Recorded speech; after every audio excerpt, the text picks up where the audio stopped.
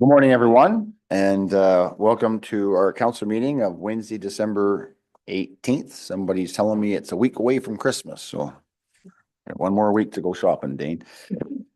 Welcome council, welcome staff, welcome our viewing gallery, and welcome to those watching on Zoom. So we do have a published agenda that was on our website, and at this point we will stand and sing our national.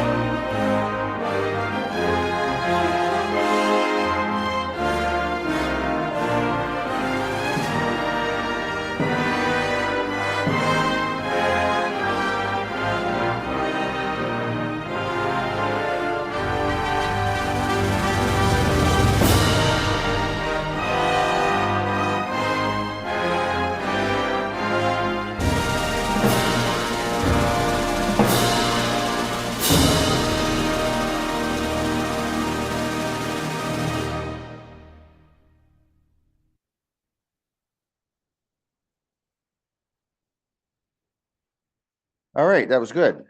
So we do have, like I said, a published agenda that's in front of us, and I'm going to ask if there's any additions or deletions. I understand there's a deletion on the in camera, right? And that's the land discussion, right? And potential partnership. So that is not on today's agenda, but it was too late to change, I understand. So. Okay, are there any additions or deletions from council or staff?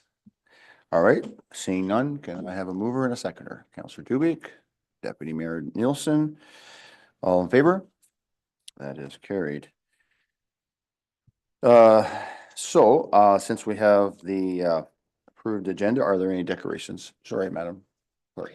I'm sorry, Mayor McQueen, that was just to remove the item from the agenda. Can we get a motion to approve the agenda as amended, please? I didn't know we wanted to take things off, but okay. Thank you. So that was to remove that item. So I need a motion then to approve the amended agenda. Councillor Allwood, Deputy Mayor, all in favor? That is carried. All right, thank you for that. Okay, since we have now an approved amended agenda, are there any declaration of pecuniary interest with regards to council?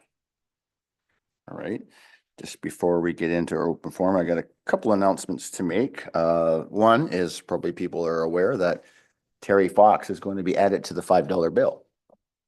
And part of the rationale I understand around that is it's easy for people to donate a $5 bill to the Cancer Society. And I think he hasn't made $1 million or $1 billion, but I think he's around 700 or 800 million since his first, I think 1980, when he stuck his leg in the Atlantic Ocean and got to Thunder Bay. So I thought that was sort of important to make a note of.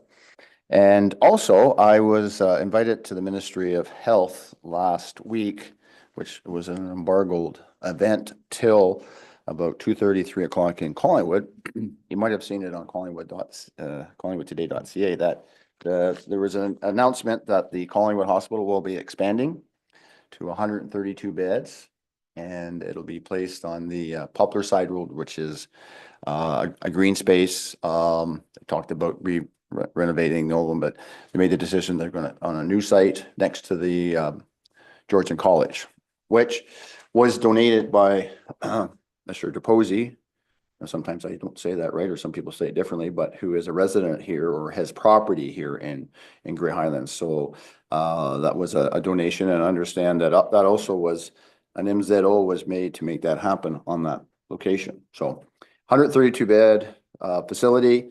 Ministry of Health or Sylvia Jones was there along with Brian Sanderson and representatives from the hospital and the mayor, mayor of Collingwood, along with myself, mayor of Grey Highlands, mayor of Clearview, and the mayor of Clearview, and who else? Oh, the mayor of Wasaga Beach, because we're part of that Grey Brew or the Southern Georgian Bay group that we are a part of as well. But so from that, the next step is they will be the province will putting money to go through a design stage similar to what happened here in Markdale, and they will design the hospital. And I think they're looking at a completion somewhere around 2030.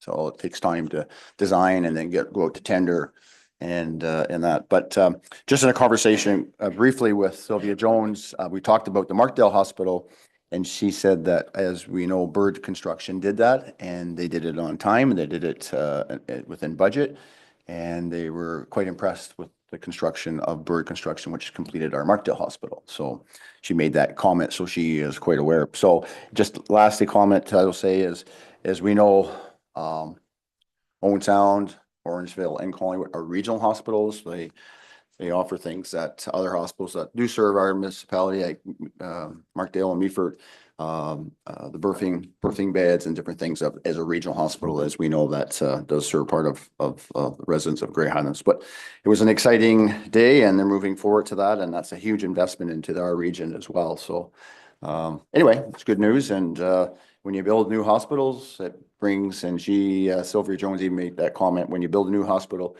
it attracts doctors and medical staff, because they like working with the latest and greatest and that's what we found when we had a tour of the Markdale Hospital just a few weeks back, that it's the latest and greatest, the technology that's available today, and that's appealing. Are there any other announcements? Anyway, thank you for that, allowing me to speak. Okay, moving on to item 5 on our agenda. This is with regards to open forum, and this allows our public, whether here or on electronic means, to speak to any item on the agenda for 3 minutes. So, Madam Clerk, do we have anybody registered wishing to speak? Thank you, through you, Mayor McQueen. Yes, we have 2 people registered to speak. The first is Christopher Wren, speaking on item 13.1, which is the Brackenbury and Lawler Stormwater Class Environmental Assessment. Okay, thank you. We'll go with that individual first then.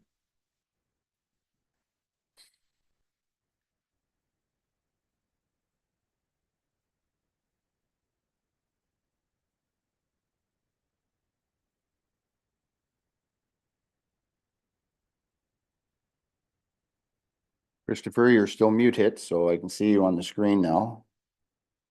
Give me a second here. Can you hear me now? Yeah. Yes. Good morning. Good morning, Mr. Mayor. And thank you for the opportunity to speak. I registered quite last minute.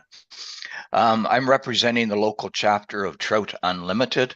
I believe they've had some correspondence with some of your staff already on the proposed Brackenbury Lawler stormwater management pond issue.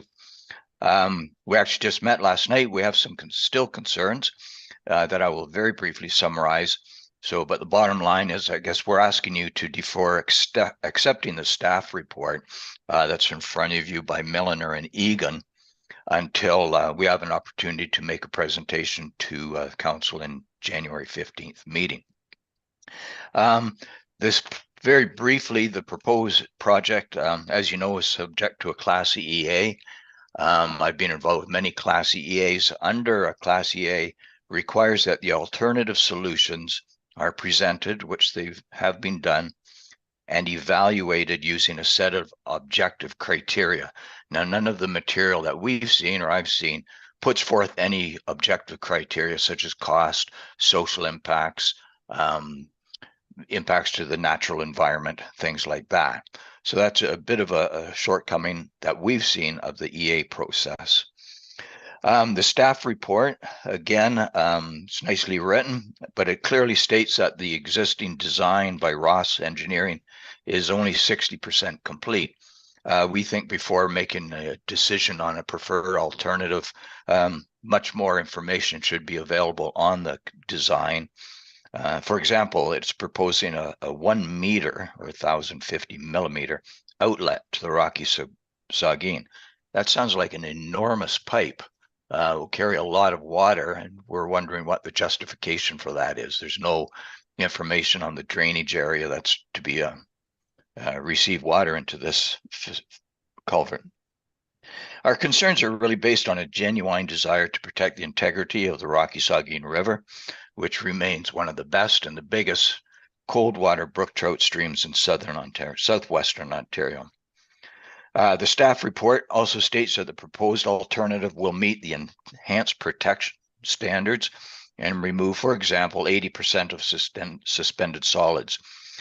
These standards sound good, but we have to remember they're actually the minimum criteria that the Ministry of Environment, Conservation and Protection would allow under this situation. So we think Municipality of Grey Highlands can do better. There's very simple technologies to do better treatment of water before it's discharged into the cold water tributary to the Rocky Saugeen. We're happy to present some of those alternatives. We're not going to try and tell the engineers how to do their job, but there's stormwater management's not a new issue in Southern Ontario. But it can be very detrimental to aquatic resources, and we have some of the best in the province. So again, on that basis, we would like to recommend that Council defer accepting the staff report and recommendation until after we have an opportunity to make our presentation in January. Thank you very much. Okay, thank you, Chris. And we'll be dealing with that report later on in today's agenda. Okay, Madam Clerk, your second open forum speaker. Thank you. Through you, Mayor McQueen, Doug Alton is here to speak on item 12.1, the pickleball courts. Welcome. Thank you. Your Worship, Morning. Mayor McQueen, Deputy Mayor Nielsen, rest of council. As you can imagine, I'm here to speak on behalf of, to support the proposal under item 12.1 about pickleball courts. I am here wearing my pickleball Grey Highlands hat, both literally and figuratively. But I hope I also speak for the more than 400 active participants in pickleball. This is an organized pickleball here in Grey Highlands. The idea of pickleball, outdoor dedicated pickleball courts in Grey Highlands started several years ago and has grown to where it is now. We believe that having these courts will be a tremendous asset to our community, particularly for the growth of the youth in the area. We've seen tremendous growth in our youth program, and these kids, as they come along, are just great. They're where this game is going. It's not us old fogies who are where the game is. It's where these young players are. And we think that the time is right to put some courts in, and so that they can take advantage of it. The time is right because the Ontario government has a $2 million, I believe it, I get the name right here, Community Sport and Recreation Infrastructure Fund. I had a telephone conversation with the Vice President of Pickleball Ontario on Monday, and he indicated that it was his understanding that a large portion of that 200 million is earmarked for pickleball, that it's such a large growing sport. Pickleball Ontario is ready to backstop us in preparing an application for a grant under that fund. They've also offered up their full support in doing project planning and funding models and so on and so forth.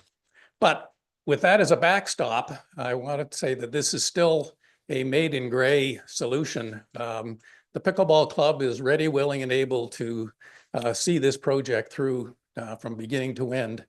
But we need your support. We need a defined location for us to be able to go ahead with any further plans, such as going for an infrastructure grant, and also doing more fundraising.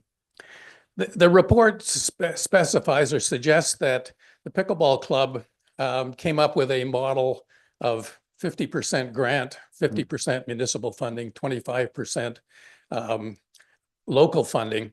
That's actually, that information or that suggestion came from Paul McGrath when we met with him. So that's what we've been working towards. We're not necessarily wedded to sticking to that particular formula. So I just get you to wrap up then, yeah. yeah, that's really all I want to do, is to say that we're here, ready, willing, and able, and we hope that we've got your support to move this project forward. Thank you. Thanks, Doug. And just one clarity, you said 2 million and then you said 200 million. Apologies, it is 200 million. Okay. Yeah, 2 million wouldn't go too far in the province, right? Thank you for that. And we'll be dealing with that later on today. Just double checking, Madam Clerk, is there anybody else? Okay. All righty. So going back to our agenda then. So we have 3 delegations this morning, and going to item 6.1. We have Carly Steben with regards to the Federation of Canadian Municipalities Green Municipal Fund. So is somebody here going to speak to that?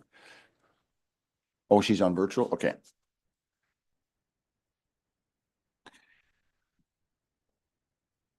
Is here. Good morning. Good morning, everyone. Can you hear me and see me? Yeah, you're coming in loud and clear. Hello. Thank you for having me today.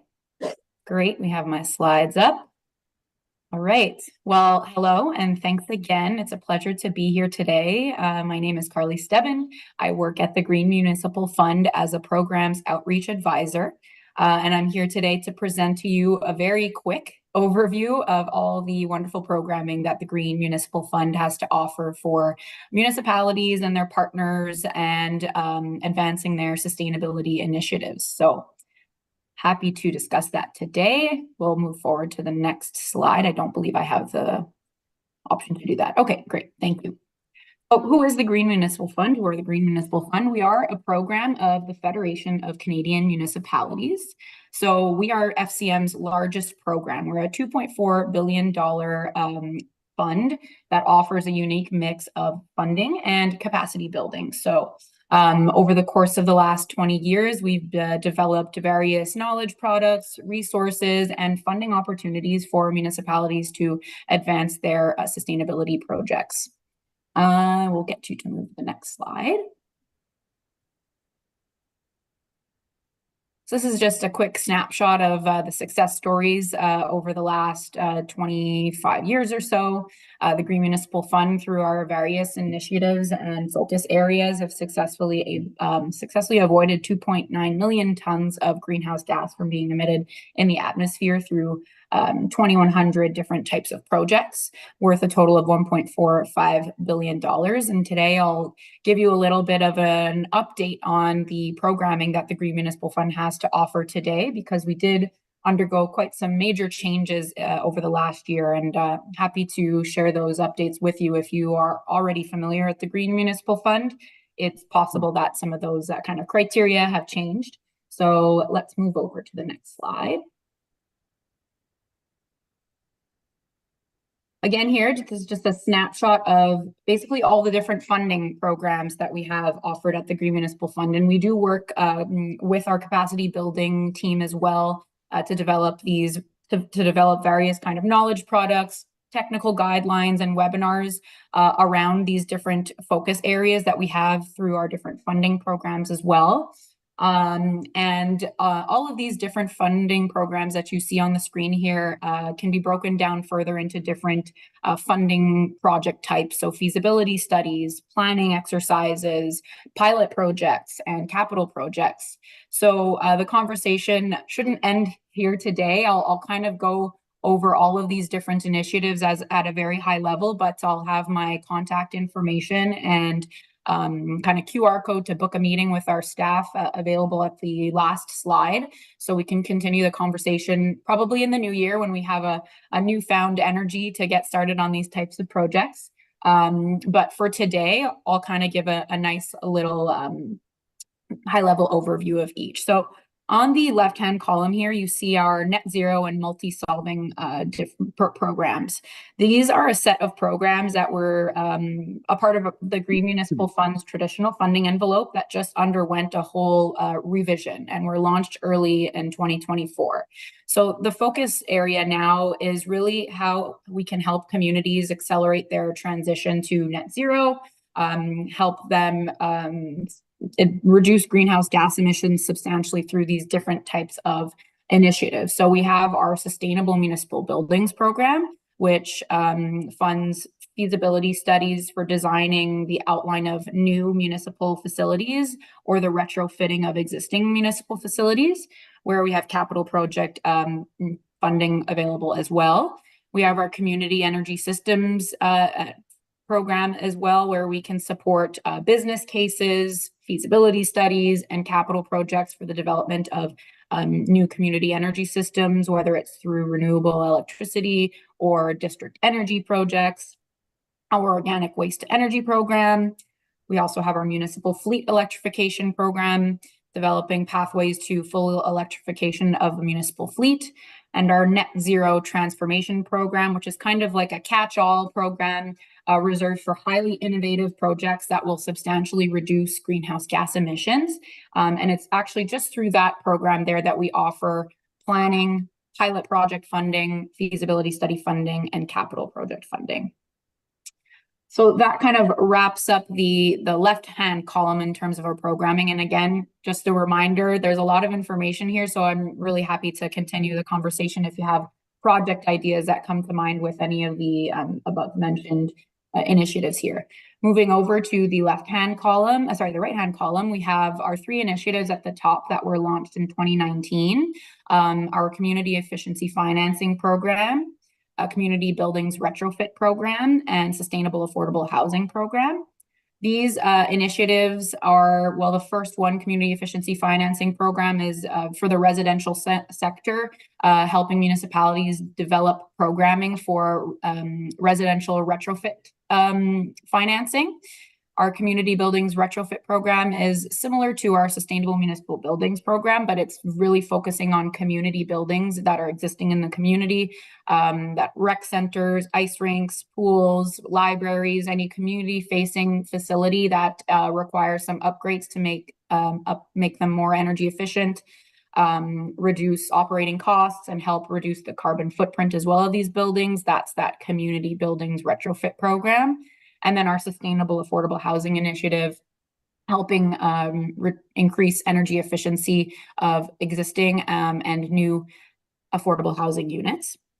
And then lastly, our Resilience and Climate Adaptation Programming. So these are the Green Municipal Fund's newest programs. We launched these early 2024 as well. So we now have funding available for through our Local Leadership for Climate Adaptation program, where we fund feasibility studies and small capital projects of under 1 million for implementing specific climate adaptation projects that have been identified as priorities.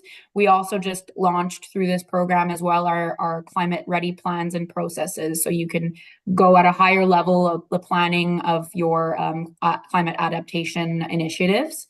And then lastly, our new tree planting program. So in partnership with Tree Canada, we've now launched our Growing Canada's Community Canopies program to help increase community canopies across the country. So that's kind of the overview of our different programming that's available. If we move to the next slide, I believe it's just my QR code. Yeah, okay. So that's my QR code there. If you wanted to take a screenshot of it, anyone who's interested to have a conversation in more detail about any of these different initiatives, we have a platform online where you can book a meeting with someone like myself, an advisor or an officer, and we can talk about your project We can even have a little brainstorming session if you're not quite sure where your project could fit in. And we can direct you to the right programming and talk a little bit more about what's out there for you in terms of support for financing those different initiatives. So that wraps up my presentation today. Thanks again for having me. And if there are any questions, I believe I can take some questions. Thanks, Carly, and thanks for your presentation. And just before I go to questions, because we're a two-tier municipality, speaking with probably the county of Grey would be a good, because there's social housing and different type of their business that we don't do at the lower level. So that would probably, if you're able to pursue that, would probably.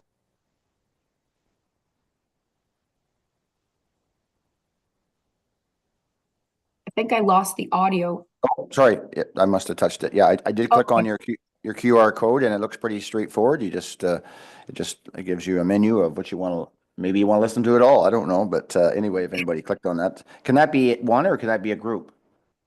That could be, yeah, with as many people as you'd like. If you want to book a meeting and talk about several programs, it'd probably be easier to just contact me over email, and I can get all the designated outreach staff working on the different funding programs kind of to jump on that call. And then that's a better approach, is if you have multiple programs that cut across different sectors, to do it that way.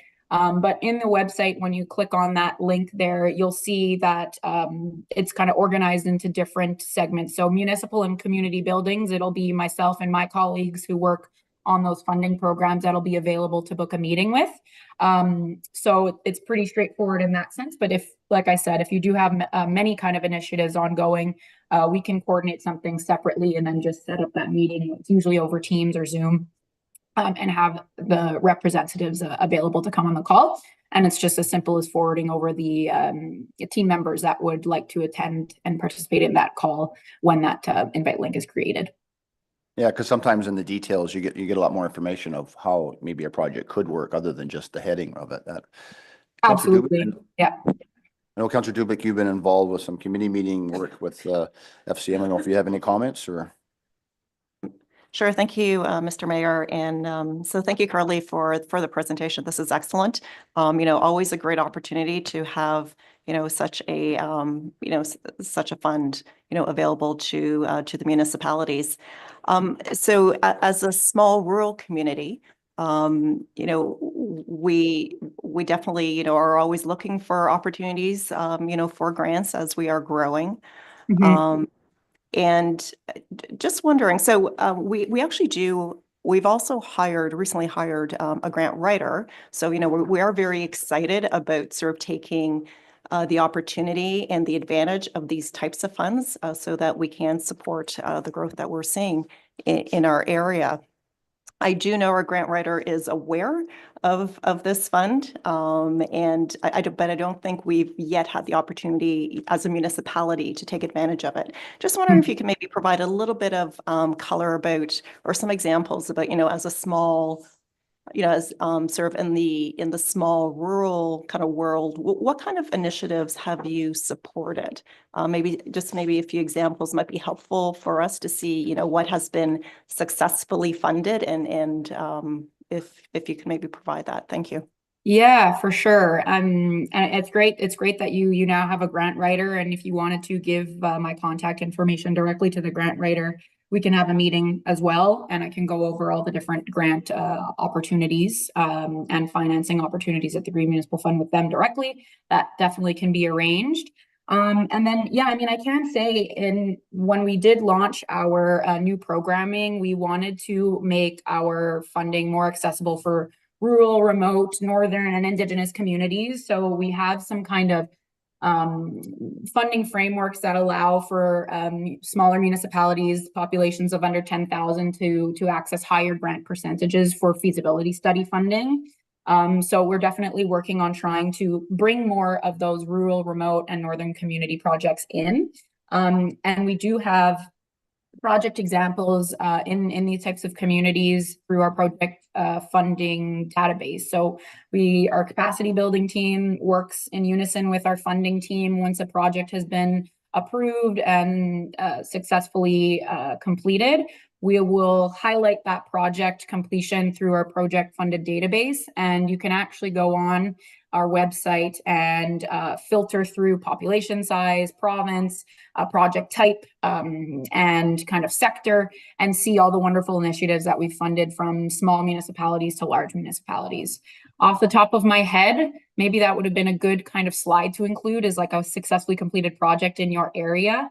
But I will, maybe what I can do is I can send over some specific examples that your team can take a look at in Ontario and the smaller rural areas, because it's we have definitely many examples of those innovative initiatives that have been undertaken by smaller communities for sure.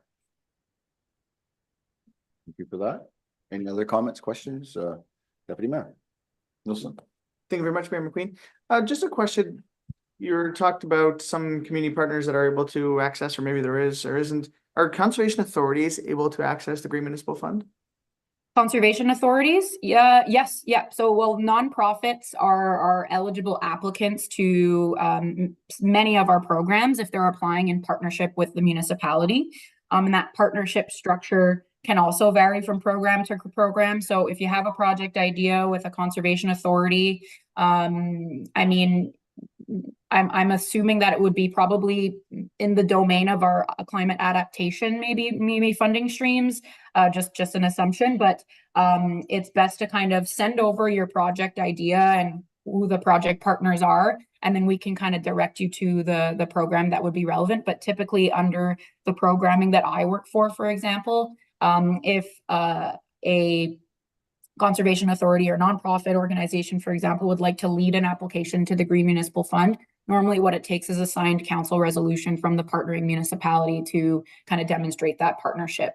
But that kind of gets into the more fine details of the structure of an application to the Green Municipal Fund. So a municipality could be a lead applicant working with a nonprofit, or a nonprofit could be a lead applicant, but then they'd have to have that proof of municipal partnership showed in the application.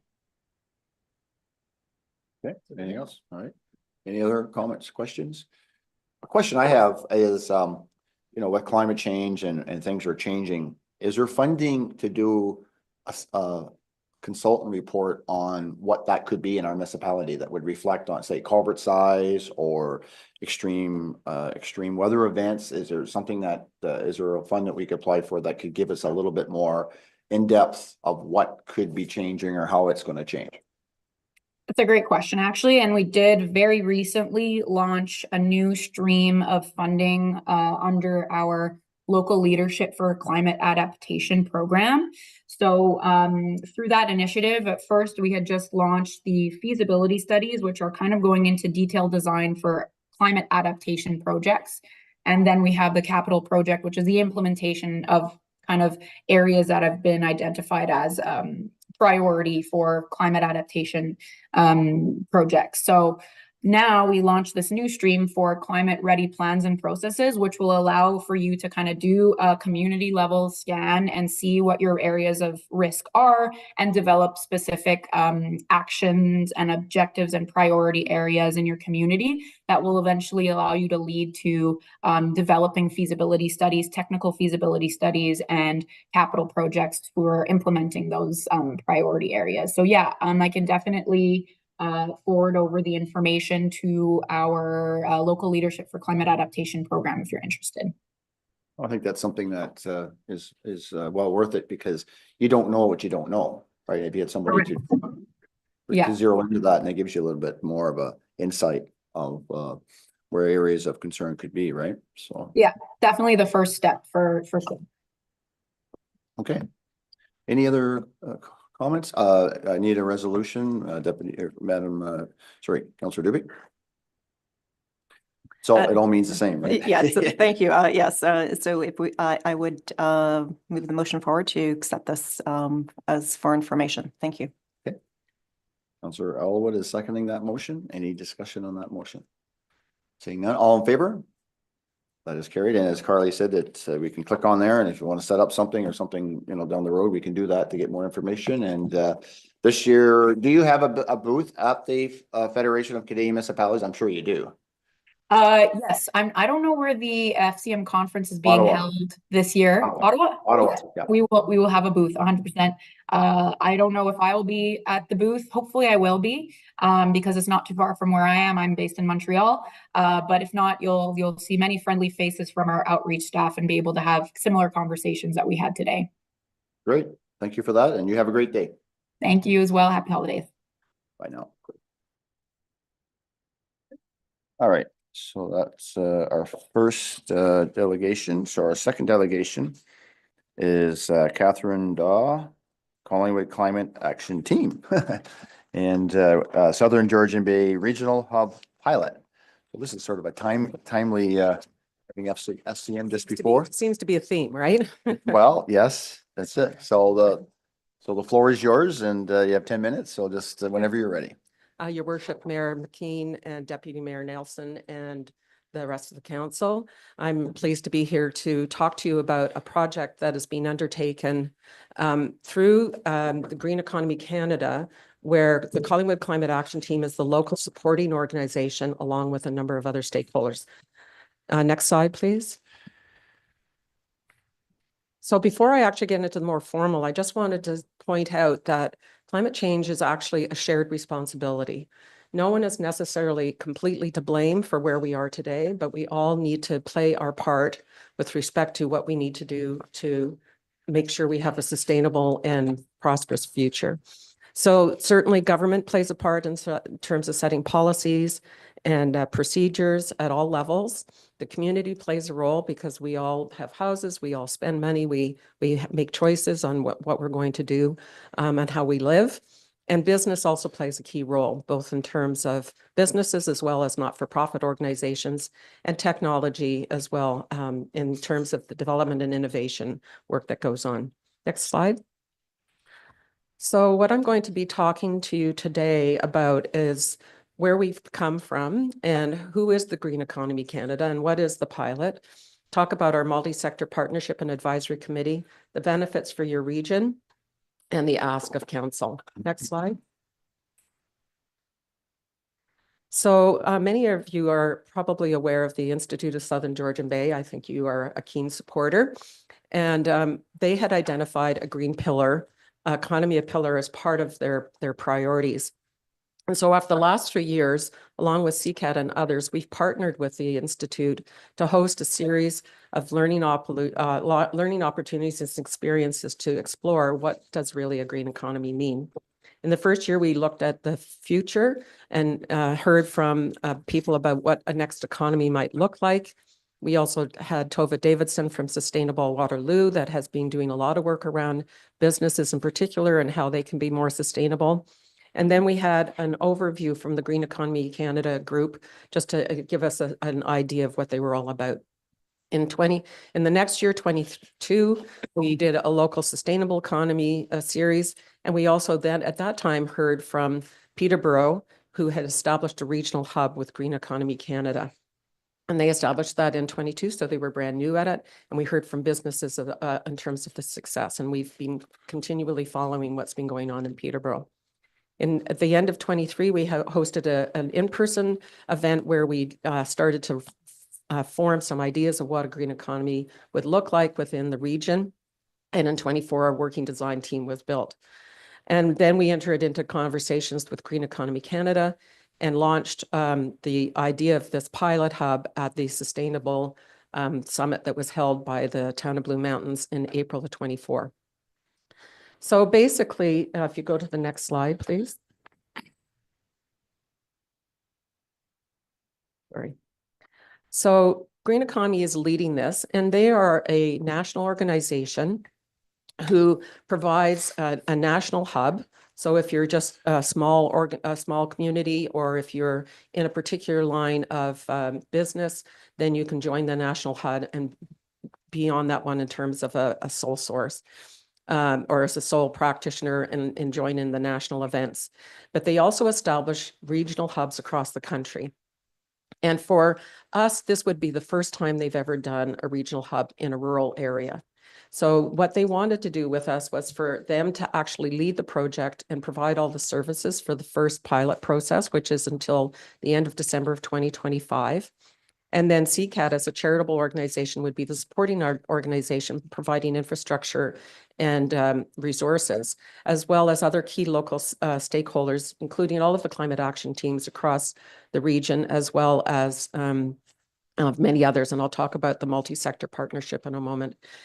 It is to establish 2 cohorts, one that has already started. So we already have a number of businesses that have signed up, and we've started that in this month. And then the next cohort will be in May of 2025. And the goal is really to establish 2 cohorts to see if we could sustain and have enough interest in the region for businesses to start to participate in this kind of a program. Green Economy is a social enterprise, so they provide fee for service. They're a nonprofit. And so it's a membership-based concept where people sign up for a membership fee, and then they pay that fee and they get services back for that. And I'll just mention that part of that is to do with doing a carbon audit, doing a sustainable target plan for their business, getting one-on-one coaching support from Green Economy Canada, also training and workshops, meeting with other national organizations nationally across their national network, as well as the local network that we would be establishing here in terms of local events, and sharing the experiences. And the real goal of these cohorts is to establish that they are not just in one part, like they're not all just Collingwood or just Wasaga Beach, but that we have representation across the entire region. I'm really pleased to say that for the December cohort, that we touch 4 of the municipalities in South Georgian Bay. The only 2 that are not there right yet are Grey Highlands and Meaford, but we're working on that.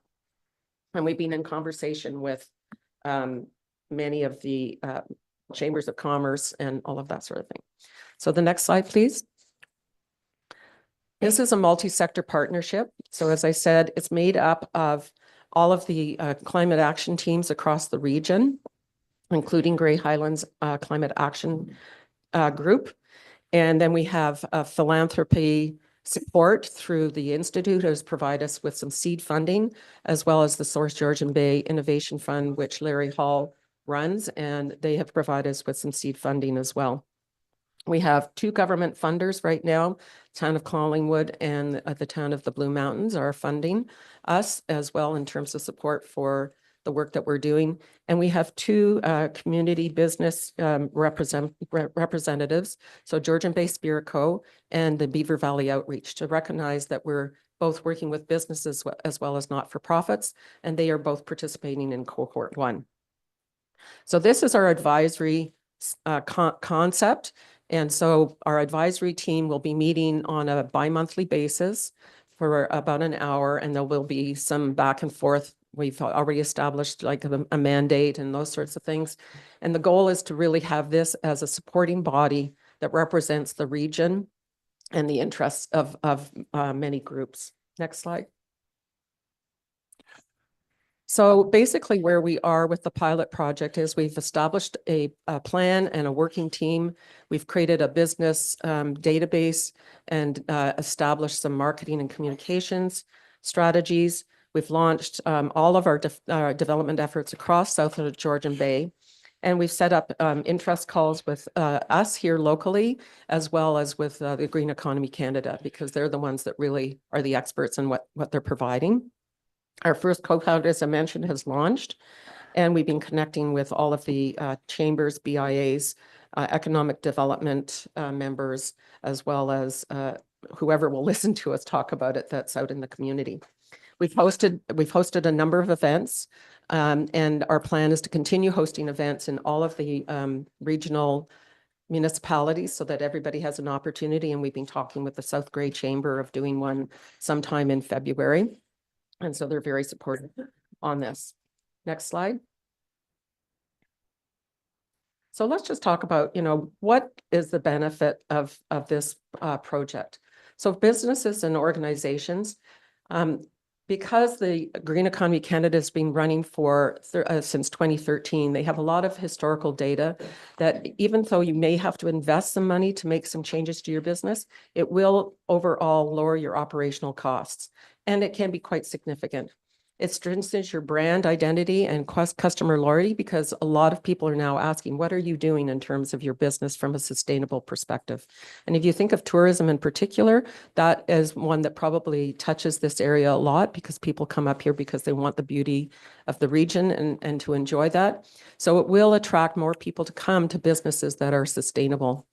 It also will mitigate your business costs. And it's funny that we were just talking about adaptation, because that would certainly be one of the pieces where they would have a sustainability plan that would consider not only how they're going to mitigate some of the climate impacts on their business, but also how are they going to adapt to the changes that are going to affect them.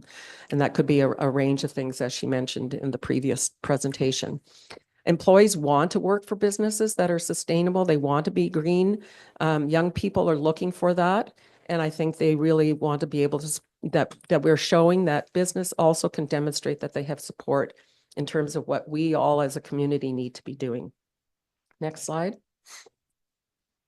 So for people in community, it attracts people and employees who care about the environment and want to have an influence at work. I just have a couple more slides.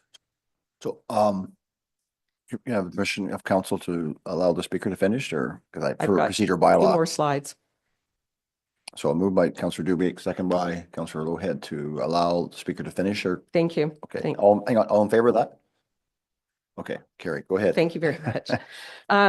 It's a healthier and safer environment and more productive environment, and encourage people to stay and come back into their community. And we've seen that in terms of talking with youth. Many of them are coming back and choosing to work for organizations that are already on the sustainability path in our own community. Next slide. And then what does it mean for our municipalities? Well, you're showing that you're leading by example, that you can support this work. It assists in meeting your pollution reduction targets. I'll tell you that in Collingwood, we already know that 22% of our carbon emissions for the town of Collingwood come from businesses. So it can have an impact on the goals that the municipalities establish in terms of how they're going to meet the targets of Paris, the Paris 2015 agreement. It will attract new businesses and build on the growing ones. It will attract new residents who want to live here, want to work here, and want to be doing things that are going to be better for the community, and increases employment opportunities. Last slide, please. So why am I here today? Well, I'm asking for you to support this undertaking, recognizing the benefits and the results and the support and what it will do for your declaration that you made in June of 2019.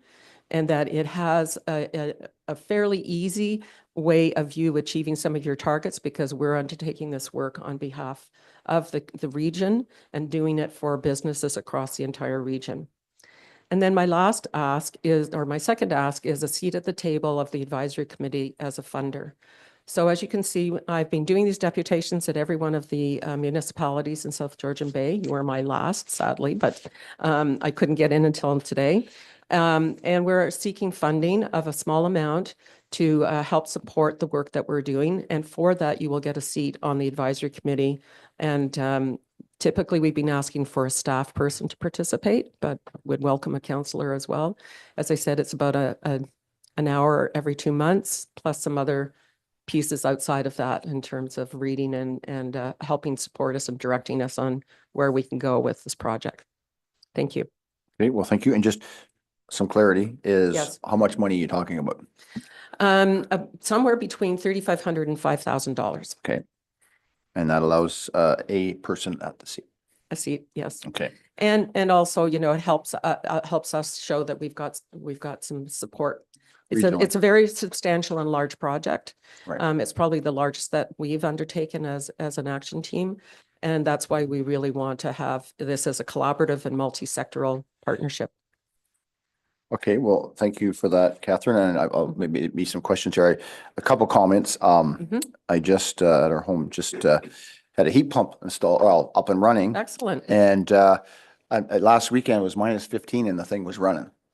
I'm trying to think how you get heat out of -15, because it was pretty cold Right. this weekend. That's right. And It's there's no very, puddle. It's amazing, right? It is, there's a Right, puddle well, of it's ice on how it. do you put cold into your refrigerator, right? Well, yeah. From right. the out, from the, And- it's and- the and same it- concept. And it does the opposite for air conditioning and. Yeah, but excellent. I- Well, congratulations. Yeah, so well, I had it for a while. Took a while for the guy to figure out how to make it work because it wasn't communicating with inside. Anyway, Mhm. it's working.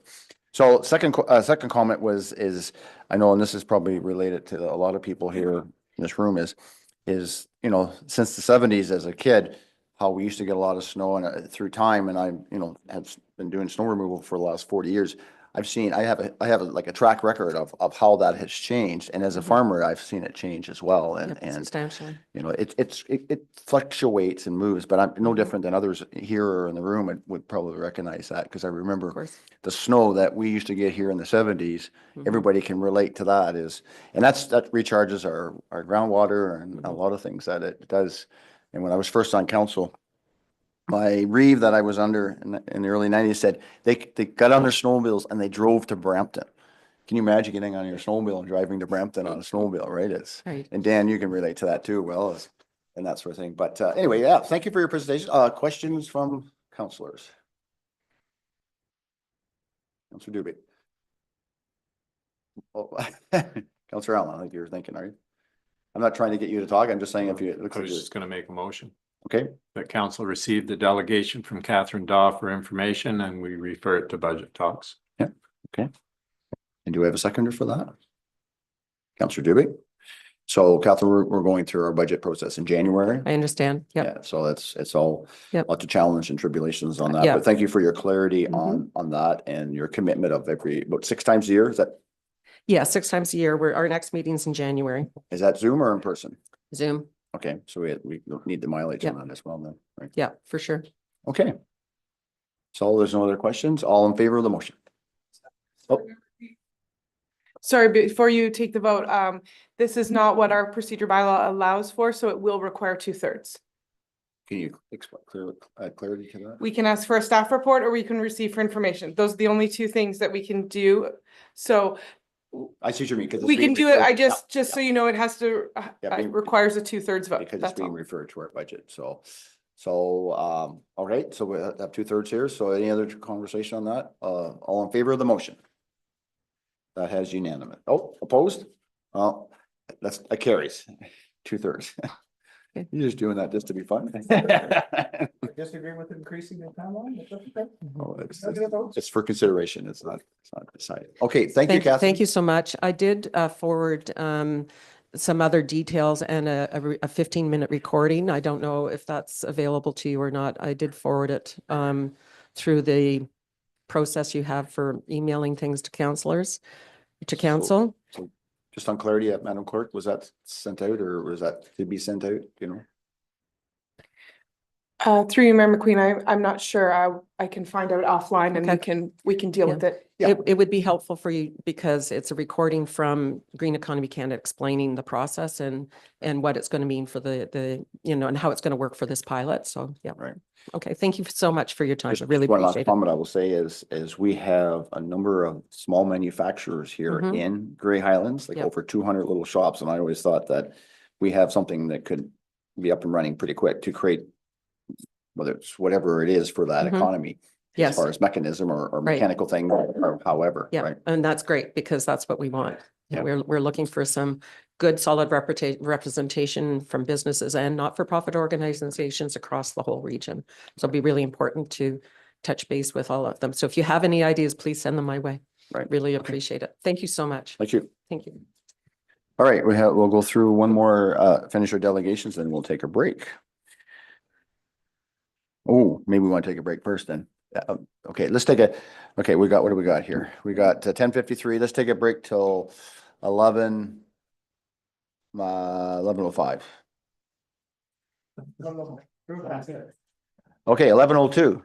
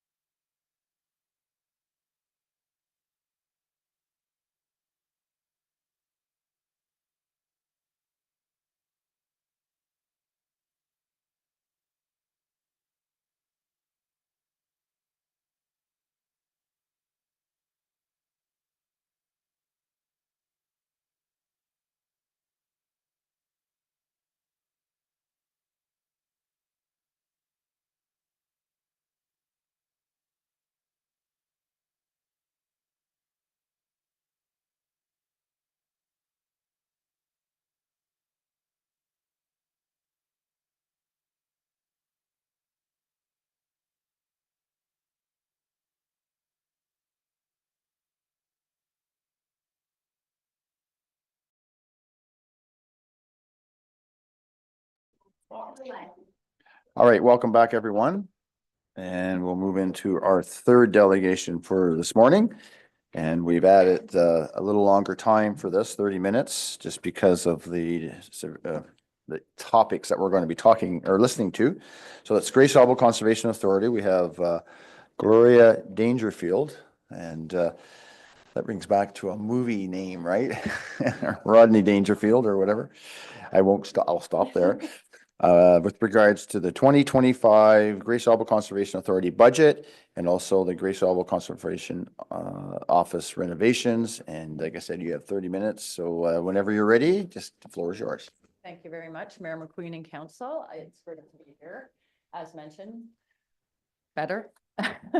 My name is Gloria Dangerfield, and I am the Manager of Information Services at Great Sauble Conservation Authority. So I'm actually here presenting on behalf of Tim Lantier, our CAO, who can't be here today. Next slide, please. So I'm here today to go over some of the high-level accomplishments from 2024 with items that are specific to Grey Highlands, the breakdown of funding and changes to the budget, as well as implications for taxpayers. And I'm also going to go over the focus areas for 2025. As mentioned in my second presentation, I'll go over the update to our administration center and the associated payment schedules. So it is important to note that in this first section, the administration center costs are not included in that. Next slide, please. Excuse me. So one thing I wanted to touch on is that through 2024 and actually a bit back into 2023, we've been going through the strategic planning process for the next 10 years.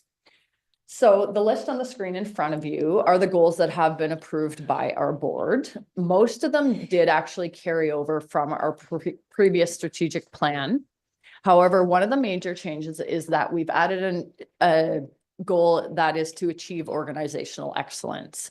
So we really want to look internally and make sure that we're doing the best we can to serve our clients, our partners and stakeholders, and our staff base. We also want to look at our relationships with volunteers and really leverage those partnerships as well. Next slide, please. In 2024, some of the highlights of the things that we've done overall across our whole watershed include, as mentioned, the 10-year strategic plan. Now, we did go out for consultation on this, and that was through 2 public open houses, one in Owen Sound and one in Meaford. We also did online surveys and hard copy surveys. We put those surveys out at all of our municipal offices and libraries. We did send out surveys to our municipal councils as well. However, we did not get as much feedback as we were hoping. So if you wish to still provide feedback, please do so. And we're happy to consider and factor that in. In terms of looking forward toward achieving that organizational excellence goal, we did update our personnel policy this year. This has not been done for over 20 years. We've had small amendments, but that's it. We feel that this does promote positive corporate culture, and it doesn't include a lot of large costs to the organization. We did meet with municipal partners, and we brought them in line more with those municipal partner personnel policies, and we do feel that it's a little more progressive than previously. In 2024, we have also a suite of documents and deliverables that were required under the new Conservation Authorities Act. They had to be completed by the end of this year.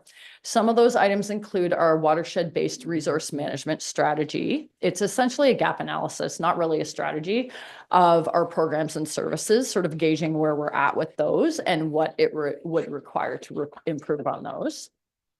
The other strategy required was the conservation area strategy. So that's a high-level strategy that documents the objectives that inform decision-making on our property, so the lands owned by us. Both of these documents were recently put out for consultation, and they were approved by our board. They are available on our website, and I also have a couple of hard copies here with me today. Some of the other things that were required under those Conservation Authority Act changes were our land inventory. So that's essentially a database of all of the properties that we own, and we have to record things like the vendors, whether it was acquired through a grant, the size when we acquired it, things like that. So we have over 200 parcels of property as they stand today. However, when we acquired them, they were often in much smaller pieces. So this is quite a large task to go through this process. And the final document that was required was an ice management plan, and that is very relevant in the town of Blue Mountains, as Clarksburg does experience ice problems from time to time. One of the other big things we did in 2024 was we launched our first environmental education program. With that program, it's our first curriculum linked program, and we had students come to our conservation areas, and we've taught them about our 5-year watershed report cards. So we teach them about the indicators that go into that for us to gauge the watershed health within our region. It's been a very successful program. We're really happy with how that's going, and we're hoping to have more uptake in 2025.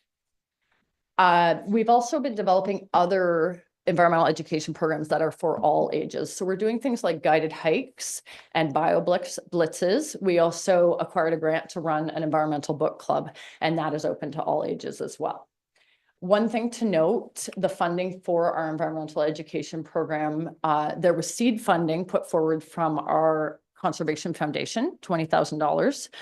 However, and there was no levy in 2024 put towards that program. We are actively seeking grants, and we did receive some this year, and we are also seeking sponsorships. So if anybody knows of any individuals or groups or organizations that wish to sponsor environmental education, please let us know. We did in 2024 transition to a new development regulation. As you're aware, our permitting role requires that we enforce regulations within areas of natural hazards. So over the year, the Ontario government amalgamated all 36 conservation regulations into one. And there have been some changes associated with that our team has been working through to adjust to. And finally, we do offer a paid parking program on several of our properties. This is a very successful program, bringing in over $300,000 a year. And those revenues go to help offset the cost that would otherwise be paid for through municipal levy. We do recognize that, however, that watershed residents do already pay into the levy. So we offer a 50% off membership for watershed residents. We realize, though, that there are still barriers financially, so we give passes out to all of our local library branches, and then they lend those out. So that is our library loan program, and that has been a very successful program also in the last 2 years or so that we've been running it. Next slide, please. So in Grey Highlands specifically, over the last year, some of the highlights I'd like to mention are that we planted over 7,000 trees in Grey Highlands. We completed forest management plans for 4 landowners within the municipality, which adds up to about 178 acres of land. We've finalized our board-approved Eugenia Falls management plan. It sets out to provide a 20-year vision, which seeks to balance the visitor use. It is a very heavily used property with the protection of natural and cultural features on that property. That plan is also on our website, but I did also bring a hard copy of it here today. We also spearheaded a community initiative to revitalize the cenotaph at Eugenia Falls. And we were able to do this through numerous hardworking staff and many wonderful volunteers. We also received a grant through Community Foundation Grey Bruce. The goal of this initiative was to create a model wildflower garden around the cenotaph on that property. We completed over 100 planning and permit related reviews, collected water quality samples from 15 locations, monitored 12 gauge locations for rainfall and stream flow, and that information feeds into our flood forecasting and warning system. Through our stewardship program, we've helped fund 75 acres of cover crops in Grey Highlands. And finally, we began a karst study in Kimberley related to the drinking water protection zone. As part of that, staff installed water level gauges up and downstream of Wodehouse Creek and downstream of Talisman Spring 1 and 2. These will be monitored over the next 6 months to collect data, and additionally, staff will be out with handheld monitoring units for water quality information. Next slide, please.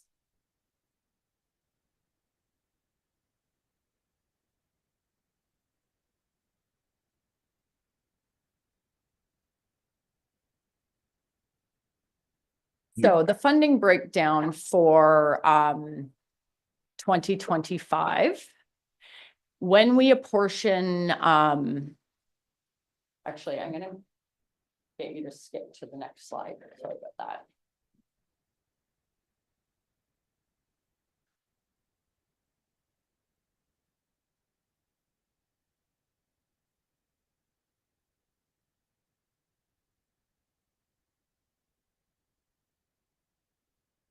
Okay, so when we look at our levy apportionment, we're looking at just shy of a $7,000 increase for Grey Highlands.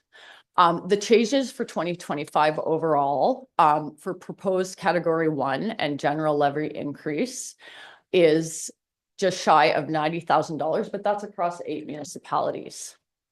The total proposed category 3 levy increase for 2024 is about $3,700.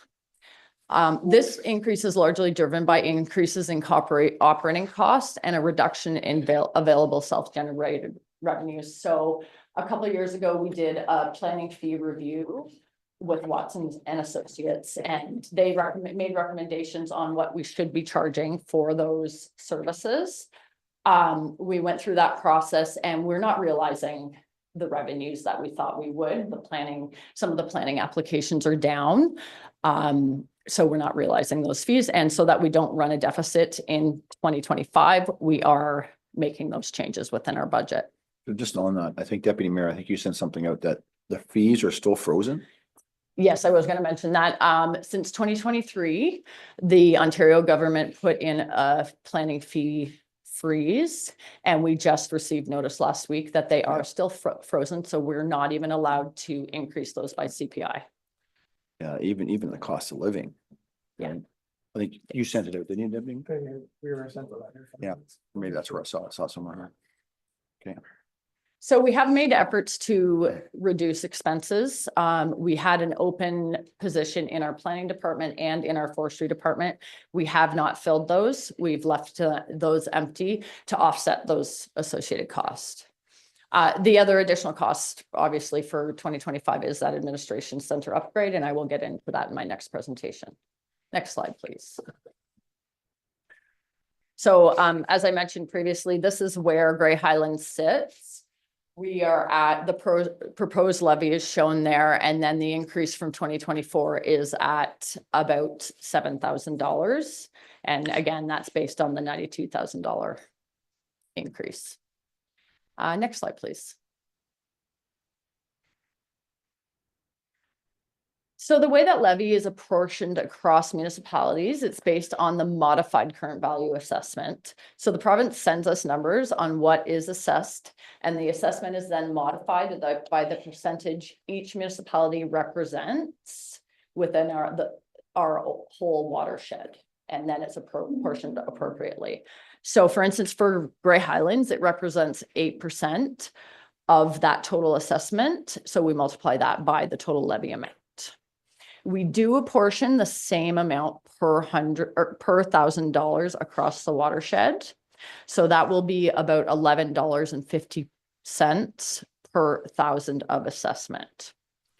If we look at the average cost of a home in our region, that cost is about $650,000. So that comes up to $74.46 per year per average household. And that's up to $1.93 from last year. Next slide, please. So as we look forward to 2025, some of the major items we're looking at completing are the major reno to the Mid Center. We plan to finalize our strategic plan. We're currently in the process. As I mentioned, we've established our goals. We're establishing actions to complete those goals within the next 10-year period. We will continue to invest in improving the visitor experience on our properties. We estimate that our properties are bringing in about 300,000 to 400,000 visitors to the area per year. And we do feel we're a key player in the tourism industry in this region. So we want to work to improve the experience while again maintaining and balancing the natural feature or conserving the natural features on those properties. We will continue to develop our education programming. We're hoping to continue that Watershed Guardians program that I mentioned, as well as create some programming around natural hazards in 2025. And that will likely be geared more towards secondary school students. We plan to plant 50 to 80,000 trees. We will renew our planning service agreements with our municipal partners. We're hoping to undertake flood mapping updates in certain areas through federal grants, and carry out further upgrades to flood infrastructure, most notably at Clendenin Dam just upstream of Clarksburg. Next slide, please. So moving forward, this Conservation Authorities Act that requires that we circulate for 30 days to our municipal partners. The budget was combined with the admin center costs, and the board approved circulation of this budget on at our November 27th meeting. The budget will then go to the board for approval at our January meeting. So that's everything I have with my initial presentation. If you would like, through the mayor, we can do some questions now, or we can move on to the next one and we can answer questions after. Well, thank you. And just, I have a quick few questions, but I'll go to Councillor Dubik first. You're the representative on Grace Sauble, so I'll recognize you as first. Right. Thank you so much, Mr. Mayor. So Gloria, thank you so much for coming in and taking us through the budget. I'm just going to make a very quick comment. I believe the Conservation Authority has done a very thorough review of its budget. It's very lean. And I think there's always a focus on, keeping expenses down while trying to find innovative ways to increase revenues. So thank you for the presentation. I'll leave it at that. Okay, thank you for that, Councillor Dubik. Any other comments? Deputy Mayor. Thank you very much, Mayor McQueen. Just a question in the general operations. Earlier this morning, we heard from the Green Municipal Fund. I asked the question specifically if conservation authorities are able to apply. Has Grace Sauble thought about the Green Municipal Fund, or have you tried to access any of the projects? Just trying to context between the two delegations this morning. So in the past, we did apply. It wasn't specifically the Green Municipal Fund. It was one of their other funding streams. And we did do that in partnership with the City of Owen Sound. I did make a note during Carly's presentation to go back to set up a meeting with her to discuss the building. I think there is maybe some potential there, and potentially some other smaller projects as well. Okay. Any other comments, questions? I did the math. So through our budget process, we look at, in Grey Highlands, the average assessed house is 305,000, which equates to $35. You talk about you have to do the land inventory. Is there any rationale behind that other than it just, well, we know what you got sort of thing? I don't know, like from the financial side, like, is there? There's a lot that goes into it. I think the provincial government is potentially looking for developable land. However, many of our properties were acquired because of natural heritage features and natural hazard features. So the vast majority of them are not developable. Many of them fall within the NEC as well. And a lot of them were given because they want it to be held forever in the Yes. conservation authorities. Yeah, it's a very interesting and complicated process.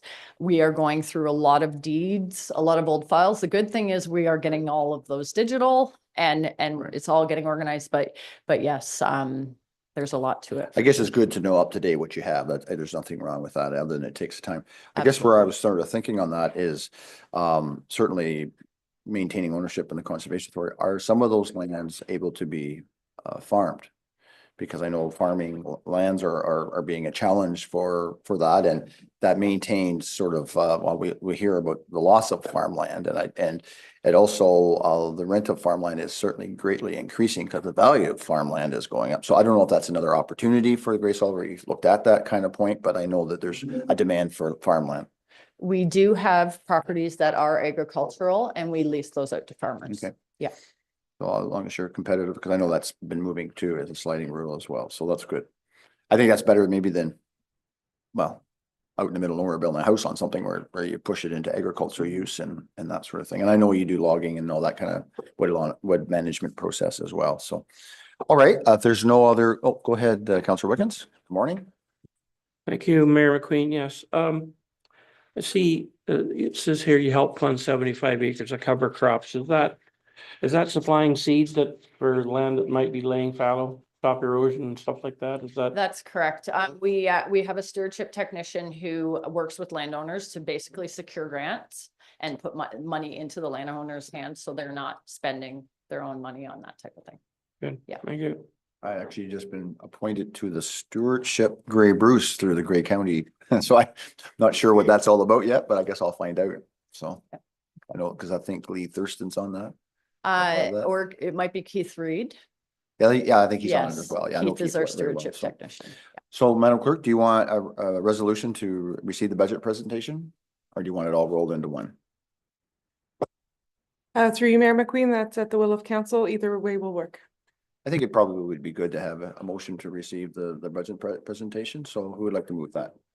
Deputy Mayor and Councillor Dubik, any discussion on that? Seeing none, all in favor? That is carried. Thank you for that. So moving into your slideshow, which was part of our agenda with regards to your proposal for the new renovations to your office. So Okay, floor is thank yours. you. So as I mentioned a few times, we are in great need of an update to our administration center. So I'm going to go over the details related to that renovation. The building itself is located in the township of Georgian Bluffs, just south of Owen Sound on the Inglis Falls property. Next slide, please. So if you're not familiar with our office, this is our existing building as it stands today. It's octagonal in shape and it has protrusions on 4 corners of the building and each of these are an entrance. 3 of them go to the upper level of the building and 1 of them goes to the basement, and that one is to the northeast corner that you see in your slide there. The other 3 on the northwest, southwest, and southeast have large mounds of earth that would take people to the upper level. So the building is split level. Next slide, please.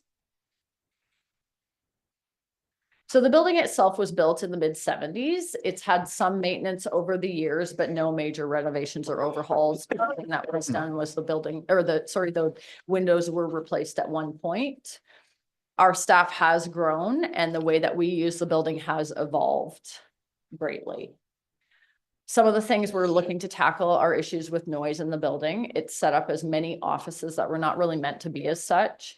And there are no private meeting spaces, which makes phone calls and meetings almost impossible at times. The biggest concern, however, is accessibility of the building. Currently, there are no fully accessible entrances or washrooms available. We also require some significant updates to our IT, HVAC, and electrical systems. So this process has been pushed back many times. In 2018, the renewal began, but then internal and external factors caused it to be paused. We had a CAO change, and then, of course, COVID-19 happened. So it was delayed until 2022. Since that time, the board has pushed it forward and approved concept, schematic, and detailed designs, and most recently, the construction drawings for the building. In the latter part of the design phase, we did have a Class B cost estimate done, and it came back much higher than we expected. We then had to work with the architects and our team and managed to scale it back 27%. Next, please. So some of the items we knew we needed to address were the AODA standards to make the building accessible to the public and our team, to improve the reception area and make it inviting to the public and also useful for staff so they can meet with the public easily, and make the interior more user-friendly, efficient, and comfortable. So in addition to the noise, there are also issues with glare. Some staff have even put up umbrellas and other items to block the sun.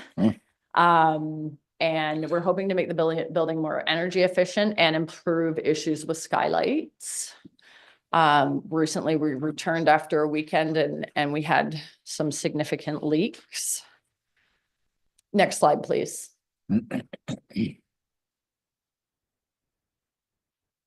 So when we looked at the structure on the overhead view, I noted the new structure out of the northeast corner.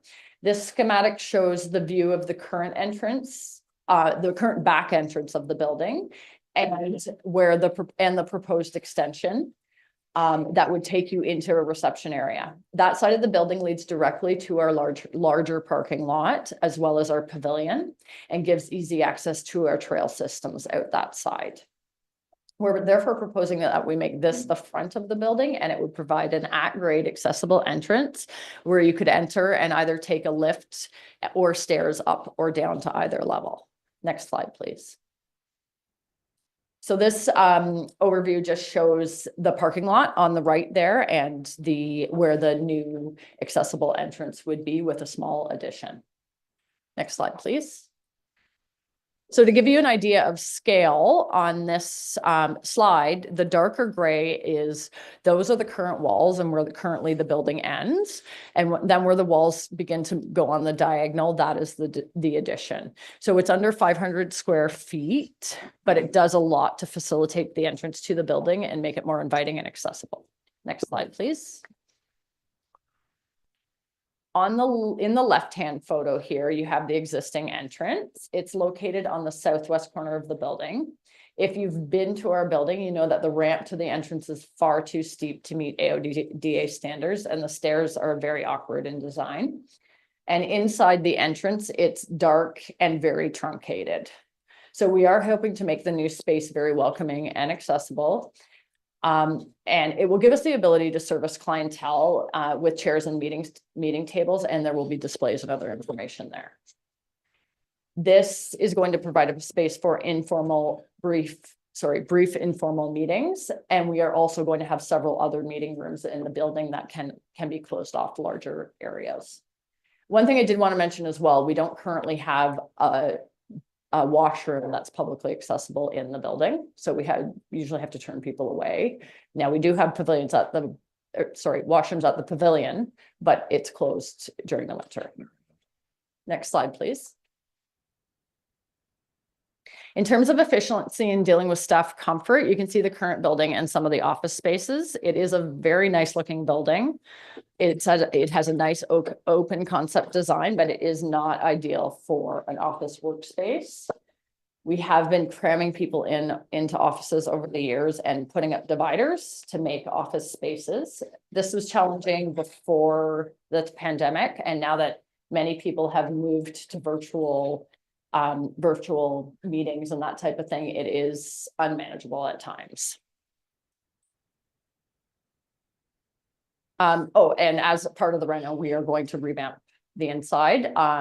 Departments will be put in spaces together, but all the managers will have closed offices with ceiling walls to the ceiling. Next slide, please. And actually, one thing to note is even Tim, our CAO, doesn't have a closed office, and it's very difficult to have conversations. So you can see here in this photo, the boardroom is a similar concept. It's an open space in the basement. The basement door leads directly to this room, and staff have to pass through to get to their offices. It can be very difficult during board meetings, especially when there are closed sessions. We have to put signs up through the office not to go down there. In the schematic on the right, number 12 there shows what the proposed boardroom will be. And then the adjacent room, number 11, which is another boardroom, it can open up into one larger room to facilitate larger meetings. We do anticipate that we would be able to rent this space as well, and all the surrounding staff or departmental offices can be locked off. Next slide, please. So the obvious point here are the financial implications, what it is going to cost and how we're going to pay for it. When we originally started this process, we had a design and order of magnitude cost to do this, and they came to us with 1.5 million, and that's the number we ran with. Once they looked further into it and provided the Class B estimate, they came back at 3.6 million, which was substantially higher than the original estimate. So that's when, as I mentioned, we worked with the architects to bring those numbers down, as the 3.6 million number was not feasible. We were able to reduce it by $950,000. Some of that was reducing contingencies. So we did that by speaking with our municipal partners who had done similar projects to find out what their contingencies were. We changed materials and design, and some things we took right out. So that brought us down to $2.6 million. And when we include the remainder of the professional fees and the cost for temporary space during the work, as well as furniture and fixtures, it comes to $3 million. With our reserves, we are able to cover 800,000 to 900,000, so close to a third of the project. And where that leaves us is the remaining needs to be borrowed over and amortized over time.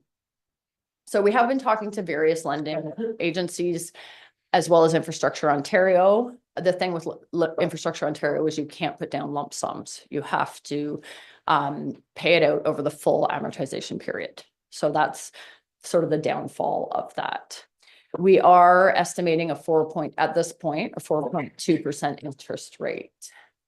So one of the things that I mentioned lump sums, that's one of the things we're looking at is whether we can do that and how we incorporate that into the payment schedules.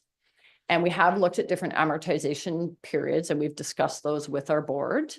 And the idea is obviously to find that balance between feasible yearly amounts and the total interest paid. So about a year ago, Tim met with all of our CAOs and treasurers or finance staff to go over what they felt was a feasible amount to pay per year. And that's what we've been working with. So that's how we settled on that 15-year period for amortization. So the Conservation Authorities Act does state that we'll charge out capital costs the same way we do with the apportioned levy through the modified current value assessment. When we consider that, the numbers for Grey Highlands would be about 15,000 per year for 15 years. That's a total cost of 224,000, and 58,000 of that are the borrowing costs. So we are bringing as much as we can to the table with our current capital, and much of this has been generated through parking revenues that we would not have even 5 or 6 years ago. So we're really pleased with the ability to do that. However, we can't afford to pay for the whole project on our own, and it is a project that needs to be done. Next slide, please.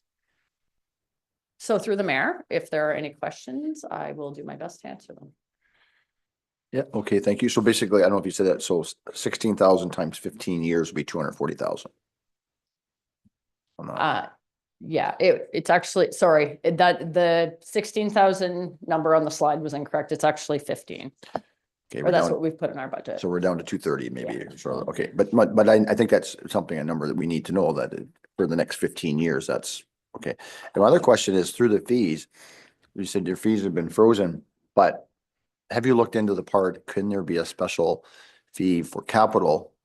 Is it provincial, does it word it that it's all fees or is there an opportunity that you could put, every time somebody came to apply for something, there's a capital fee? Like it's it's just take it back. I just wondered if there is a way that through the user part, you can't raise the regular fee, but could you incorporate a capital fee? I can certainly take that back to our board. There may be an opportunity to look at it. It may be a loophole, who knows, but maybe, because I think that if the users, through that you can't, it's frozen, but the users are going through a process, proportionate could help pay for that capital cost because it's part of the whole big picture, right? So anyway, a takeaway there. So questions, FCM, as Deputy Mayor mentioned, is that a possibility for making this building more green? Is that an opportunity as well? We are certainly going to meet with Carly and see what, I think that's the best way to go about it, is meeting with her and see what opportunities are available. Because through windows or heating systems or, I don't know. And I believe we have looked into accessibility grants as well. Right. Right. And I presume because you have one entrance, that'll free up more space because when you have an entrance, you can't have office there, right? So that's probably rationale as well. Yeah. Makes sense. Okay. Yeah. Thank you for that question. I'm going to go to you, Councillor Dubik, again, you're the representative. Thank you, Mr. Mayor, for the first crack at this. So Gloria, thank you for taking us through the renovation. I did just want to maybe just a quick comment that the board has done, I would say, a diligent job of reviewing this renovation. From what I remember in terms of that original 1.5 million to sort of the current level, a lot of that is also based due to construction inflation and material inflation. So that was the reason for sort of the jump over the past few years in terms of the total cost.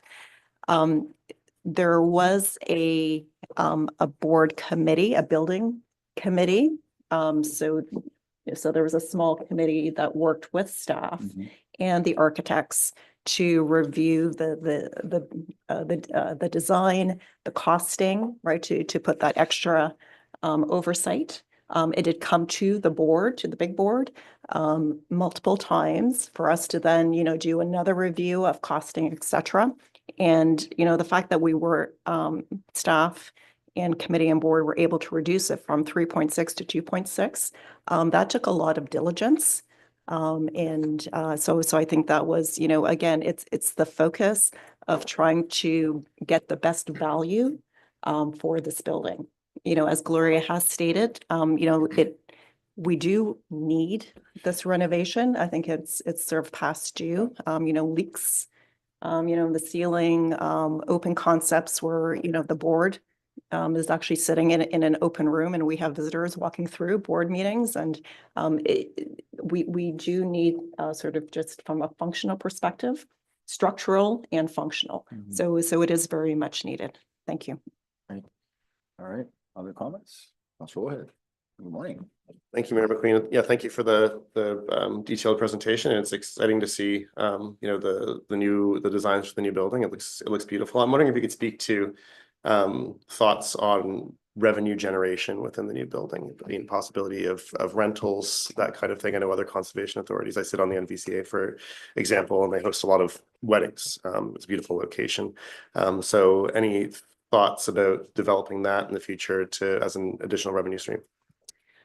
We did look at actually a larger addition to the building, but didn't feel it was feasible. The board didn't feel it was feasible due to the costs that we saw of sort of a educational rental space. However, at this time, it wasn't feasible. We do, as I mentioned, we do have the opportunity though to rent out those meeting rooms. And we also do things like running, just the ability to run our educational programs on that property. That is a revenue generator for sure. And it also helps us meet our goals. So I think that goes a very long way. And perhaps in the future, there's more we can do with the building to facilitate things like weddings. But at this point, we're not really there. Any follow? I know I was talking about like they're quite creative in what they do. Yeah, exactly. And so I guess that would be my follow-up is they are creative with what they do. They do have a large and beautiful space exactly for that. And I would just encourage you to keep that firmly in mind as you go forward with this renovation. Is anywhere where you're able to create those opportunities for future revenue generation. I think it's going to be an integral part of the the health of conservation authorities going forward. Thank you. I don't know if you have do you have anything to do with schools or school tours or educational parts with the school or schools?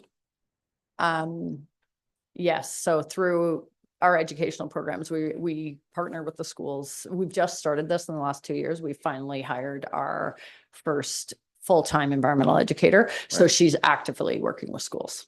Yeah. Well, they've been doing it for a while because I remember back in grade 2 or 3 doing a project on Sauble Conservation Authority. Yes, so that was a partnership through Saugeen Conservation. Yeah. So Yeah. I don't know if I still have it, or my mom still has it in the box. Dan, you might have related to that too, because it was in public school when we did that. That's what happened. That's what it. Deputy Mayor. Thank you very much, Mayor McQueen. Just the budget presentation, the board crafts a budget. There are mandatory, non-mandatory items council has to buy in.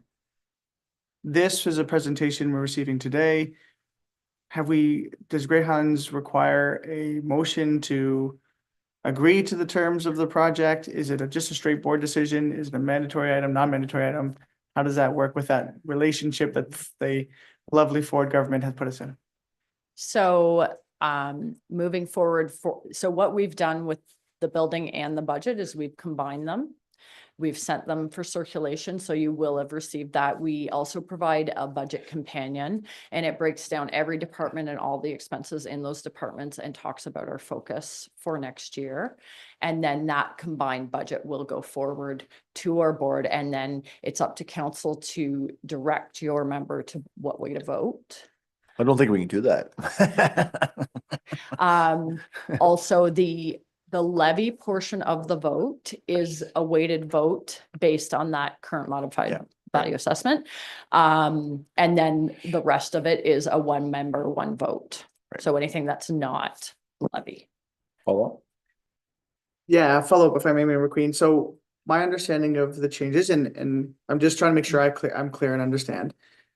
With the changes that were put in place for the mandatory, non-mandatory, municipalities can opt out of sections of conservation authorities. That could be this funding of education projects because that's not part of the quote unquote mandate. And so what I'm trying to understand is there conversations around opting out of participating in the building? And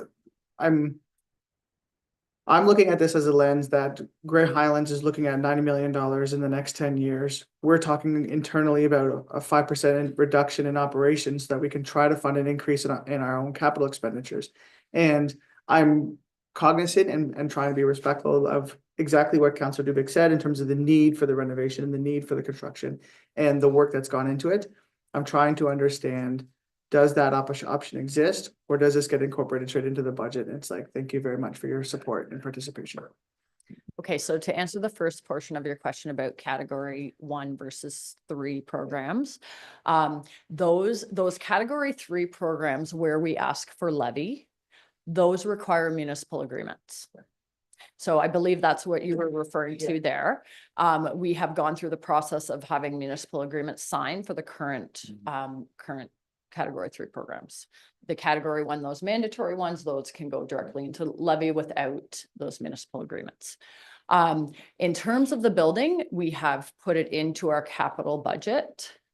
So this question hasn't been brought up about opting out, but it would work the same way our regular budget does, just that it goes into capital and then they vote on it.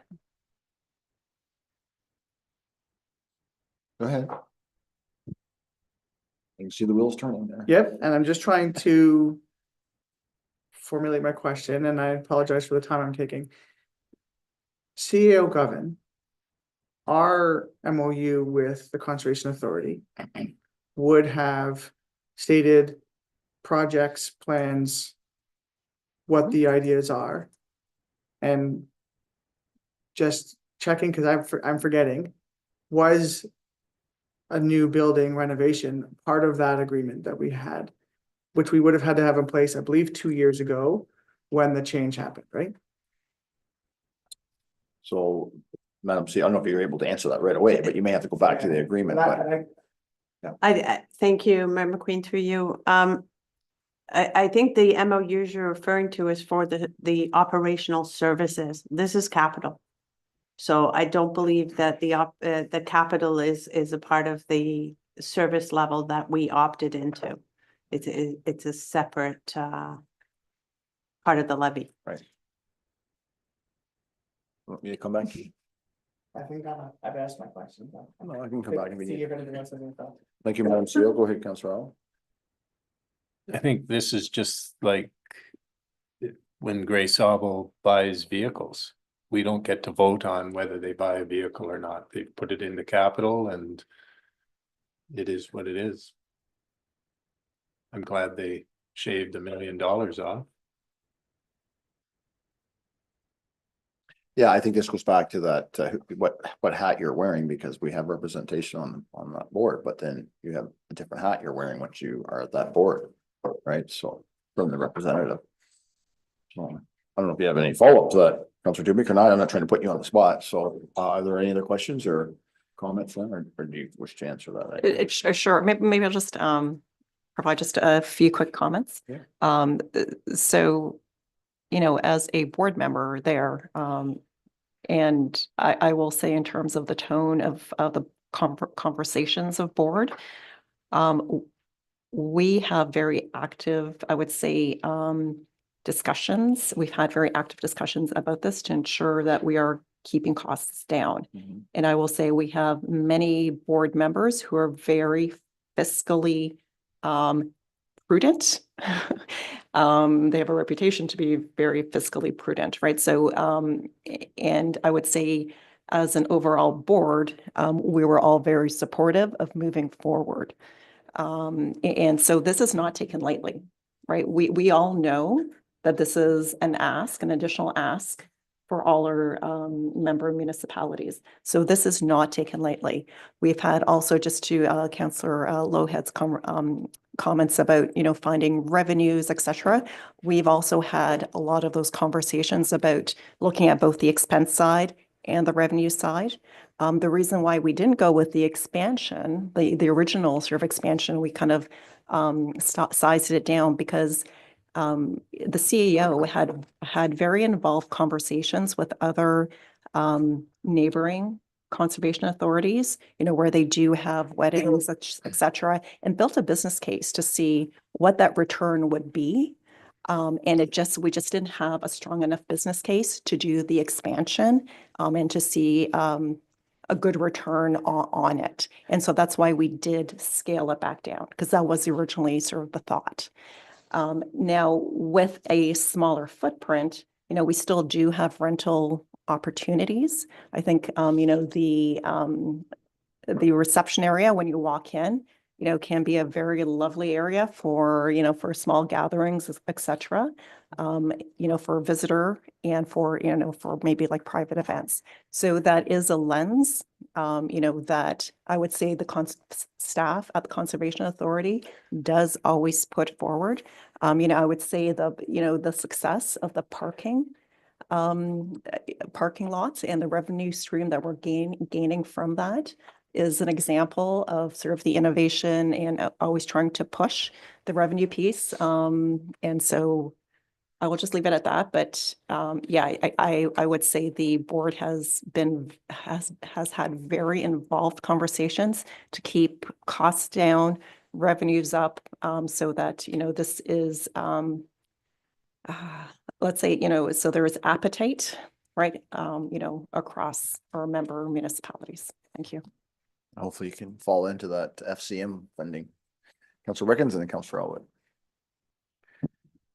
Thank you, Mayor McQueen. I find it troubling that I guess I don't know what you want to call them. I guess they're appointed or whatever. They're not voted in. If they decided to spend $20 million on a building, we would be obliged to pay for it.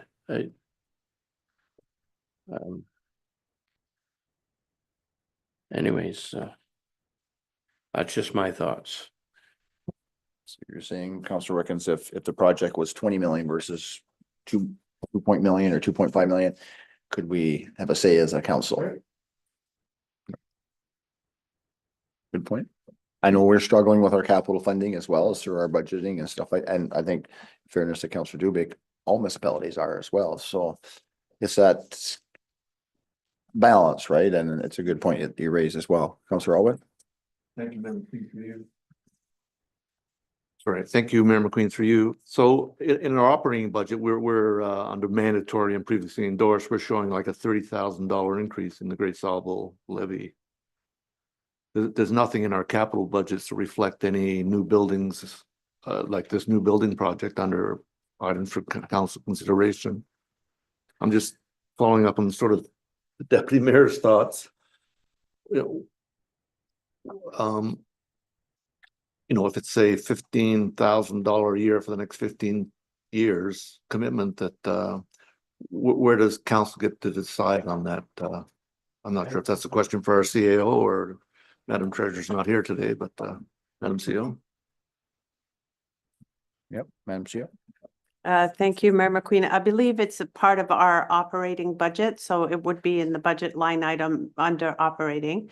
Our treasurer, excuse me, did send me a message. I believe the draft budget includes the admin center with an annual cost of 16,000 because that was what was originally told. But however, it's offset with another conservation authority that have come in under budget by 15,000. So that's probably why you don't see a spike. Councillor Elwood. Thank you, Madam CEO. Just to follow up, so yeah, if you look at the operating budget, the consolidated under the Great Sauble Conservation, it shows the mandatory and previously endorsed increase for 2025 being the $30,338. So in that number is the $16,000, as we understood the number to be at the time, amount. Okay, thank you for that clarity. Okay, I mean, obviously, if there wasn't enough support around the table to move forward, you won't move forward. In the sense of the capital, right? But obviously you have a working group and all that, so. I seriously look at that opportunity to charge on a capital side. Other comments, questions, feedback? So what is, so this will be coming to the board in the new year? It will come to our board on January 22nd. That's, and that's the one that I think a few of us are That's invited the to as AGM. well. Yeah. To witness it, okay. Right. All right, so then, if there is no other questions, I need a motion then to receive this, report or this, information. Councillor Dubik, second by Councillor Lowhead. Any discussion on that? Seeing none, all in favor? That's carried for receiving the information. All right, well, thank you. And a couple comments, parking, I know parking is adequate, because I know that sometimes if there's events going on can be an issue. And what about the rope around the post? Downstairs, there's the rope that goes around the post. Are they gonna sell a foot and make a, as a fundraiser? Has everybody been there? That's going away. Is it? It's It might feel differently, but. yeah, I just, that's unique that if you haven't seen it, it was in one of the pictures there that has the rope around the post and maybe you'll have to string that with to hold your Christmas cards next year. All right. Okay, so what do we got here for time? You want to keep going for a couple more reports? Or what do you want? What's your wish? 5 to 12? We get to the couple, Well, I'll keep moving forward on a couple, or you want to break? Okay, so you want to break to 1:40 or 12:45? We're going to break to 12:45.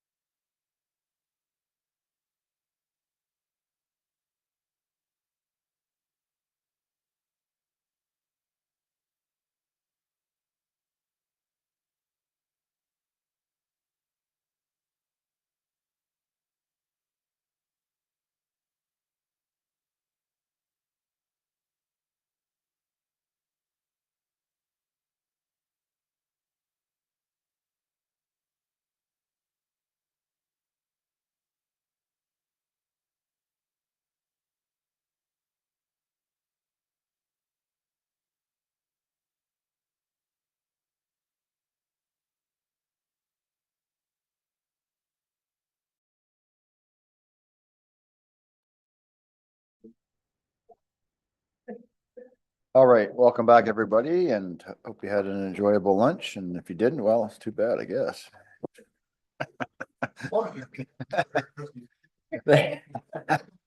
That's all good. That's all good. Just adding a little bit of cheer in the day, right? All right, so we'll move on to section 7 of our agenda. And we have the minutes of December 4th, 2024. Would somebody care to move those minutes? Councillor Allen, second by Councillor or Deputy Mayor Nielsen. Any discussion on those minutes? Seeing none, all in favor? That is carried. Alrighty. So then moving on there, we have no reports for fire, police, or safety. Section 9, we have no reports for transportation and public spaces. Section 10, we have no reports for corporate and administration. So moving on to section 11, we have CLS and Planning, and I'll pass the chair over to Councillor Allen. Thank you, Councillor Mayor Allen. McQueen. First item, 11.1, an item that was deferred from the December 4th meeting. And this is the council approved bylaw 2024-109, being a bylaw to adopt the terms of reference for the Community Development Advisory Committee and to repeal bylaw 2023-113. That was moved by Councillor Wickens and seconded by Deputy Mayor Nielsen. So discussion. Deputy Mayor Nielsen. I'll look at our Mayor McQueen, who is the one who is kind of suggesting this got deferred. I believe I understood it to, within the terms of reference, it does speak specifically to reporting back to specific staff person. In this case, the terms of reference were speak to reporting back to the Director of Economic Development. And I think if I'm not trying too hard to put words into Mayor McQueen's mouth, that was kind of where the deferral was and wanting some background. So just a question in terms of procedure for Clerk Van Alstyne. When it comes to the terms of reference, if a particular staff person is staff position is mentioned, if the position is vacant or if the position changes titles or such, is the requirement that the terms of reference have to come back for amendment right away before they're still kind of in effect? Or what is the process for amending a terms of reference given those situations, be it the staff position vacancy or a change in title or I will say corporate structure? Clerk Van Alstyne. Thank you through you, Chair Allen. If there was a change in title and it was still understood that it was relatively the same position, but just like I said, a change in title, I don't think that would even come back to council at that point. It's kind of more of an administrative housekeeping thing more than anything. If the position is vacant, which all of our terms of reference speak to the director of the department, it's not anybody else, that role is ultimately filled by our CAO during that vacancy. So the reporting structure would kind of fall on her shoulders. Go ahead. So then just the last scenario there, Clerk Van Alstyne, was a change in corporate structure. In that situation where the terms of reference have been changed. So a change in corporate structure for me would be during the last term of council, we moved waste management from transportation over to environmental services. So that would be a corporate structure change, which also facilitated a very different change in who is the director of that department. So in that situation, would the terms of reference have to come back to facilitate a change? Just kind of understanding. Clerk Van Alstyne. Through to you, Chair Allen.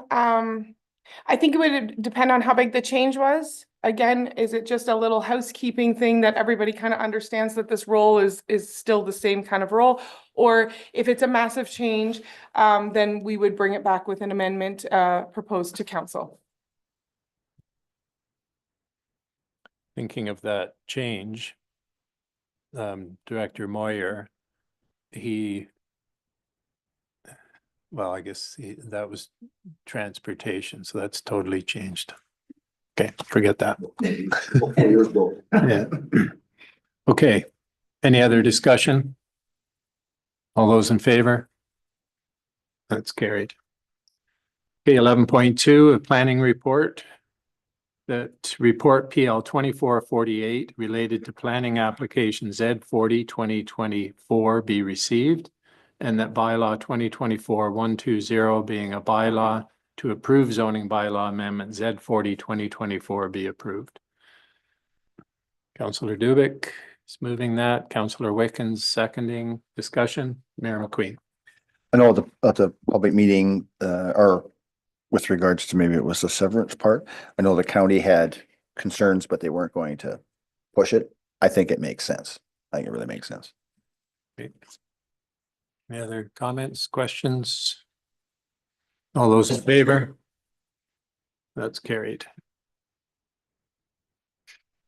11.3, that report PL 2449 related to planning application Z38 2024 be received, and that bylaw 2024-121 being a bylaw to approve zoning bylaw amendment Z38 2024 be approved. Councillor Allwood and I'll move Mayor that. McQueen. Discussion. Okay, all those in favor? That's carried. 11.4. Voting method. The council approved bylaw 2024-124 being a bylaw to authorize the use of internet voting as an alternative voting method for the 2026 election. Councillor Dubik is moving that, and Councillor Allwood is seconding it. Discussion. I'll go to the mover first. Councillor Dubik. Thank you, Chair Allen. I just wanted to make a quick comment that the reason why I am comfortable, that we move ahead with a bylaw to authorize the use of internet voting is that it does include also a physical voting option. So for those that may either not have a computer or have trouble, trying to find their PIN or, with the process, there will be physical locations set up, including the municipality. I'm not sure if there was more than the one, but that will be up to the discretion of our clerk. But there will be physical locations where people can come, in person. So it would be sort of the same as, sort of that paper ballot experience of being able to come in, have somebody guide you through a secure internet experience. Thank you. Okay, thank you for that. Deputy Mayor Nielsen. Thank you very much, Chair Allen. Just a question regarding the motion and the way that it's saying, being allowed to authorize use of internet voting as an alternative voting method. Isn't it the voting method? There's no other alternative we're suggesting. We're specifically just having one. And the only reason I'm asking that, just for clarity on the motion, is to make sure that there's no confusion that if passed, pardon me, then the only method of voting we'd be having in Grey Highlands would be internet voting. I think it's alternative to the old paper ballot. Clerk Nalstein. Yes, you're correct, Chair Allen. It's an alternative to the legislation, which the legislation allows for an alternative, but it says it is a paper ballot in person, or council can authorize an alternative voting method. Yep. Just for ease and clarity, I'll ask for a recorded vote on this one. Okay. Mayor McQueen. Thank you, Mr. Chair. So just following up with Councillor Dubik's comments. So there was an option other than originally when this brought to council with regards to other than like a double option. So there are people that do not have a computer. My parents were one of them. And I'm not saying my parents, but there's a lot of people that don't have a computer or don't even know how to turn a computer on. So I think the point that you're making, Councillor Dubik, is there's got to be the application or process that unless a family member can help them on a computer, which is the other part, but communicated and available, so there's no barriers for those that aren't. I know we can't tell the clerk that, or right, but I think, I will support it, but with the understanding that, there has to be the availability for those that aren't computer savvy if we're going to try to maximize that part. So I'll leave it at that. Okay, thank you. Yeah, I'll go to Councillor Wickens, then over to Councillor Lowhead. Just a short comment too. I think we're alienating a portion of the people. I know I've said it before, but I'll say it again. There are people that do not trust computers, no matter what. So I'm not in favor of this. Okay, Councillor Lowhead. Thank you, Chair Allen. So yeah, I mean, I'll just reiterate what I said at the previous meeting as well, which is sort of to Councillor Dubik's point that, you know, I supported this originally with the understanding that we will have physical voting locations, much like we've had in the past. The difference being that rather than marking a paper ballot, we're marking a digital ballot, and there will be assistance at each one of those locations from municipal staff or electoral officers to make sure that everybody has a comfortable and easy voting experience. Okay, thank you for that. Councillor Alwood. Thank you, Chair Allen. I just wanted to say that I seconded this motion with the understanding, as Councillor Dubik and Councillor Lowhead have so eloquently allocated, that there will be in-person options, and all voting these days involves the internet, whether it's done on a computer or not. Even paper ballots are tabulated through online services somehow. So I'm very comfortable with this option and will be voting in favor. Thank you. So the motion and the report does not say about those other things. So you've moved and seconded the motion as written, with the understanding that the clerk is hearing us and will act accordingly. Clerk Penolstein. Thank you, Chair Allen. As I said at the last meeting, I have a responsibility to, as the clerk, to make sure that it is accessible, to make sure that it is a good experience, to try and get as many voters out as possible. Those are all things that fall on my shoulders, and I don't take it lightly. This is not a way to try and make the election lesser by any stretch of the imagination. This is a way for, in my opinion, to focus on one method so we can make it the best it can possibly be. Okay, thank you for those comments. Mayor McQueen. Just on the part of, thank you, Mr. Chair, on the part of paper ballot, just last August, AMO, and I think FCM, we, as voted candidates, were on a piece of paper, which went into a machine. So basically, I guess that's a hybrid of the paper copy, but it gets tabulated in a machine, and then it's the machine. I think yourself, Deputy Mayor, when you ran for the Roma position, I guess that's what I'm thinking about. We went to we registered, made sure we're registered. We had a paper ballot. We went behind the piece of cardboard, and then we had put our ballot inside two pieces of paper, like a folder, and then it went into the machine and it was gone. So I don't know if those that in the province that do paper ballot today, I think you said it, Mr. Chair, there's still tabulators for paper ballots, right? I'm asking if there was a physical paper ballot today, it would probably be in a tabulator or going to a machine like that we have experienced, I presume. And I don't know if the clerk has a comment to that or not, but. Clerk Penolstein. Through you, Chair Allen, that's exactly how we ran things in our last election, where there was online voting and paper ballot voting through a tabulator. The concern is the availability of the tabulators, which is something I expressed at the last meeting, because I know the company that we had hired in the last election is no longer offering their services in Canada. Whether someone else has picked up that service, I am not sure at this point. Okay. Just follow up. So I remember the election of 2003, and you had scrutineers, and it was a total count ballot, and it was 4 o'clock in the morning before there was results.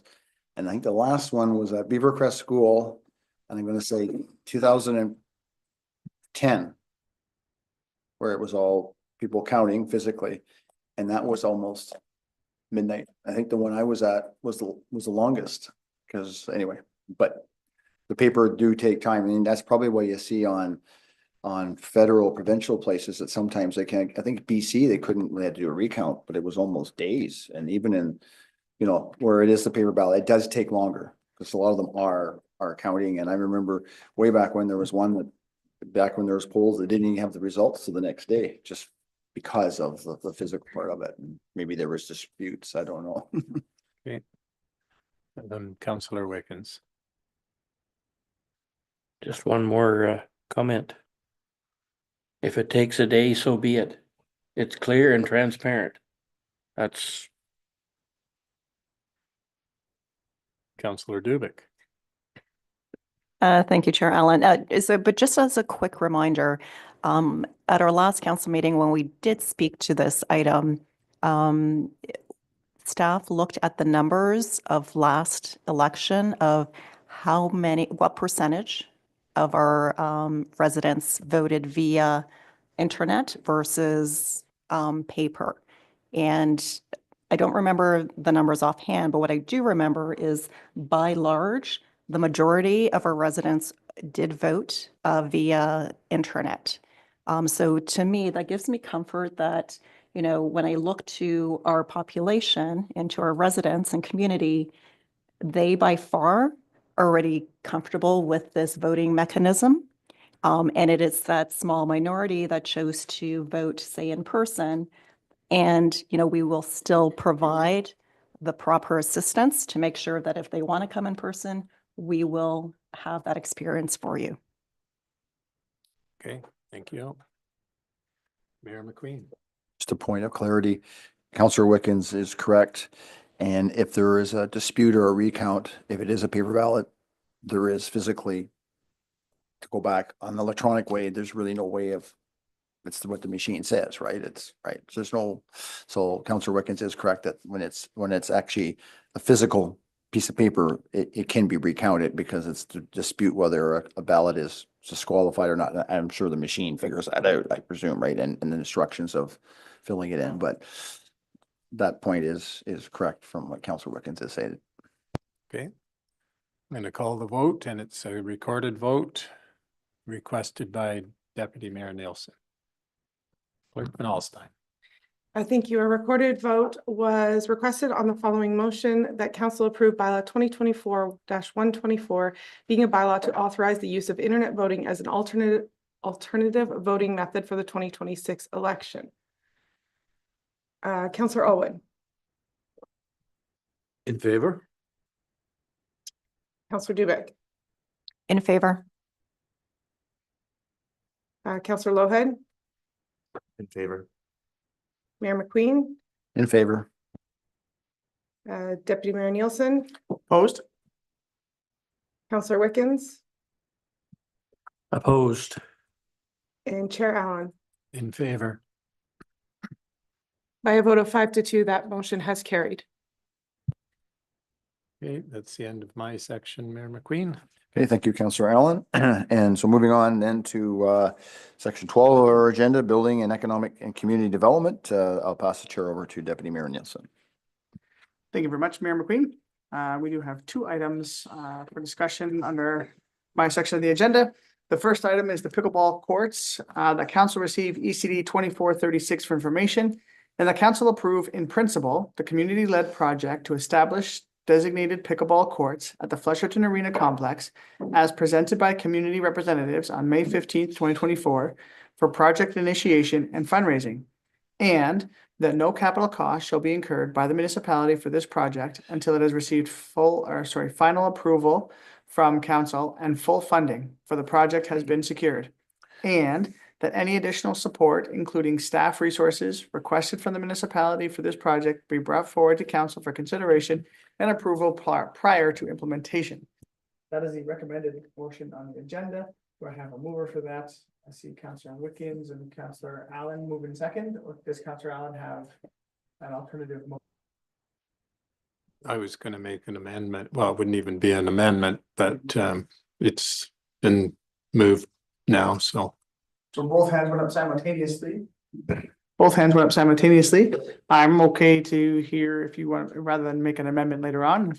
Okay, I was just going to say that it be sent to budget for consideration. Okay, so then an additional and that this item be sent to budget for consideration. Okay, Councillor Wickens, are you still willing to second that with that extra piece? Okay, moved and seconded by Councillor Allen and Councillor Wickens. Motion is on the floor. Discussion. Mayor McQueen.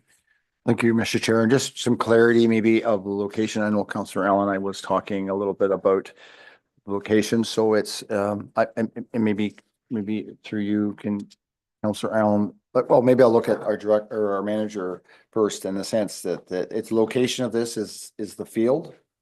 Because I know at the day we were out on the road tour, we were looking sort of next to the pavilion and sort of south of the arena, but I think there's some septic stuff there and that type of thing and that sort of thing. So the field, and so two things of if this motion passed, will there be like a site plan come back of where it is a little in the field? I know that's a big field, and I know I'll maybe ask Councillor Allen a little bit of history to where that land came from. It will be tucked off, because I know at that time when it came, there was some discussion around people playing ball, practicing ball, and all that kind of stuff. So one is where it would be on that in that piece of land, and number two, and maybe through you, Mr. Chair, to Councillor Allen, a little bit of history of how that became municipal land. If Paul Allen could explain that a little bit. Okay, so first I'll go to Manager Botelho for maybe some description on the proposed area of the Flushing Arena grounds that was presented on May 15th. And then if Councillor Allen is interested in responding to some of the history of the lands. Through you, Chair, to Council, just for clarity, it is on the south side behind the tree line there. The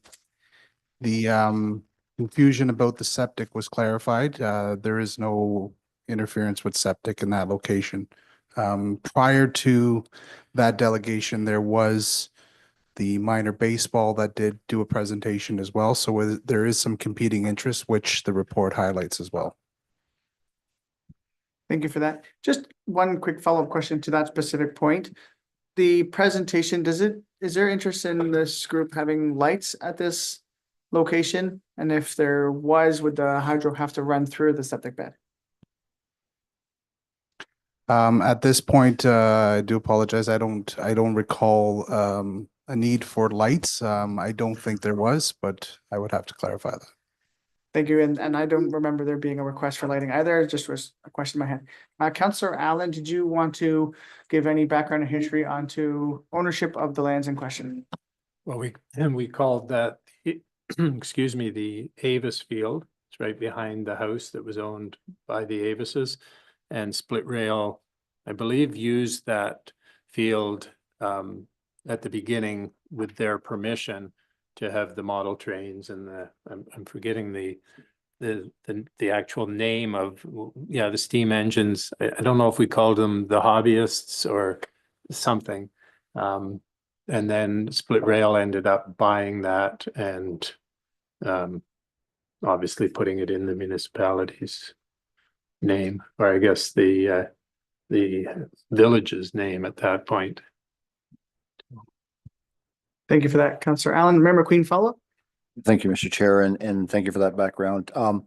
I know that it's a big piece of land, and I don't know exactly the dimension of what needed to provide. Is it 4 courts? Is it 4 courts? And so two questions then. I would hope it could be tucked off to one side, still leaving other opportunities for that big piece of land. It's a big piece. And number 2 is, will it come back, if we approve this, will it come back as a bit of a site plan, or how does that come back in the sense? And I think lights are probably something would be important because it extends the use of that as well. So will there be a report come back to a bit of a layout, or how that's moving forward in the sense of, Manager Botelho? Through you, Chair to Council, you're absolutely right, Mayor McQueen. I think once the funding has been established, there would be an implementation phase where Council would be updated throughout the course of it. Thank you for that, Manager Botelho. Any other questions or comments? I don't see any. I do have one question, Councillor Elwood. Thank you, Chair Nielsen, for you to Councillor Allen. So referring at the budget, you're talking about the potential municipal contribution at this point, or? Although the motion sort of says we wouldn't be incurring any costs until the funds were in place, so. Wondered why we're referring to budget at this point. Thank you. Councillor Allen, thoughts on that? We don't have to incur any costs till it's started, but we can still consider it in the budget. I would Parkland dedication money and I would just add to that, that if we didn't include any money in the budget, then it would be harder to move forward the project. If it does carry forward in the year, it may delay the project. But you're right, Councillor Alwood, that the money isn't suggested in the motion to be actually incurred in 2025. A question I have, the open forum delegation and this report itself speaks to grant funding. The open forum delegation, or sorry, the open forum comments were around the community sport grant opportunity. I believe that Grey Highlands is currently applied for that grant for a different project.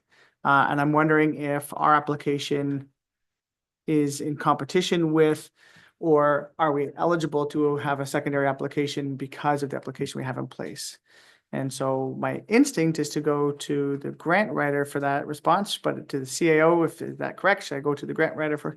So I'll look to our grant writer, Scully. I don't know what your, other than grant writer, what title I should give you, to Manager Botello and stuff. So if you can clarify that for me too, that'd be helpful. Thank you, Chair. Through you to Councillor, I am Coordinator Scully. Thank you. So we have applied for Stream 1, which is the revitalization. The project that Council selected was the Flesherton Arena. There is another, that stream has closed. It's no longer accepting applications. There is another stream, Stream 2. They call it New Builds and Signature Builds. This project would be eligible. As the municipality, we are eligible to apply for up to 50% of the project funding. With some conditions, we could be eligible for up to 70%. And that would be the will of council if they wanted to ask for that special permission. Just a follow-up, if I may. For clarity, it would be the municipality that has to make the application because of the municipal lands? Through you to council, yes. The owner of the lands does need to be the primary applicant. Partnerships are strongly encouraged. So whether it be the Pickleball Club of Grey Highlands, Pickleball Ontario, or another community group that wants to partner with us, they could be named and would be encouraged to be named as a partner. Thank you for that. And another final question. So the last clause, or sorry, the second last clause, because there's a clause been added to the motion, that any additional support, including staff resources requests for the municipality for this project, be brought forward to council for considerations. If the municipality is the one who has to make the grant application, that's really we'd be kind of looking to them for support. But if we move forward with this project and move forward with budget, really we'd be directing our staff to carry forward with grant applications, or would we be working with, what I'm trying to say is carry everything forward. Does the community have to come back for council for approval to work with our grant writer? How do we kind of circumvent any extra steps? CAO Govern. Thank you, through you, Deputy Mayor. So we as staff would come back with a report. So there's no reason for somebody to come back and delegate. I think, this allows us some time to figure out what the process forward should be. And then when we have a recommendation, then put it on the table for council consideration. Thank you for that. Any other questions or comments, Mayor McQueen? So question, but I have a clarity question first. So in the report, it says the municipality or municipal contribution for upfront capital costs would range from 37.5 to 50,000. So now we have a slight change to the motion that it would be subject to budget. So is that sort of the part that's going to the budget, that sort of that line?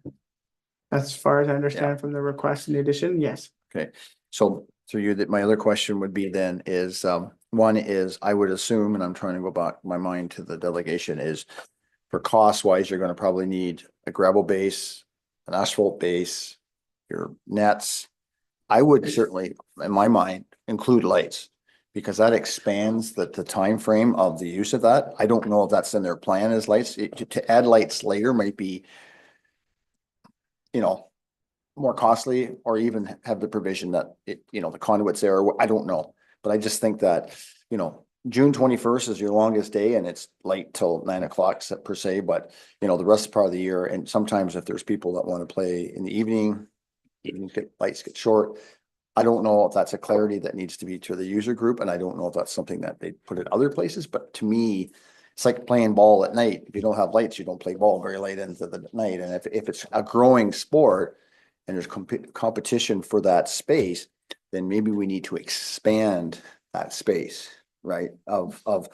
Expand the time frame for that space, because obviously at the museum, it's very competitive. And if it's growing like it is, we need to have the ability to make it available as much as possible. So I throw that out for feedback, comments, but I think, you know, with that, you know, you want to do it right, you're going to have a good base. I don't know what all those components that cost, and if the user group has talked about that, but you know, obviously we probably could research it on other pickleball courts that have lights or don't have lights, and I bet you they would prefer to have lights. So just a comment, but to me, if we're going to do it, we're going to apply for funding. Let's make sure that, you know, and I don't know if you need bleachers or seating. I don't know, like, if, you know, I don't know all that kind of stuff, because I've never really, you know, been around any pickleball courts, but if you got a shot and you're going to play a grant, you want to make sure we don't miss anything either, right? So. Thank you for your comments, Mayor McQueen. I will just say that I know the Hanover pickleball courts that were redesigned a few years back, they do have lighting on them. I know in the report itself, under operational considerations, there's suggestions that an alternative approach could be to kind of renovating one of our arenas for their summer play. We would have lighting in there. You would have extended hours if you utilize one of our arenas as the play surface, and just did the renovations that way. That was one of the operational considerations in the report. Yeah. Is there any other questions or comments on the report? Councillor Alwood? At open forum today, Mr. Alton said, you know, they need to establish the location. I wonder what the process involved in establishing that location might be. The recommendation on the report is to approve in principle or support in principle the community-led project. Their project stipulates the location. The recommendation is sitting here saying on May 25th, 2024, we can look up the project. It's pretty specific as to where the location would be. My assumption is in supporting this, we're supporting that location, but I could be wrong. Manager Patella?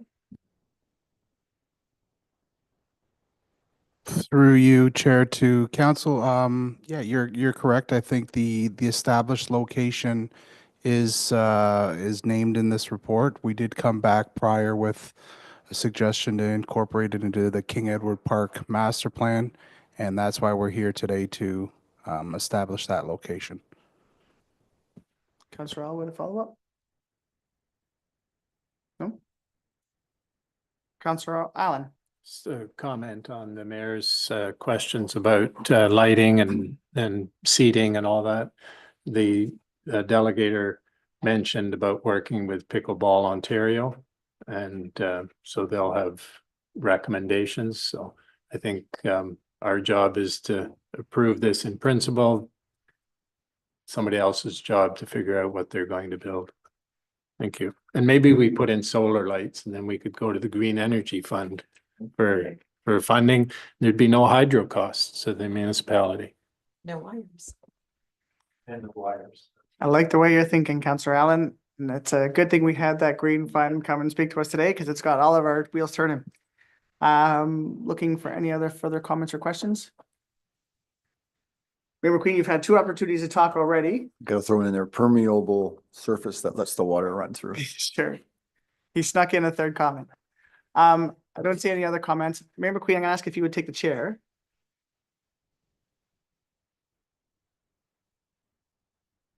I'll take the chair from Councillor or Deputy Mayor Nielsen. Go ahead, Deputy Mayor. Thank you very much, Mayor McQueen. I had a conversation with our treasurer, and I'm going to put forward an amendment to this motion. And my amendment is that before or when council considers incurring capital costs for the project and funding mechanisms, the projected full life cycle costs of the court, including operating, maintenance, and renewal costs, be provided to council through a report. What I think we need to do is if we are going to consider adding a new recreational asset, we should be considering asset management and the life cycle costs of that asset. We have an organization that's saying that they want to support operations of the court, that they are wanting to do the booking and kind of own and operate it. But we have seen 4 arenas and 7 halls that require investments and capital upgrades from the municipality, but no plans were in place when they were created to how would we fund that later on. I'm looking for just an asset management report to help council fully understand the future costs. We are having a very fulsome capital budget right now, discussion, and we're looking at some significant costs because of this kind of consideration wasn't put in place. So before I go looking for a second, just point of clarity, any asset of the municipality would automatically go to an asset management plan. Yep. And the second point is if the desire of this council was to have somebody else run it, we could do an MOU. I want to ask that for clarity before I go to second, just for you to. Sure. For clarity, what I'm looking for is you're correct. We would go once the asset becomes part of our municipal structure and assets, it would be part of our asset management plan. What I'm suggesting is that we get that projection before we make the decision to move forward and fully build. Currently, the motion is to approve in principle and to support. The motion has been added to suggest we have this be part of our budget discussions, not against any of that. What I'm suggesting is that before we pull the trigger on the actual item, that we see and understand the long-term effects of the decision, because it is apparent when looking at some of the infrastructure we have now, that doesn't seem to be the case in the past. So I'm just trying to move us forward on a sure footing. So just for clarity, you would ask for an additional report to the point you raised before we make a comment or make decision. Before we spend any of the capital dollars and actually build the asset. But would that be before we make a decision of moving forward to the next stage? So again, this is approving in principle. Yeah. So what I would say is to Councillor Allen's points about we're just saying yes to the project and we don't know what they're going to build. So we don't know the asset implications, right? If we're going to do lighting or not going to do lighting, what kind of surface is it? How long does that surface last before we need to be resurfaced? How long does a net last before we purchase more nets? What other equipment there, do we need fencing around it? There's questions around the stability so that 15 years from now, when this asset has some wear and tear, we are going to have money already set aside to continue the life cycle of this asset so that we don't burden a future council with the decision of trying to go, do we keep pickleball or do we not keep pickleball? In 2024, Great Highlands Council says we want pickleball. 2024 council should say we're going to keep pickleball going. So this is the roadmap for the next 25 years. So is somebody wish to second that motion? Or do you want to, because I was trying to get clarity whether we need this before we need something else. So yeah, just for clarity, pretty much what I'm asking for is an asset management plan report prior to council making the final decision to spend the money. Okay. So before clarity, Madam Clerk? I'm sort of get into a lot of debate here. I need a second or two. I just want to make sure everybody was clear what we were asking for. Councillor Allen, are you seconding or asking for I clarity? will, but I think it needs to be sooner rather than later. Because we don't want the group to go through the fundraising and go to looking for grants.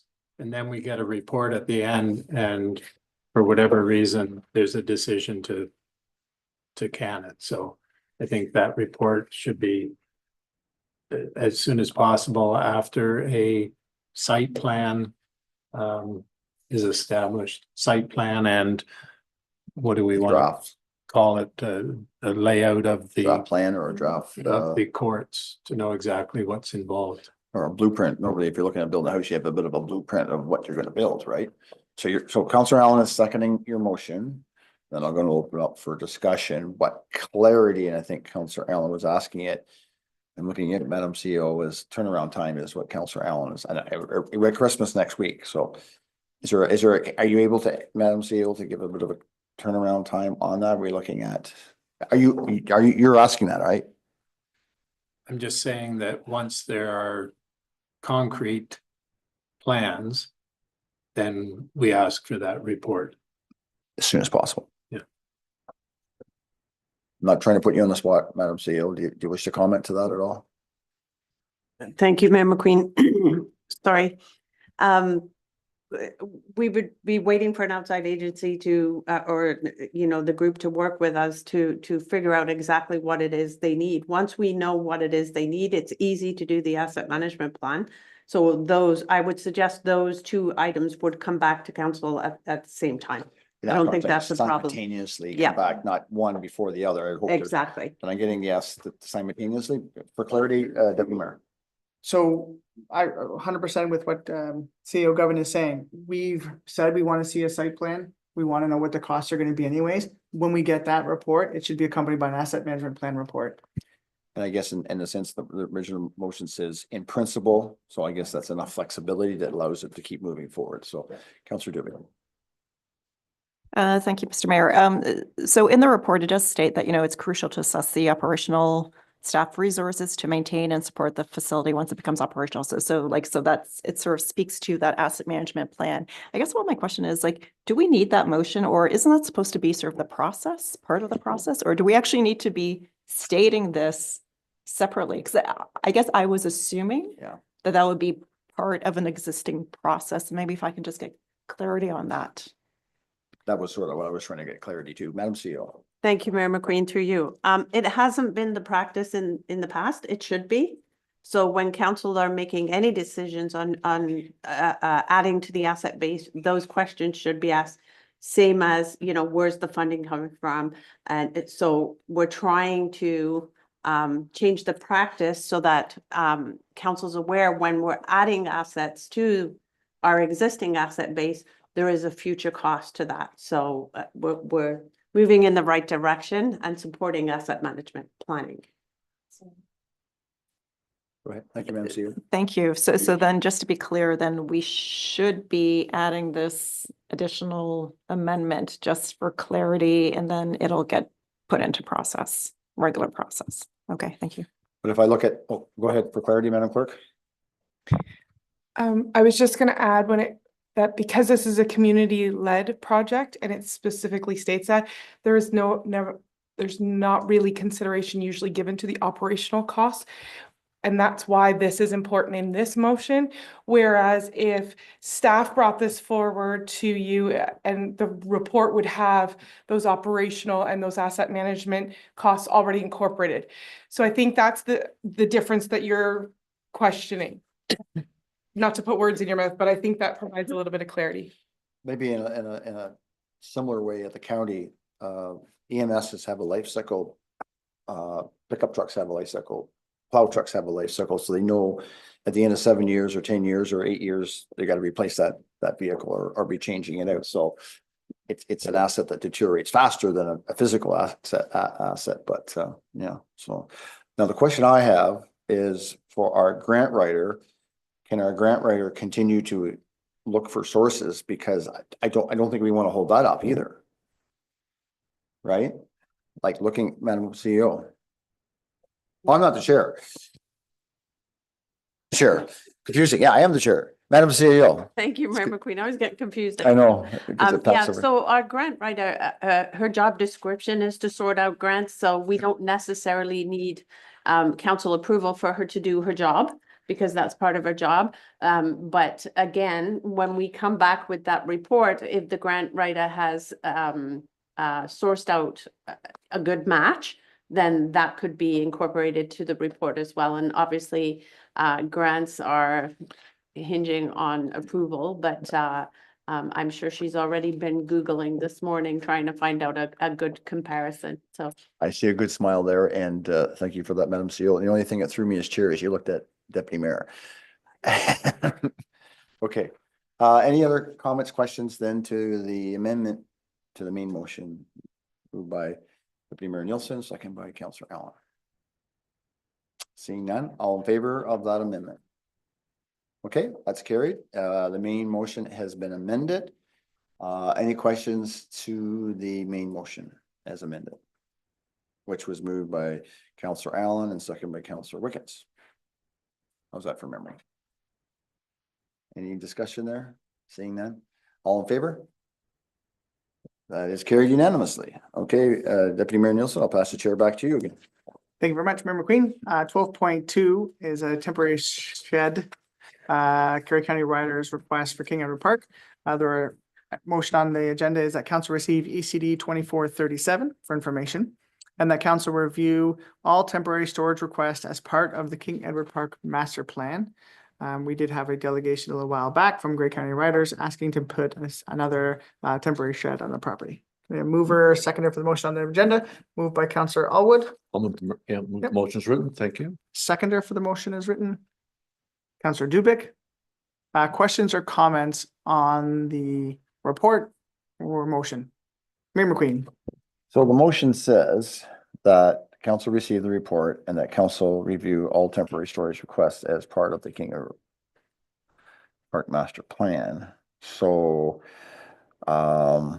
it talks about recommendations, but at the end of the day, are we going to allow them to have a temporary building on there? Like, I'm seeking clarity on this motion. So if you follow the report and the kind of recommended motion, we're saying that we should be looking at storage as a conversation for the King Edward Park master plan, which could help dictate, yes, we should have storage. Here's where it should be. This is the kind of size of storage we need to facilitate all the different user groups that are using their lands.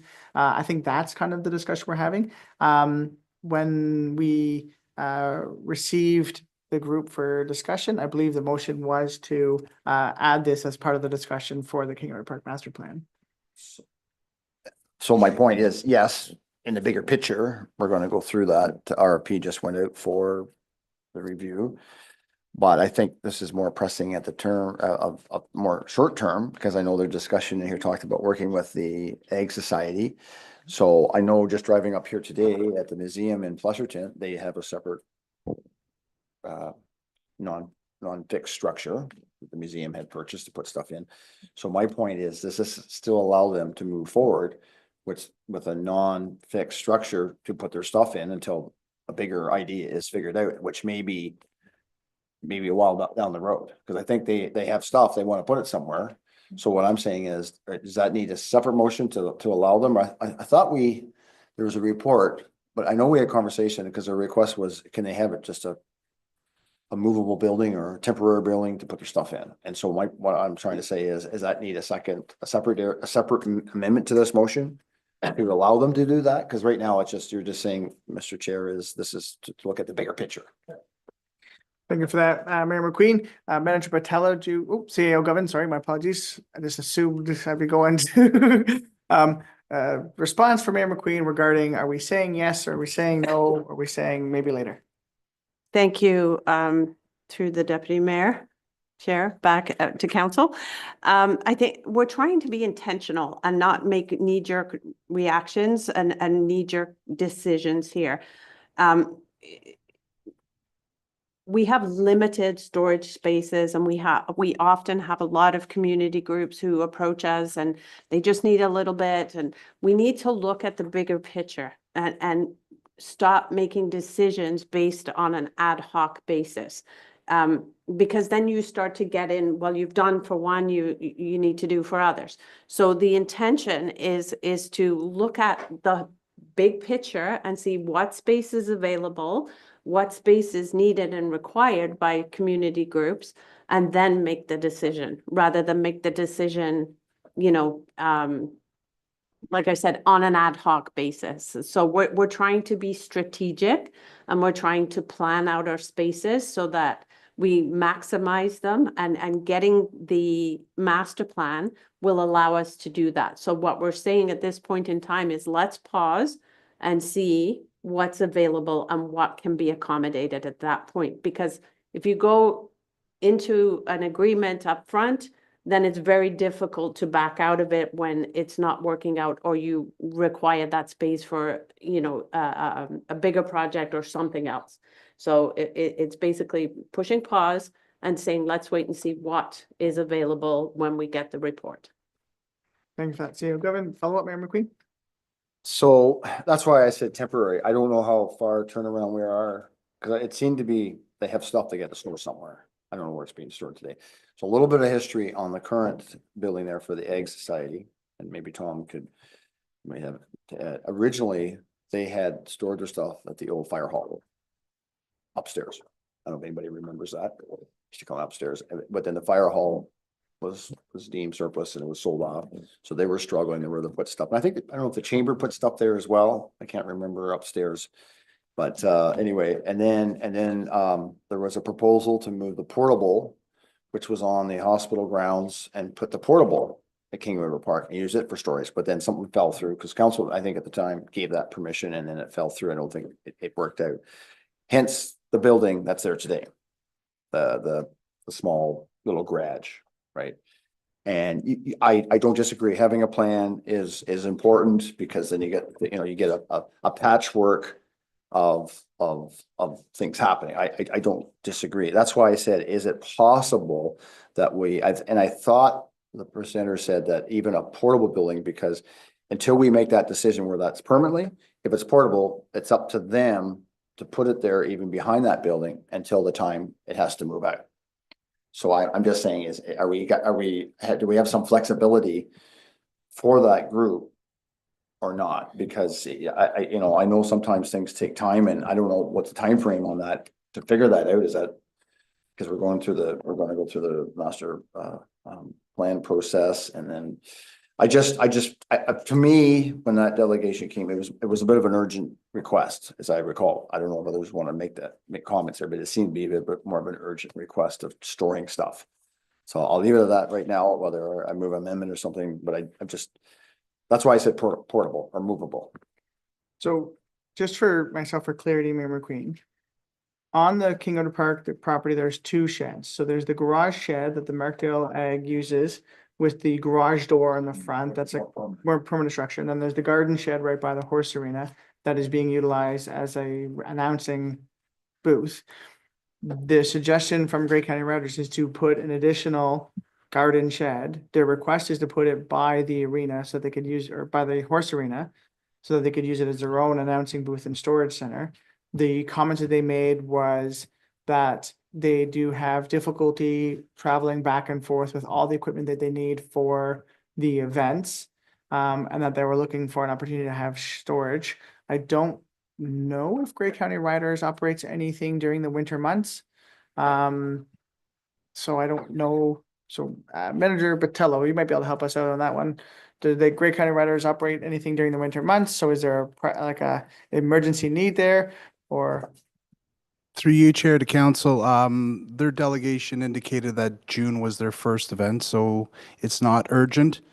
As part of this solution that staff looked for, we facilitated conversations with the Ag Society about sharing the existing temporary shed that you're talking about. We highly encourage that be the solution, that they work together. That storage shed that currently is there, it's to municipal standards. Allowing a temporary shed without having municipal standards puts us at risk. There still is inspections that need to occur by staff. So it's not just a matter of just placing a temporary storage shed on the park. There is some liability concerns that staff has for this. Further follow-up? Well, I know Maxwell Service and a lot of the Midnight community build those sheds. So are we still have that same problem at the museum? Because it's a portable shed built by, so I don't know. I just question the sense that I understand that they have to be built to a certain standard, and I would presume, well, we have to have a building permit. So if it was landed here, that it gets passed. I don't know. I understand the liability of it. But these sheds are being sold all over the place. Like they're being manufactured and people are putting in their homes and putting it in backyards and all over. And if it's under a certain size, if it's under 100, is it 100 square feet or 104 square feet or 10 meters square or whatever, you don't even need a permit. So I guess I asked that question is I understand that side of it, but is there not a way to go through that to make it work? Because again, we have one at the museum. So that didn't seem to be a barrier when the museum courier suggested that as a place to store some of their artifacts, which is probably not the best spot to store artifacts in a shed. But anyway, we allowed that as council too, right? So I'm just sort of. So, okay, CO Govern. Thank you, Chair Nielsen. So the museum is storing municipal assets. That shed is a municipal asset. We're now having a discussion about a separate organization leaving their property on municipal property. As Manager Patello said, that initiates more staff work because we have to inspect our land. We have a duty of care to ensure that the land is safe and secure. So, you know, again, we're making an ad hoc decision that is not urgent.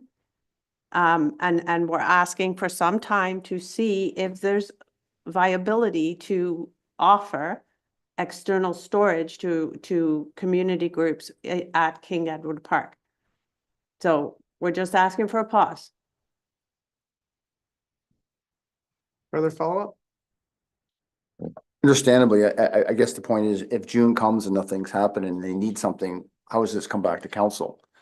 Because I know for construction jobs, you can rent or buy a steel container that comes across the ocean from China.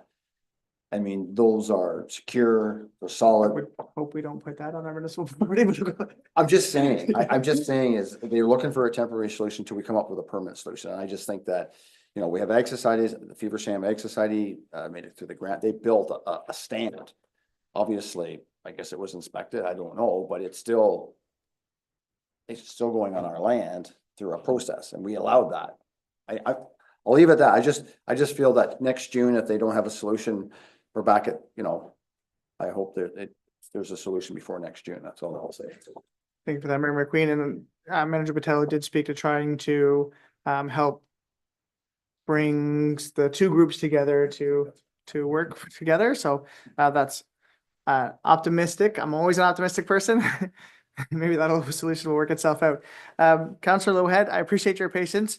No problem. Thanks, Chair Nielsen. Just a couple of questions. So reading the report, just to be clear, there is storage available in the shed. That there's been a cost sharing and space sharing solution proposed that was declined. So there, but it's adequate storage. I'm getting nods. Okay, so just I wanted to get that for clarity. And so if we're going to defer this to the King Edward Park Master Plan, which I mean, to me, again, thank you for the report. It's thorough and it makes sense to me. I'm just wondering if we have, I know it's very early days yet, but perhaps a rough timeline of when we might expect that kind of answer. Councillor Alwood, did you want to reply to the question about the rough timeline on the RFP, or should I go to Manager Patello? You put your hand up pretty quick there. Thank you, Chair Nielsen. I mean, I'm familiar with some of the timelines in that RFP since it applies to the splash pad, and I've been very involved with that project, which is again, so I mean the RFP for consultant comes back January the 21st. I think there's a requirement in the RFP to report back with reports by May 21st. Maybe Manager Patello could add more to that, but thank you. Thank you for that, Councillor Alwood. Manager Patello, do you have anything to add to the timeline of the RFP? Through you, Chair, to council. No, I guess Councillor Alwood has done a thorough review of that, so I appreciate that. That's exactly right. And Councillor Lowhead, I just wanted to go back to your point that the Ag Society has been willing to share that. They have no need for it except during the fall fair, and there's a solid agreement in place. Carrie Hamels, who did delegate, reached out to me early this week that they want to get back together with the Ag Society. So I am confident that that a resolution can be formulated between the two groups. Thank you for that, Manager Patello. So through the RFP process, if we're successful, get a consultant back, we're looking hopefully to kind of the end of May, having a solid plan in place that we can support and hopefully move some projects forward. Mayor McQueen? I'm going to move an amendment that if there is not an amicable solution by May 15th or the end of May, that this report comes back to council. Your request is for this report to come back. Okay. Yeah, if we're saying to June, we got time to figure it out. I'm just saying if they can't come up with a solution, it comes back to this body. Sure. Do I have a seconder for that motion? Councillor Alwood? Just to be clear on the date, I mean, if the consultant's report is May the 21st, I think we need to see that before. So the end of May might be a reasonable date for your amendment. So probably the first meeting in June, first council meeting in June, which we don't have, we're not gonna have a special council meeting to see the report. So I would say that the first meeting in June, Okay, if it's not amicable. yep, If it's fair. not an amicable solution, that this report comes back for the first meeting in June. Clerk Van Alstyne? Can I get clarity on an amicable solution? Who decides on if it's an amicable solution? So we're hearing, Mayor McQueen? so we're hearing that there may be a way that the two groups can use the municipal shed. Thumbs up.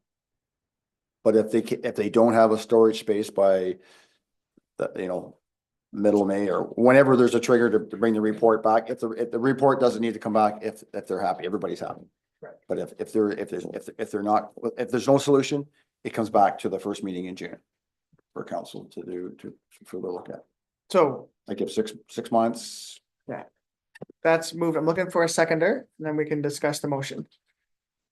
So, Sorry, Chair, just on the amendment, I was just going to suggest that it just says a storage solution, not an amicable, Yeah, because that's subjective. So if we say a storage solution, for both parties or for the one Yeah. party. okay, thank you. I was just not gonna go to, because I was looking for a seconder, but I appreciate the clarity on the motion itself.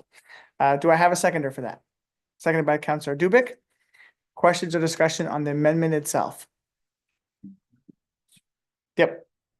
Clerk Van Alstyne, once you have motion type, can you read it to us? To make sure we're all on the same page.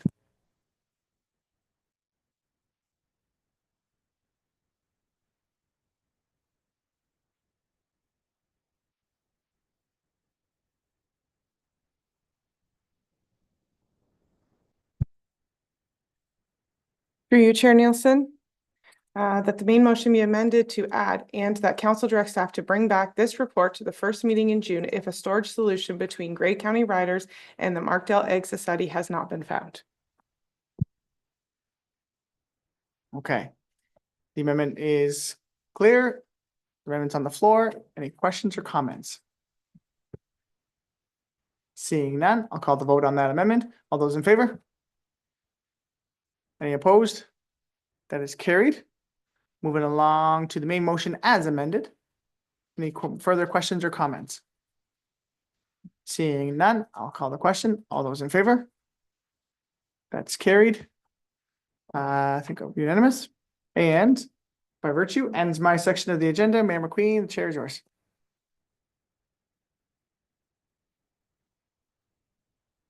Thank you, Deputy Mayor, for sharing that portion of the agenda. Moving on to section 13 of the agenda, environmental services, and I'll pass the chair over to Councillor Dubik. Councillor Dubik.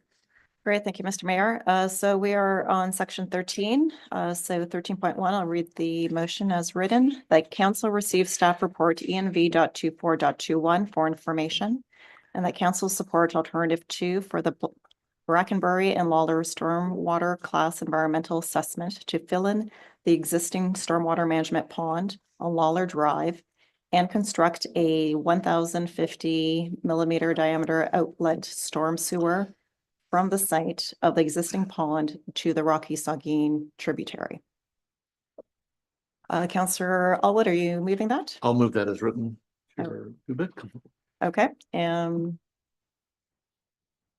Councillor Lowhead? Sure, I'd actually like to move to defer that motion. In light of the speaker this morning during open forum, from what we're hearing, there's going to be a delegation on January 15th, I believe, in regards to this item. I think it's, we would do best to hear those delegations first before making a decision.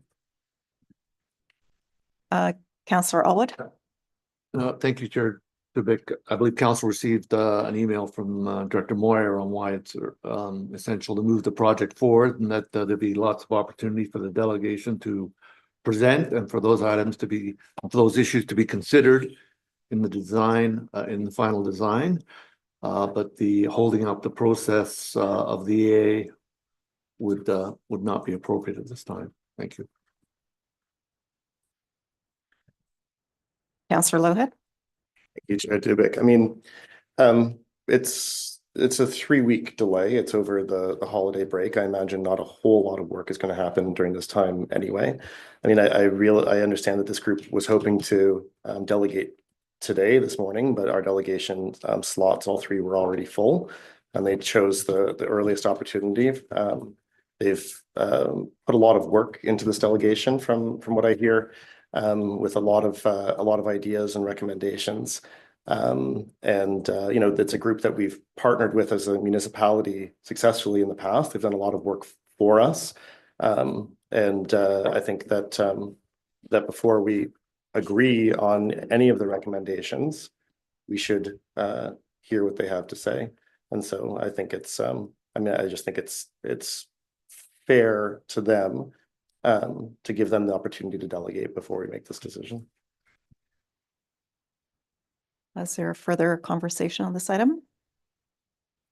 Deputy Mayor? So I would like to just ask Director Moyer for comments. I mean, I understand what Council had said, like, I agree, we're not talking about holding up the project for multiple months. But the response from Director Moyer earlier today was that there's still time to incorporate the design. Just would like to hear him kind of comment on that, because if they're working away on a project, we get a delegation, the delegation suggests a certain style or mechanism that could be different or more costly or insert change. How does that end up getting incorporated? Like, are we then making changes? And then to kind of Councillor Lowhead's point, are the engineers like, well, you should have told us that sooner? So if Director Moyer can maybe make a comment, I'd appreciate it. Great, thank you for that. So Director Moyer, if you can please comment on sort of the impact of deferring and the ability to provide feedback from the delegation. Thank you. Through you, Chair. Thank you. Yes, so as I mentioned earlier in my email, what we're trying to do at this point in the project is complete the EA. So as the delegate said this morning, they would like to see more information and more of the design. We can't proceed and we can't work on any of that information unless we have a preferred alternative. By approving this at this point, we're looking to approve the alternative to move the EA forward so we can complete the EA. Along with the EA, there are time periods that we have to wait before we can, for comments. So we would like to get the preferred alternative so that we can start those timelines, start our engineering, and the comment period and the delegation actually work out really well. That if they can come to council, give us that information that's within that period. So this project is a large project. If we move forward with this alternative, we have a lot of work to do to get ready for the construction period, which we only have a very narrow period for the construction that has to go across the golf course. So we have to do that basically through the winter.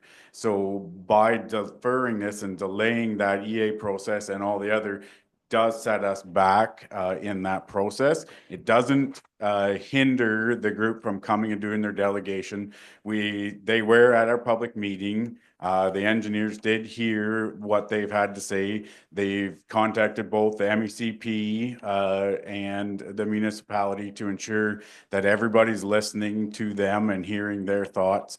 And the MECP did say that what the municipality is doing currently is following the EA process, and it will have to meet all of the criteria, this outlet that the MECP requires for any storm outlet nowadays.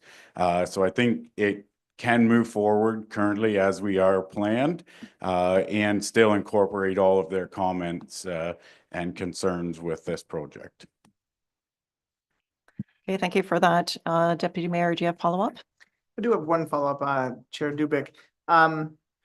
With the comments at the public open house and the open forum this morning, the process here is not a significant change from the theory, which is to run the stormwater from the current location where there's the ponding to utilize stormwater pipes to get it closer to washing out into the Saugeen. The difference is the delegations wanting to see, from my understanding, the delegations wanting to see maybe more enhanced or above the minimum standard requirement for turbidity control, for making sure that there's nothing that's going to run from the land and can possibly contaminate the Rocky Saugeen. I haven't heard them say specifically that they don't like the pathway, they don't like the theory that way. It's just more what's the final drip of water going into the Saugeen.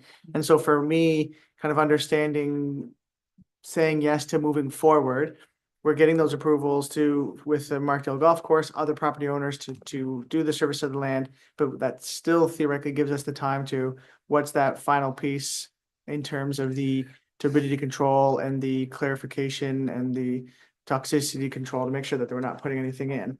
That's kind of what I'm hearing, Director Moyer, right? Like, yeah, I'm just getting a head nod. I guess my questions are pretty simple, yes or no one.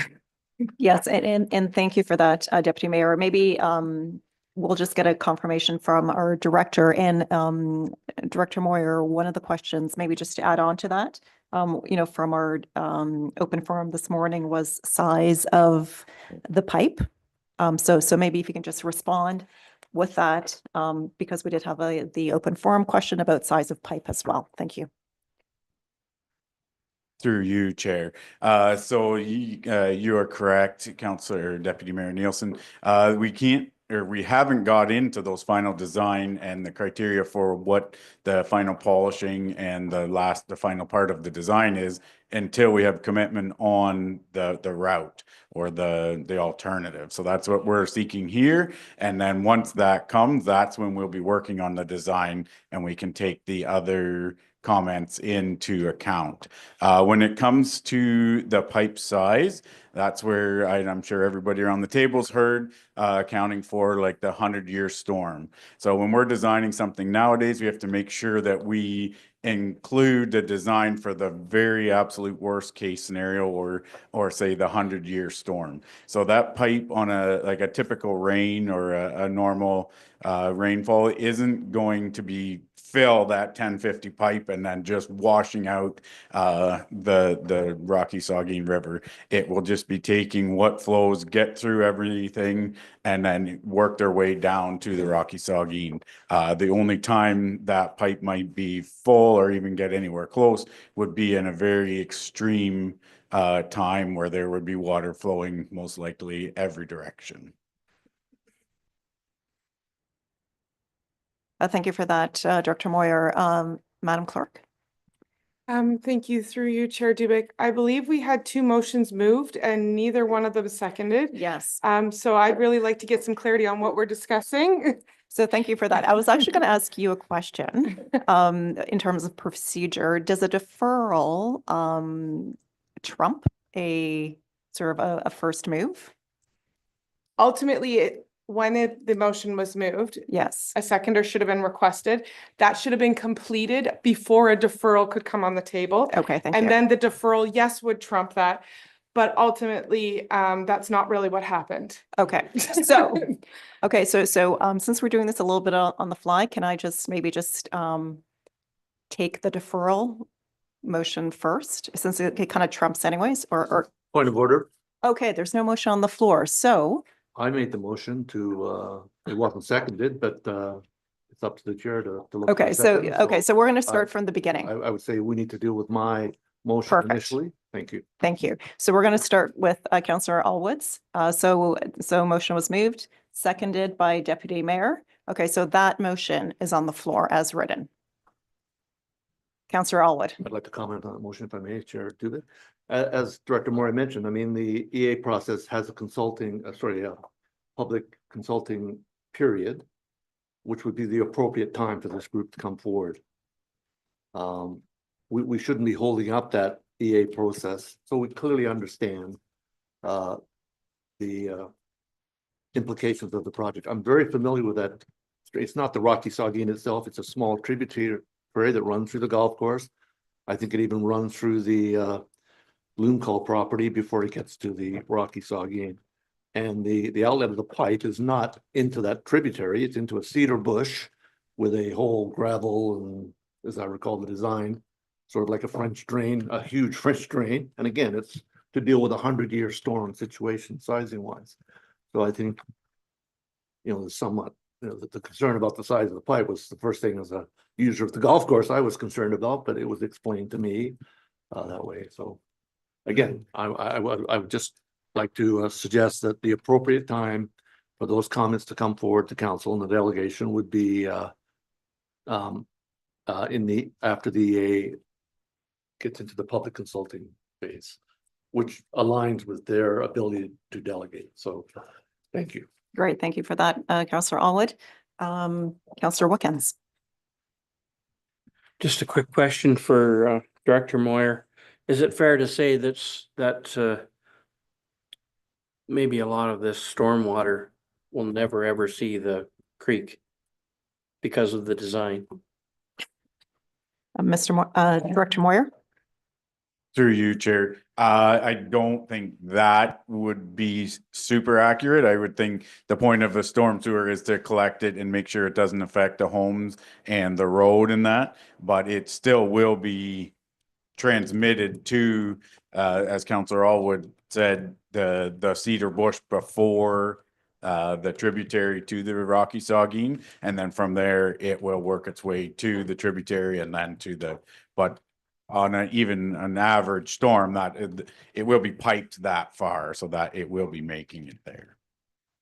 Okay, so first, maybe just to follow up before I go to CAO, Councillor Wilkins. Yeah, so is it being piped to a stormwater management pond that has the ability to soak it away?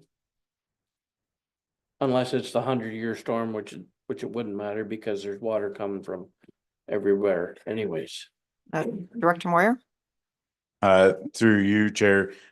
No, the section right now, the way it's currently designed or not even like the potential design or the alternative that we're looking at is not to have a pond in the bush, is just a spillway, I guess, that is full of gabion rock and covered by the cedar trees, and there will be tree planting likely involved to ensure that it's shaded to keep it cool as it works its way to the water. But unfortunately, that is a lower part of town and the infiltration in that whole area isn't great. So unlike other parts of town where we do have infiltration areas where we can get rid of a large amount of water, that area isn't conducive to that type of a system. So it has to be piped to an outlet, and the outlet and the design follows the natural grade and where water would overland flow typically anyways towards that, as water usually finds its way downhill. Okay, thank you for that. CEO. Thank you, Chair Dubik, through you to council. I just want to reassure council that our staff have a lot of experience and a lot of education in this type of work. I have seen some emails going back and forth with external agencies that perhaps are maybe a little unsure about what staff's knowledge is in this type of work. In conjunction with the engineers that, council approved, there's some expertise here that are making these recommendations to council. So I just want council to be reassured that there is expertise behind what's happening here, and that the municipality is not just taking the path of least resistance. There's a lot of concern gone into this, and a lot of work that has gone into this. This so far has been, I believe, a 2-year project so far. So there's an awful lot of work that's gone into it. And, my advice to council is keep the momentum going. There is a public process where people are able to come and raise any concerns and advise council of any suggestions that can still be incorporated into the project. But there's a lot of expertise behind what this advice is to council. Thank you, Madam CEO. Councillor Lowhead. Thank you, Chair Dubik. So I'm still going to move to defer. So to the CAO's point, this group who's requesting this delegation, there's a whole lot of expertise in that group as well. In fact, I think they are the preeminent experts in Canada on this particular type of project. So, if this has been a 2-year-long project, I think that we can wait another 3 weeks to hear from experts of this nature and this sort of magnitude who are looking to help the municipality of Great Highlands make the best plan and create the best infrastructure to safeguard this particularly important section of river. Yeah, so my motion to defer I'll remains. Okay, so you're making a motion to defer. Okay, so I would need a seconder. Is there a seconder to defer? Mayor, no, Councillor Wickens? You're seconding? Yep. Okay, thank you very much. So we have a motion to defer. Councillor Allwood. Sure, I would remind council, there's no debate allowed in the motion to defer, but we are supposed to specify a time and a date. That's not the current chart. Outstanding early. Something changed our last procedure bylaw? Yes. If you look at our current procedure bylaw, there is actually no motion to defer. There's a motion to table. And a motion to table has no debate associated with it. That was, in my opinion, an oversight. I still believe that there is a motion to defer, and I believe that you can debate a motion to defer. You cannot debate the merits of the staff report anymore, or what, all the discussion that's already been happening, where the pipe's going, where the pond's going, anything like that. You can only just talk about the motion to defer. Okay, so we have a motion to defer. So any other comments on that? Yes, Madam Clerk. On the motion to defer, Yes. I wanted to make it sure it was because there is a time and a place that has to be associated with it. So I put in here until after the delegation on January 15th from Trout Unlimited. I want to make sure that that was the intent. Councillor Lowe, is that correct? That was exactly what I was going to say. Yeah, on to the January 15th date. Okay, great. Thank you for that clarification. And Councillor Wickens, I'm you're in quite happy agreement? with that too, as a second to that motion. Okay, great. Thank you. Okay, so we now have a clear timeline to defer, and that deferral is now on the floor. Councillor Allwood? So I'm just establishing that we do have that clear. So this motion will be brought back at the January 15th meeting. Correct. If we vote in the majority to defer. Thank you. Correct. Thank you for that. Further discussion, Mr. Mayor? Okay, push the wrong button. Thank you. I know this is, it's a bit of a tricky one for council. I will say that the group that Councillor Lohead is talking about did work very diligently on the Rotary Park and Trout Unlimited. It's been very successful. They did the latter, and I know I had a lot of conversation that night. I'm sure others the night of the public meeting as well. And Chris, who spoke, I know he's an engineer, and I don't think this is a group that's saying, oh, we just don't want it to happen. I think there's probably, and I think, is it David that said he wrote the book? But a lot of them are, so I think in due diligence, I think, and I look at the calendar and I look at, today's the 18th, a week from now is Christmas. You got a week between Christmas and New Year's, probably not a lot's going to happen. So we're basically, we're boiling down to like a 2-week period, probably less than 2 weeks, because January 1st is a Wednesday, and then 2 weeks later, it's a Wednesday for a council meeting. So, I think there's a little bit of time there that's it's collapsed because of the time of the season. I don't think it's a full month. So I think we're looking at 2 weeks delay. And so I just want to say that I think there is credibility to the group. Okay, thank you, Mr. Mayor. Any further comments? Okay, so I see none, so we'll take that to a vote. Those in favor of the deferral motion? Sorry, so that's okay. Opposed? Okay, and so that is not carried. That's lost. So we're back to the main motion.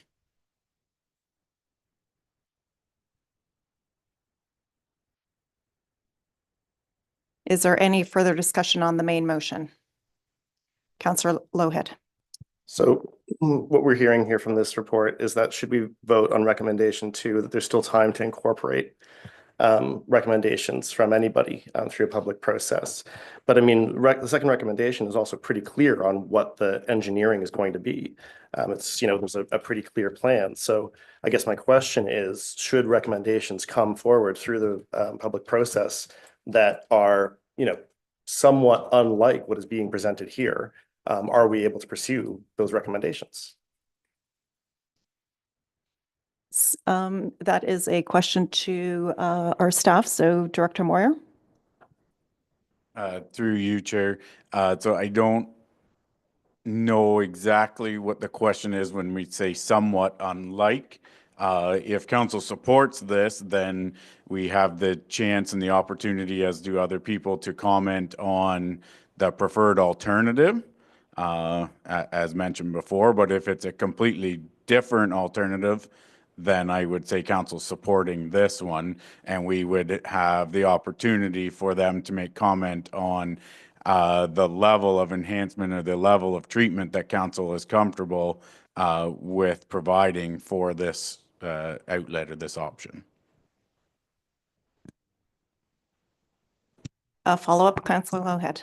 Yeah, so the reason I was looking to defer is because I mean I'm expecting that there will be a different sort of proposal put forward in this delegation that will be so when I said somewhat unlike, I mean I'm not sure because I'm not an expert in this, but they are, and I know that they have ideas and have worked in other municipalities across Ontario and Canada on different methods of conveying the water to the watershed that will, even further, much further reduce the amount of input versus this. So I'm afraid that in voting on this this preferred method, alternative 2, we're going to be bound to a method that we're going to be told in a couple of weeks, even though it meets provincial standards, is still inadequate for the quality of this river.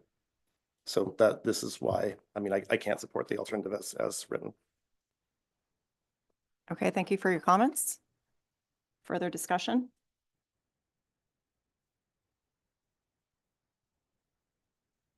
Deputy Mayor.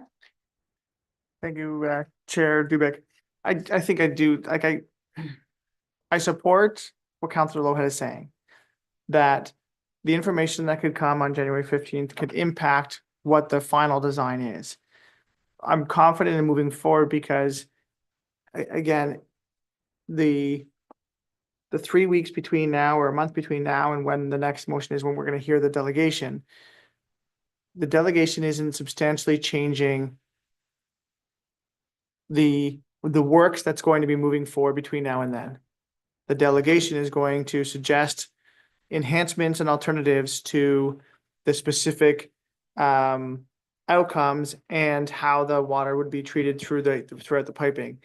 That's from what I understand from the open forum. And so I agree that I want to make sure, like I fully support what Councillor Lowhead is saying, in that if we get a great suggestion coming from the delegation who has expertise in this field, we don't want to be told January 16th, like, well, we couldn't do that because we ended up going this way. And I support what Councillor had said. I'm confident that from the kind of discussion with staff today, that that's not the case, that we can on January 15th hear the delegation, and on January 15th be able to make recommended changes to the type of how the water is going to be treated before it hits the Rocky Saugeen. And so that's why I'm comfortable from the discussion today that is doable. And then why I wasn't supportive of deferring and why I'm supportive of the motion as it stands. Okay, thank you for your comments. Any other comments? Councillor Lowhead. Thank you. And just lastly, I mean, frankly, I'm not confident in that at all. And the reason I'm not confident in that is because we haven't yet heard the delegation. And should we have waited until we heard that delegation, we'd be a whole lot more confident. We would have an understanding of what it is that they're actually proposing. And again, these are from folks who this is their entire academic and professional career.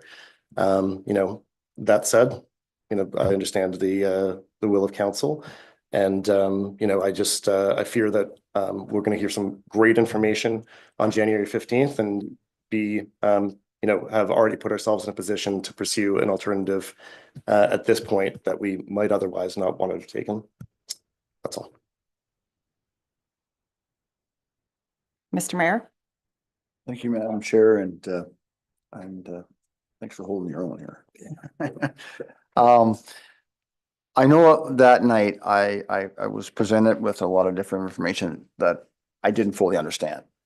And I think our staff and our engineering company that's charged with bringing this forward, and a lot of the stuff that was presented seemed to be credible to what they were saying and different reasons why. And I go back to the Rotary Park and some of the processes that we went through there, and it became very successful in that. And I don't think there's anything that's suggesting that what's being suggested from the company that's bringing this forward. It's just, I sort of question that should they have been here to had, to bring comments back, what they heard at the public meeting, because there was comments there. Nothing was recorded, but obviously there was a bit of debate of what was being presented to what they had to say. And I think when you get to a point where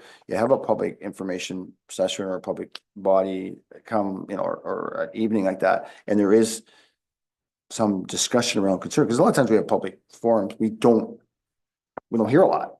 That night I heard a lot, and I think others did as well. And I think I guess that's where I just feel that I know from my years of experience, sometimes having public engagement is good, but having that process go through a little longer, and maybe there is other suggestions, because they did have concerns about it going the way it was. And I didn't write them all down, or I just sort of put it in memory, but it does cause me to pause because what was brought up just from the conversations that were made that night and from the expertise that were, I feel that, and today Chris is an engineer. It's not an individual that's, doesn't want to see something happen. So anyway, I mean, there's a cost thing down the road too. There's a whole cost of this is going to be something we're going to have to deal with as well, or how we move forward with that. But, and then I got thinking this morning after a presentation from FCM, is there some funding that could be incorporated into this as well? Because it's oversizing and stormwater 100-year storms and stuff like that. But anyway, I'm just a little reluctant to support the motion that's on the floor. Thank you. Okay, thank you for that. Mr. Mayor, so I would like to make a few comments. So wondering maybe if I can pass over the chair to you. Yep, I'm done. If there's I'm no done. more other comments, and then we can just take a vote. Okay, so I'll assume the chair for you to speak, and just the motion supported by Councillor Allwood, and is the deputy mayor is the main. Okay, so go ahead, Councillor. Great, thank you.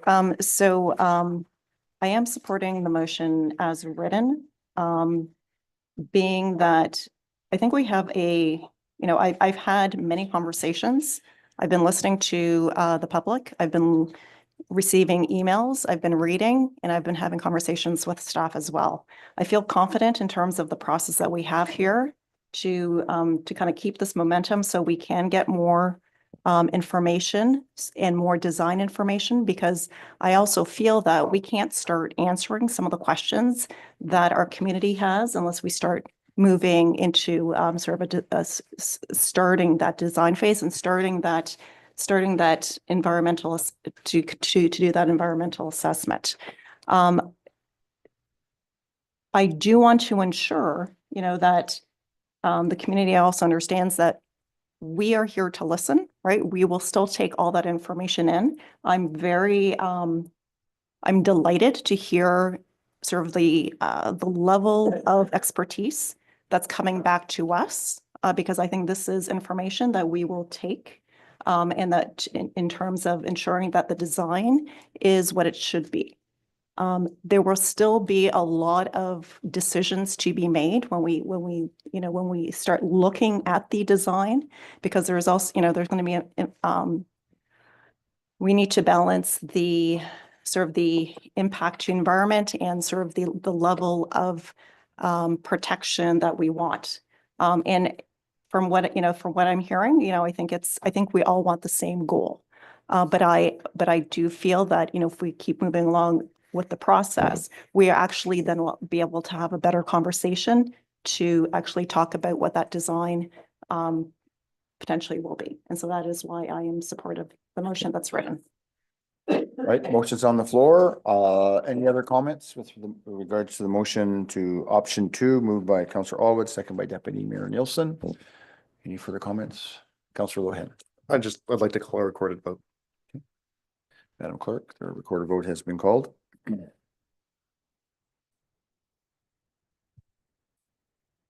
Through you, Mayor McQueen, a recorded vote has been called on the following motion: that council receive staff report ENV.24.21 for information, and that council support alternative 2 for the Brackenbury and Lawler stormwater class environmental assessment to fill in the existing stormwater management pond on Lawler Drive and construct a 1,050 millimeter diameter outlet storm sewer from the site of the existing pond to the Rocky Saugeen tributary. Councillor Allen. In favor. Councillor Allwood. In favor. Councillor Dubik. In favor. Councillor Lohan. Opposed. Deputy Mayor Nielsen. In favor. Councillor Wickens. Opposed. And Mayor McQueen. Opposed. By a vote of 4 to 3, that carries.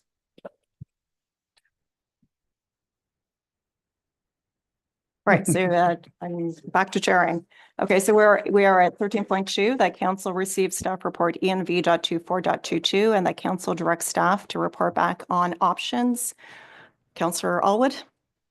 Thank you, Chair Dubik. I'd like to move that council receive staff report ENV.24.22, and the council directs staff to report back on options 1 and 2. Okay, thank you. So 1 and 2, that is moved. Is there a seconder?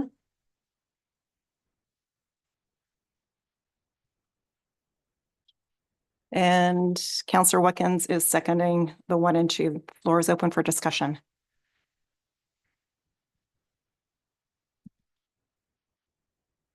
Councillor Allwood. Thank you, Chair Dubik. The reason I didn't consider option 3 was, this is going to affect a lot of our commercial districts in our downtown and settlement areas. We had a big discussion about this, I think, at the time of the waste management contract curbside waste project, and decided in the interim. I understand now that we can't commingle the residential recyclable that is moving forward under the provincial program with the commercial, industrial, and institutional. There's a long list of non-eligible here. I think that I was at a Chamber of Commerce meeting last night, and they weren't able to come to the open forum today, but it's a huge issue for our members. And I think we need to consider some either option 1 or 2, or look for a staff report back on those options on what the impacts might be. But our supporting those small businesses as they struggle to recover from COVID and a struggling economy, as our economy, I think we need to consider that and what it means, the health of those downtown areas. Our churches are not for profit, or if option 3 were the case, the Hanley Institute would not get their recyclables picked up. Our churches would not get their recyclables picked up, and again, our downtown merchants would not get their. This is a huge concern to me personally as a chamber member, and I believe as a councillor, I moved that to reflect that. Thank you. Okay, thank you for that. And just as a reminder, option 2 includes a subset of non-eligible sources. So we're talking about subset for option 2. Thank you. It could be a subset, yeah. Could It's be a all subset. or a portion of those, yeah. So Right. that's what I'm suggesting, that staff come back to us with. Thank you. Okay, great. Thank you. Further discussion, Mr. Mayor. So reading through here, there's a lot of unknowns or a lot of, it's sort of high level, but so the question I have, if it's changing, is there savings that would offset the non-collectibles, like the sector that isn't classified as part of recyclable? So is there savings that will offset the users that can't have recycling at their door? So basically, right now, it talks in here that the eligible and non-eligible, is there any changing in funding? Because currently, right now, we get funding to recycle so much, right? There is a funding basket. Moving forward, is that change? But would it change in the sense that is there funds that would offset if we took on the non-eligible? Because obviously, if the non-eligible isn't eligible anymore, then there's a cost if we continue to process the non-eligible. So that's sort of a high level question. I don't know if it could be answered today or not. This has been one of those screwball things that it's going this way, and it seems that as you go, you sort of learn as you go. So I don't know if there's an answer to that through you, Madam Chair, to stop, but I see Tom's got his hand up as well. Okay, so maybe I'll first go to staff. Sure. Or Director Moyer, did you have maybe some context around Mr. Mayor's comments? Thank you. Yes, through you, Chair, to Council. As outlined in the report, as of our transition date, the provincial regulations came into effect. So our transition date was a couple of years ago, and they stated in their provincial regulation what is eligible and non-eligible. Staff pushed back against their formula, so they had a standard. So at our depot, they said, unless you can prove otherwise, we're going to assume 25% of what comes into the depot is non-eligible, and you'll be required to pay for that. So we pushed back. We had our staff on site track it, and we're still tracking it. So we're showing them and proving to them that we're only about 7% what comes in. So the municipality, we were able to negotiate that, and we got that down from 25 to 7. But since the transition, the municipality has been paying for that percentage. Similar to any non-eligible sources like any churches or institutions downtown. So council made the decision at the time of the carts, like you mentioned, to still collect those, but those numbers of stops have had to be tracked, and then that gets deducted and has been deducted since we did the transition. So the municipality has been covering those costs. The big change here is come January 1st, 2026, they cannot commingle, they cannot collect it together. So it's not even going to be an option for us to just pay our share and still have it collected. We have to set up a completely separate collection for those. So this is just us trying to get that information to council and say, so we have been paying for it, but our worry is that by separating it out, it's going to be a separate truck, separate haulage, and it's going to cost even more than what we're currently doing. So unfortunately, the way the regulation is written, that basket will not be changing, and then that other collection, if council chooses to do it, will be a burden to the municipality. Follow up on that? Okay. Okay. Councillor Allwood, you had your hand up. Thank you, Chair Dubik, through you. Yeah, it was basically in response to the mayor's question about cost and that. I think it's preliminary. You know, I mean, the director was able to give us some indication of what we're paying now, but the report, I would hope, would have more information on it when we come to consider it. My point in making the motion with just considering options 1 and 2 was that we have to support our institution, like our not-for-profits and especially our downtown settlement area businesses, small businesses. I mean, the larger industrial and larger, I believe even the Golf and Curling Club has its own recycling and waste pickup, but our smaller groups, which, you know, is one of the options, is we could be dealing with a subsection, but we are incurring some costs now. The big change, as the director pointed out, is you can't commingle those. You can't pick them up together now. But if we were to say, no, we're not doing it, where do you think those recyclables are going to go? They're not going to increase.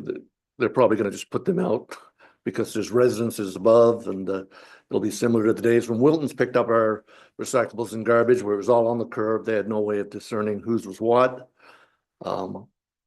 It'd be a mess. I'd rather see a process in place that clearly defines how it's supposed to work. Keep our recyclables out of our waste fill, even though they're out of waste fill sites, and move on like that. Thank you. Okay, thank you for that. Deputy Mayor? Thank you, Chair Dubik. Just a question for staff, wondering if you've had discussions with neighboring municipalities or anything like that on, on kind of what's their process into this. We're all facing this discussion, and is the majority of situations that the commercial and institutional and industrial places are on their own.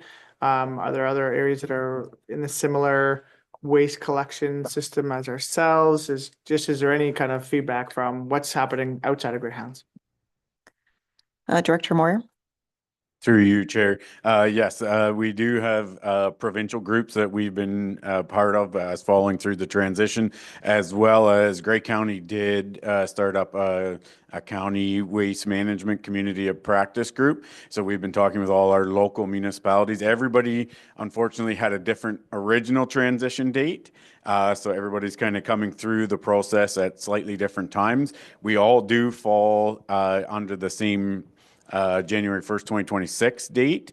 But unfortunately, even though that seems like it's a little bit ahead of us, to try and get an RFP out and have somebody available with trucks and that to do it, we're kind of pushing that timeline, especially at the county group. We've been talking about trying to do something like countywide. So instead of just one small municipality collecting a few of them, that they would do a number around, but just trying to get everybody together is tricky. So we wanted to make sure we got this in front of council. So if it is your wish to continue that collection, that we can be moving forward on something, even though we're part of those groups and still listening and trying to ensure that we can get our municipality's voice in there as well. But we want to make sure that we have some sort of a plan moving forward. Just a quick follow-up. Follow-up, yes. Just a follow-up comment, Chair Dubik, because I appreciate Director Moore's comment there about the timeline. I mean, a year from now isn't that far away. We know RFPs do take some time, and we don't want to be in a position where December 18th of 2025, we're trying to approve a collection RFP. Great point. Thank you. Mr. Mayor?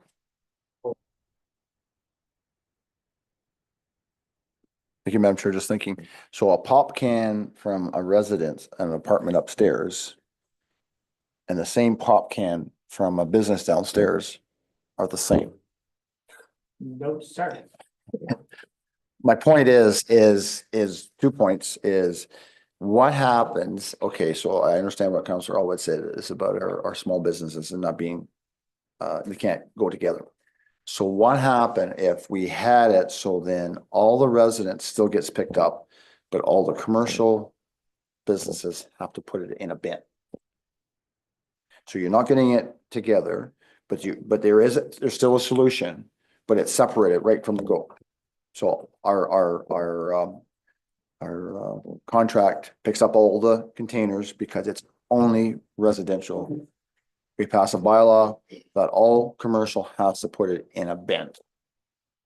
I'm just saying is there maybe have to be some onus on the commercial side to do something different, but that I would say be one solution to keep it separated. So then we know it's separated, and then so then basically we would have to then have somehow to pick up the bin and deal with that stuff in the bin. But to have it, and I don't know through you, Madam Chair, if that would be a solution to the ministry if we passed a bylaw that all commercial would have to locate bins. That's just there's a cost to that bin, but at least we would have a way to keep it separated. Because if you're a business carrying it out to the curb, or the bin is the central location, and all the commercial businesses have to put it there, at least you have a process to keep it separated, which I think would be one process, right? Because then we wouldn't fall into that commingling thing, and then we just have to look at that cost. And maybe there's a certain level of how big your business is that we do it, like Ice River Springs, Chapman's, probably those big, they do it all themselves, right? As you pointed out. So we'd have to have that bylaw that states that. I just wonder, and you don't need an answer to that. I just want, if that is one solution that can meet that objective is we don't have them mixed together. Thank you for that, Mr. Mayor. Any comments, Director Moyer? Through you, Chair, yes, that's exactly what this report is asking for, is for staff to have the opportunity to look at those different types of collection, whether it's a depot collection or if it's curbside, and bring back some costing for council to make a decision on how to move forward.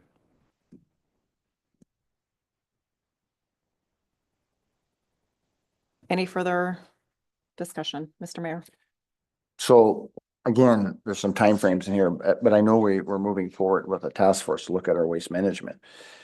Mm. And so I don't know, at some point that gets rolled into this as well, but that's a separate question when that's coming forward, but I think that's something that it's sort of all rolled up in this as well, right? So. Yep, thank you for that comment. Any further discussion? Okay, as I see none, we'll take that to a vote. Those in favor?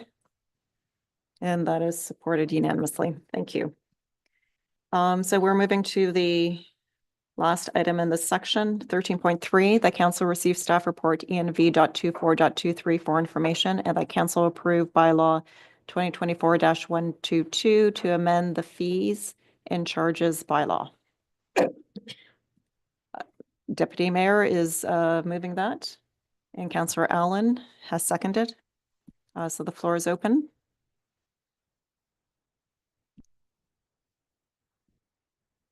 I'm not seeing any discussion. Okay, so we'll take that to a vote. Those in favor?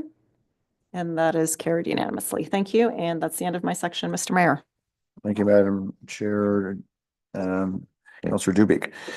Finance, item 14, there is no report. Sorry, Councillor Elwood, there's nothing you can say unless you have something. Moving on to item 15, notice of motion that's gone through the process. I'm going to pass it over to you, Councillor Lohead, to speak to your notice of motion. Thank you, Mr. Mayor. So this is a motion I've been sort of considering and speaking to other councillors from other municipalities around Ontario. The idea here being that, there's an increase in what you might call monster homes in Grey Highlands. So giant luxury, often second or third homes in, excess of 5, 6, 7,000 square feet sometimes. So really, really large homes.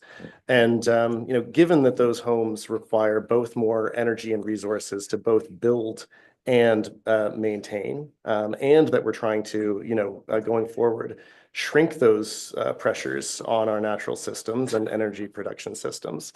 The idea here is to create a building surcharge on houses of a certain size, and then those surcharges be put directly into a reserve utilized. And my idea is specifically for an attainable housing. So all of the different programs that we've been charged with and requirements that we've been charged with for affordable housing, which we simply don't have the resources for now, we can't afford. So that's the idea is, not a hard limit, which has been imposed, I should say, in other municipalities around Canada, hard limits on housing sizes, but not a hard limit on housing sizes. But as you go beyond sort of a reasonable size for a single family home, that it becomes escalatingly expensive, and those surcharges go into attainable housing or perhaps climate change reserves.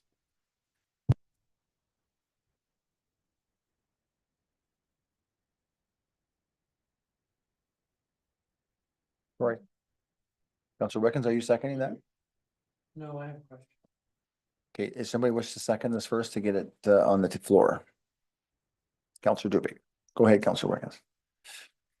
So just a question on some of the wording here. I think there's some typos or something. Okay, we should get that cleared up first. And is it 2,500 square feet that we're, okay, and what is the surcharge that is being requested? Thank you. Go ahead. So thank you, Councillor Wickens. So in what's written here, I would like to say that this is a very, very rough draft and a rough idea. And so we can't even really make a motion to this effect yet because we need to hear back from staff. So this is a motion for a staff report essentially, so that we can hear back even to the feasibility about this. I've asked some questions of our staff and other staff at other municipalities, and we need to consult with the ministry. We need to look at some of the specifics before we could even come back on this.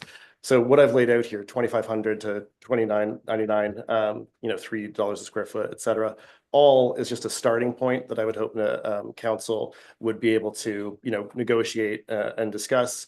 But all of that, of course, is contingent upon staff coming back and even saying that this is a possibility. May follow up, Councillor Wilkins? Okay. Councillor Elwood and then Councillor Duguay. Oh, sorry, I have Councillor Allen. Never mind. Councillor Allen, you go ahead. Caught the corner of my eye. I've been just doing some reading here, sorry. So the question, habitable floor space, living space, I'm assuming that includes a basement. Okay, so that means if somebody built a 1,500 square foot house, which is not very big, add the basement, that's 3,000, would cost them an extra $18,000.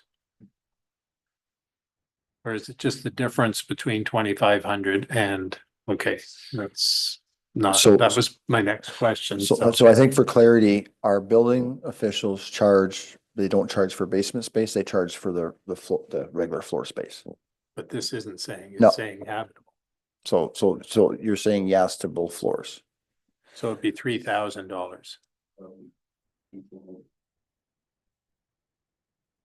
500 times 6. So 1,500 times 3. So 3,000. Clarity? Yeah, if I can, for clarity. My intention here, and again, we're just asking for a staff report, if this is even feasible. This might not be allowed, but it's not clear if it is or not. My intention here is for that first 500 square feet or 499, above 2,500, that it would be $3 per square foot. Okay. And then for the next 500, it would be $6 per square foot. And as you progress, you continue, and they would stack. And the idea is that, if you want to build a 10,000 square foot home in the municipality of Grey Highlands, you're welcome to. But there's going to be some surcharges, and we're going to take those surcharges and we're going to put them against attainable housing and climate change initiatives. Got it. Okay. Now Councillor Elwood and then Councillor Duguay. Thank you, Mayor McQueen, through you. So my first discussion was to clarify, as Councillor Allen did, whether this included the basement. So if you look at the model homes that Devon Lee has got on display by Foodland in Markdale, they're 1,700 square feet, which is not including the basement, up to 2,000 and something. So this surcharge would, this doesn't go any further to affording affordable housing. Our current fees for building permits, I think, is 65 cents a square foot. If I'm not, it's in the fees and schedules bylaw. The other issue for me was in our current budget deliberations under items from consideration number 6 is a review of our building fees funded from the building department reserves. And my last point was that normally building permit fees are put into a reserve to cover building department expenses. Some years, we get enough applications that they cover those costs, and other years we have to dip into that reserve. We saw a downturn when we saw the last report. I think the interest rates move slightly, it slows down, but I have some serious concerns with this. And at the end of the day, people that are building these monster homes are not building in areas where that would be appropriate for affordable housing. Typically, they're built, and they add to our current value assessment and growth numbers that lowers our levy impact. So we want to be opening. These aren't things that are built every day. I don't think we want to be punishing developers like Devon Lee who are building, as Paul said, like a $1,500. Councillor Allen said a 1,500 square foot home is not a big home, yet it would be, with these figures would be charged a surcharge. A large difference between the 65 cents a square foot that we're currently charging and starting at $4 and going up to 12. It's I think we should perhaps during the discussion of our items for consideration when we're reviewing, asking a consultant to review our building permit fees, that maybe we could give them some direction to look into this type of thing, but That hasn't been approved. That's in the budget. I know it's in it, but Yeah. I said in our discussions, so, yeah. Don't get yourself ahead too far I here. know. Yeah. Thanks for reading my mind, Mr. Mayor. Yeah. But anyways, I guess I've said enough. Thank you. Councilor Low, a follow up, and then. Yeah, so I'll say two things. So firstly, the idea that this is, not going to incentivize or create help with affordable housing. I think it actually could very well, because if this then puts the future developers in a position where they want to be under the size here so that they're not charged any surcharges, then that's incentivizing the creation of slightly smaller and therefore slightly more affordable homes, right? Think back to the wartime homes in the early 1950s, late 1940s. They were very small homes and a lot of people were raised in them, right? And so this is the idea, is to actually make things a little bit smaller and therefore more affordable. We're a municipality. Just the other day, we were talking about how there's, we can't get blood from a stone. There's no more revenue streams. There's no more money for us to tap into. But I think that there is, actually. And I think that we have to start thinking creatively. We have to be bold, actually, in our action and the ways that we tackle our budget shortcomings. And I think that this solves quite a few problems all at once. And I also take issue with the idea that this is punishing those who are building larger homes. This isn't punishment. This is asking you to pay more into the community that you've chosen to live in. That's all. Councilor Dubie, and then Councilor or Deputy Mayor. Thank you. Yeah, so I'm getting some questions answered here. So this is a very good discussion. So based on sort of the basement model, so then what we're saying is if a house wouldn't be charged the surcharge if it was up to 1,250 square feet with a basement. So anything beyond 1,250 square feet would then have a surcharge. Okay. So wondering in terms of this model, have we seen this been implemented? So I know this is sort of new in terms of here locally, maybe in Ontario. Have we seen this been implemented anywhere else beyond sort of our local space? To you, Councilor. Not that I've seen, but this is why I'm putting forward the request for a staff report so that we can investigate that some further. So I know that the town of Blue Mountains, for example, was looking at capping large homes because they have a large number of large homes and they need to incentivize the creation of smaller homes. I know that in Chelsea, Quebec, just across the Ontario border, they put a hard cap on the size of homes. So it's been done elsewhere in terms of limiting house construction, but in terms of surcharges and escalating surcharges on larger and larger builds, I haven't heard of it anywhere. But again, this is, I'd hope that kind of information would come back in a staff report. And I, again, would just like to say that, the numbers that I put here are a very rough, initial draft of ideas and certainly only a starting point. We could change both size and numbers. I'm just looking for support on investigating this idea. Okay, thank you. Yes, if I may, sir, another question. So it also does state in sort of in the last sentence, surcharges would be waived, if the building, is a standalone in-law suite, and some other. Maybe if you can just sort of expand on that, because why, then, if we're looking to do surcharges, if it's a 2,500 square foot in-law suite, why wouldn't you then waive it? Yeah, so why would you waive it? So thank you. That's a really good question. So my thinking here is that if, say, somebody wants to build a 2,000 square foot home for their family and also, their kids want to live with them or their aging parents, that kind of thing, we wouldn't want to sort of, put a financial burden on them if that's the case. If they want to have that additional habitable unit, and this would be sort of that it would be a standalone so that in the future it would also be rentable as affordable long-term rentals, which is something that we have a real shortage of in the municipality of Grey Highlands. So if you want to build 4,000 square feet, say, and 2,500 are your family's dwelling and 1,500 are essentially an attached but separate unit, then that's fine. With the idea that down the road, that's probably going to add to our affordable housing inventory. Okay, and so maybe just one final question, if I may. I guess I'm just wondering if staff has enough to go on based on what's here, like in terms of taking it to the next level. Well, let's, I don't know if that's a question for staff or. I don't know. It is a question. It's not, so is there enough direction here to give a ability to bring a report back? Well, exactly, like just because it is so why I'm asking that, right? Because it is, because it is a new concept and because if we, if staff can't go and research, hey, here's another program that we can learn from, right? So my question is there enough here in terms of direction for staff to take it, to the next point? Madam CEO. Thank you through you, Member Queen. I think there's enough and the intent is understood. Research might be difficult, but we would start with the ministry and say, what can we do? What can't we do? And then kind of go from there. Obviously, I've already had some conversations with Town of Blue Mountains CAO when they were trying to do this and the rationale behind them trying to do it. I think it's a very different situation that we're in Grey Highlands. Sorry, but I think we've got enough to go on. Any further up? No? Okay, Deputy Mayor. Thank you very much, Mayor McQueen. So I kind of have two thoughts on this one. One is that I kind of applaud Councillor Lowhead for trying to think outside the box on how we can incentivize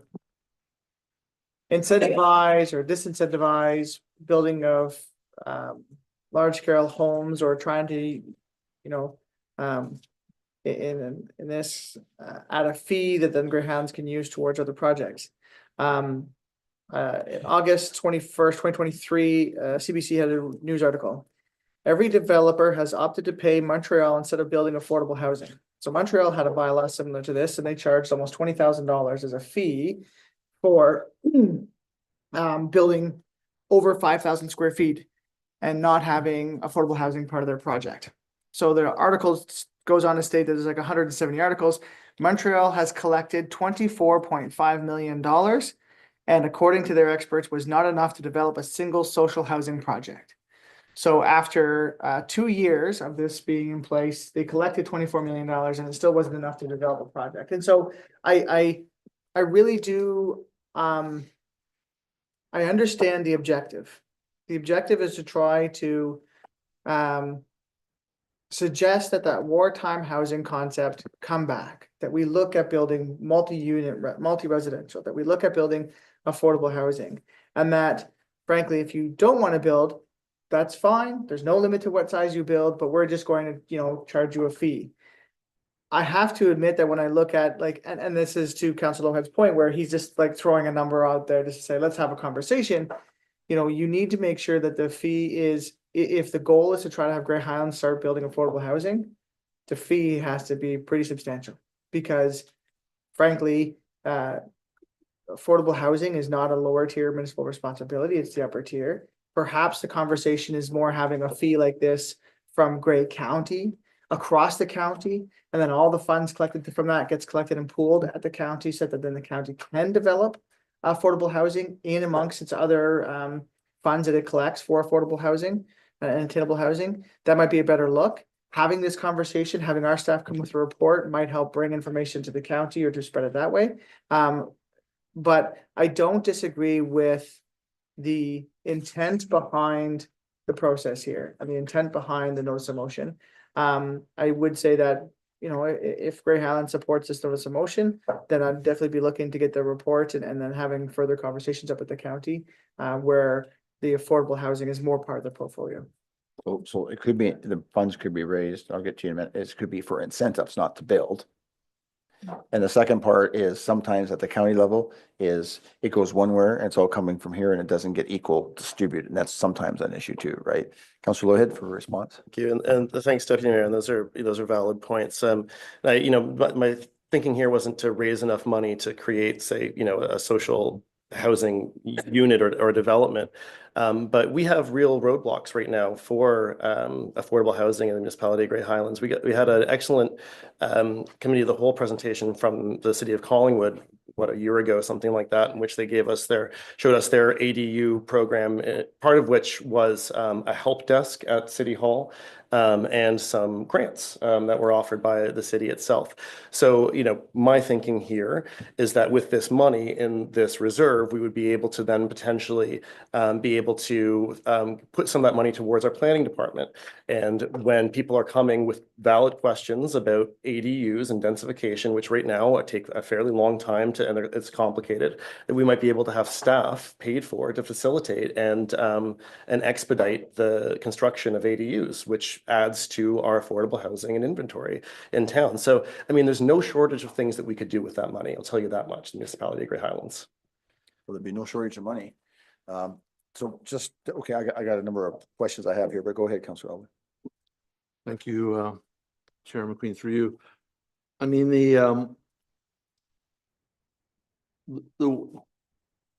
I understand what you're trying to achieve here, but you brought up the point whether it's even legal. I did try to do some research before this meeting, and I'm not quite sure whether you can use building permit fees for anything other than supporting the building department. So we'll leave that for for potential staff report.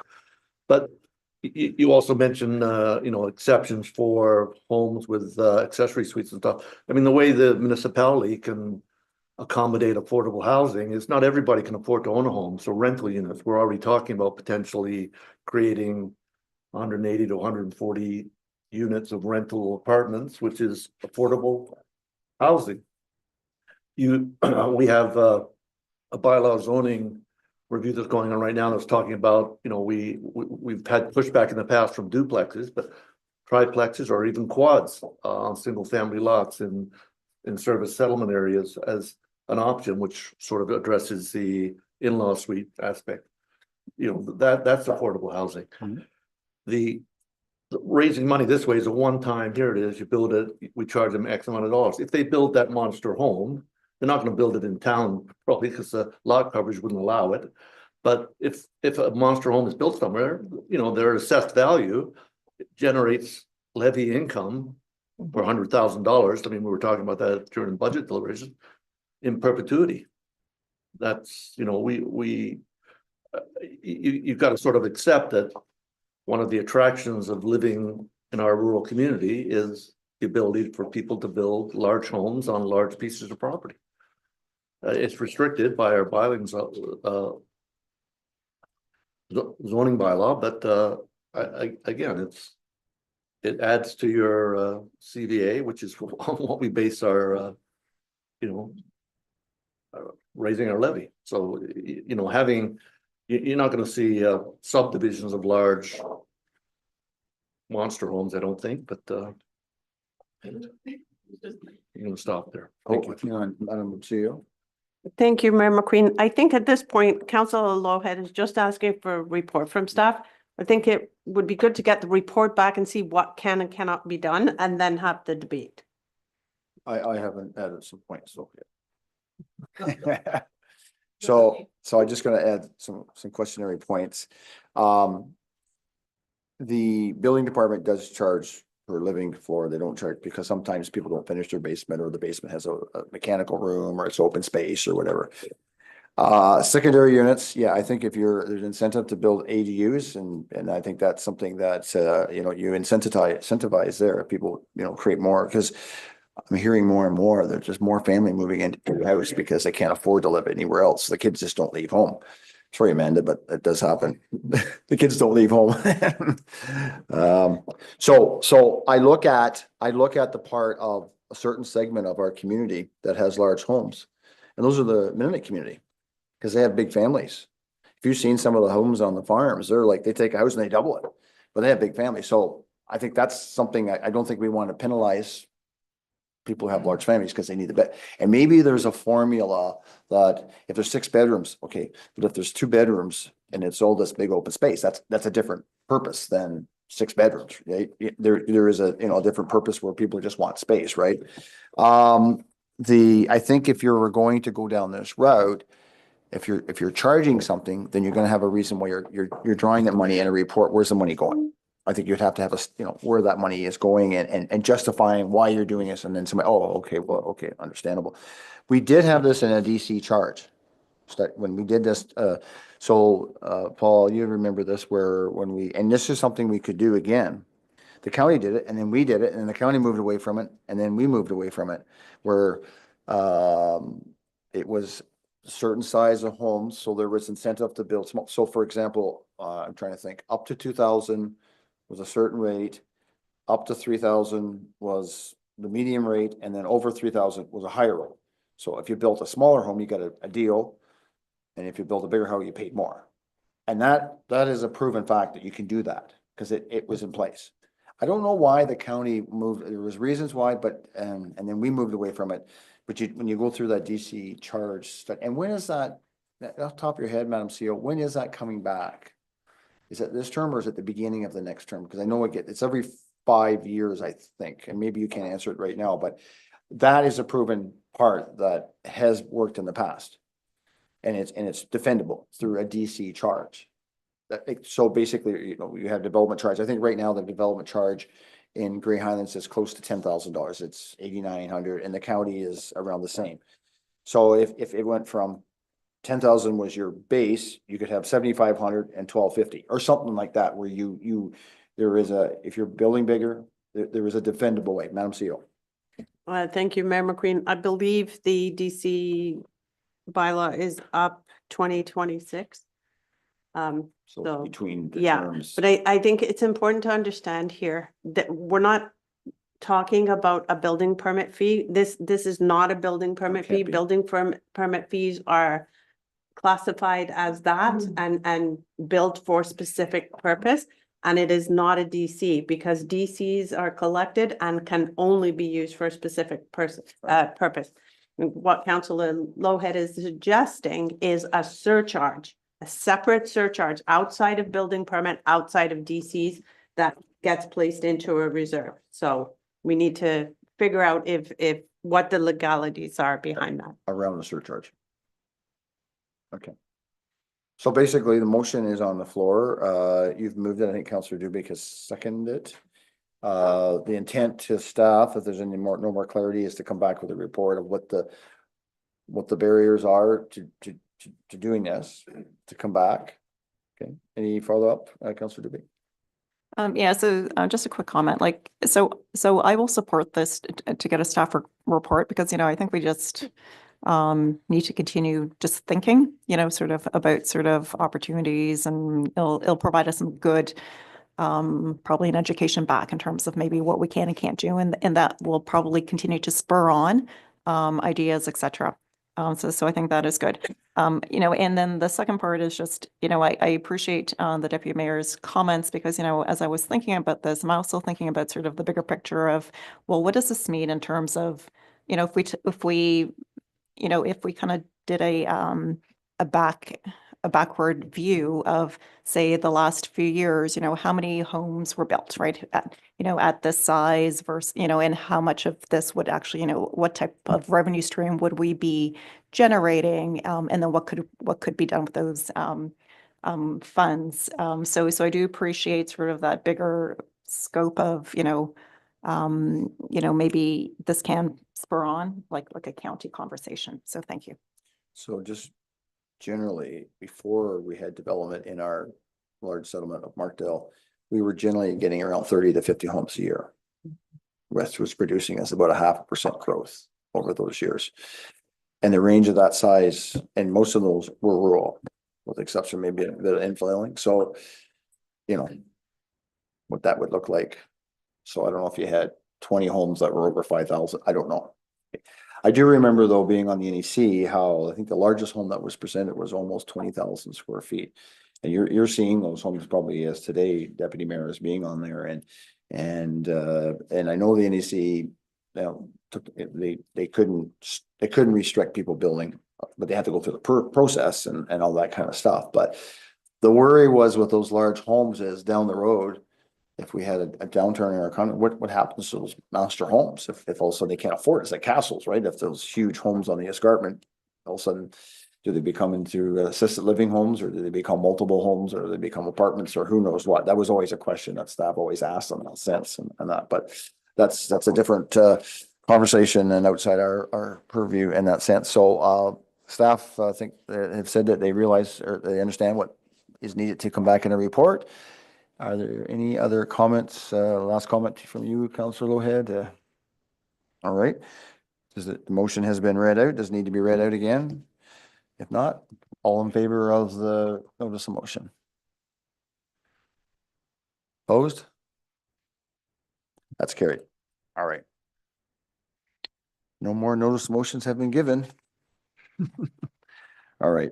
Consent agenda. We'll finish up the consent agenda and then we'll take a break for, well, what time do we got here? What do you want? This is 3 o'clock. Maybe we should take a break. Okay, we'll come back at 3:16. So that's throw you.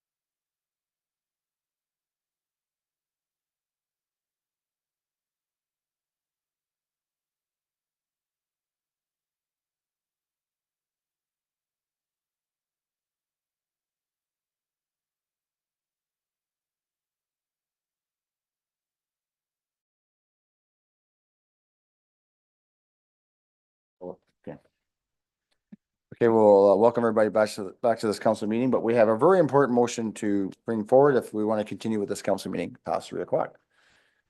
Deputy Mayor, you're moving what? Motion to proceed past 3 o'clock. Do I have a seconder? Oh, well, I came close. Councillor Elwood, all in favor of going past 3 o'clock, which we're already past. There you go. That's carried on. So we're good for another hour, or less than an hour. All right. So, I recall we were dealing with our consent agenda. Are there any of those items which to be pulled? Go ahead, Councillor Elwood. I'd like to pull item 17.4, but I'd also like to speak to one in the consent agenda, but Yeah, I'm you're pulling 17.4. Yeah, I got that. Are there any other ones which to be pulled? So then I need a mover and a seconder that the items on the consent agenda be approved with the exception of 17.4, which has been pulled for separate discussion. I need a mover and a seconder, please. Council Deputy Mayor, Councillor Wickens. Discussion on any of those items, 17.1 to 17.3. Councillor Allen. Thank you. 17.1 Saugeen Valley Conservation Authority draft budget. Anybody that read that? It's a little scary.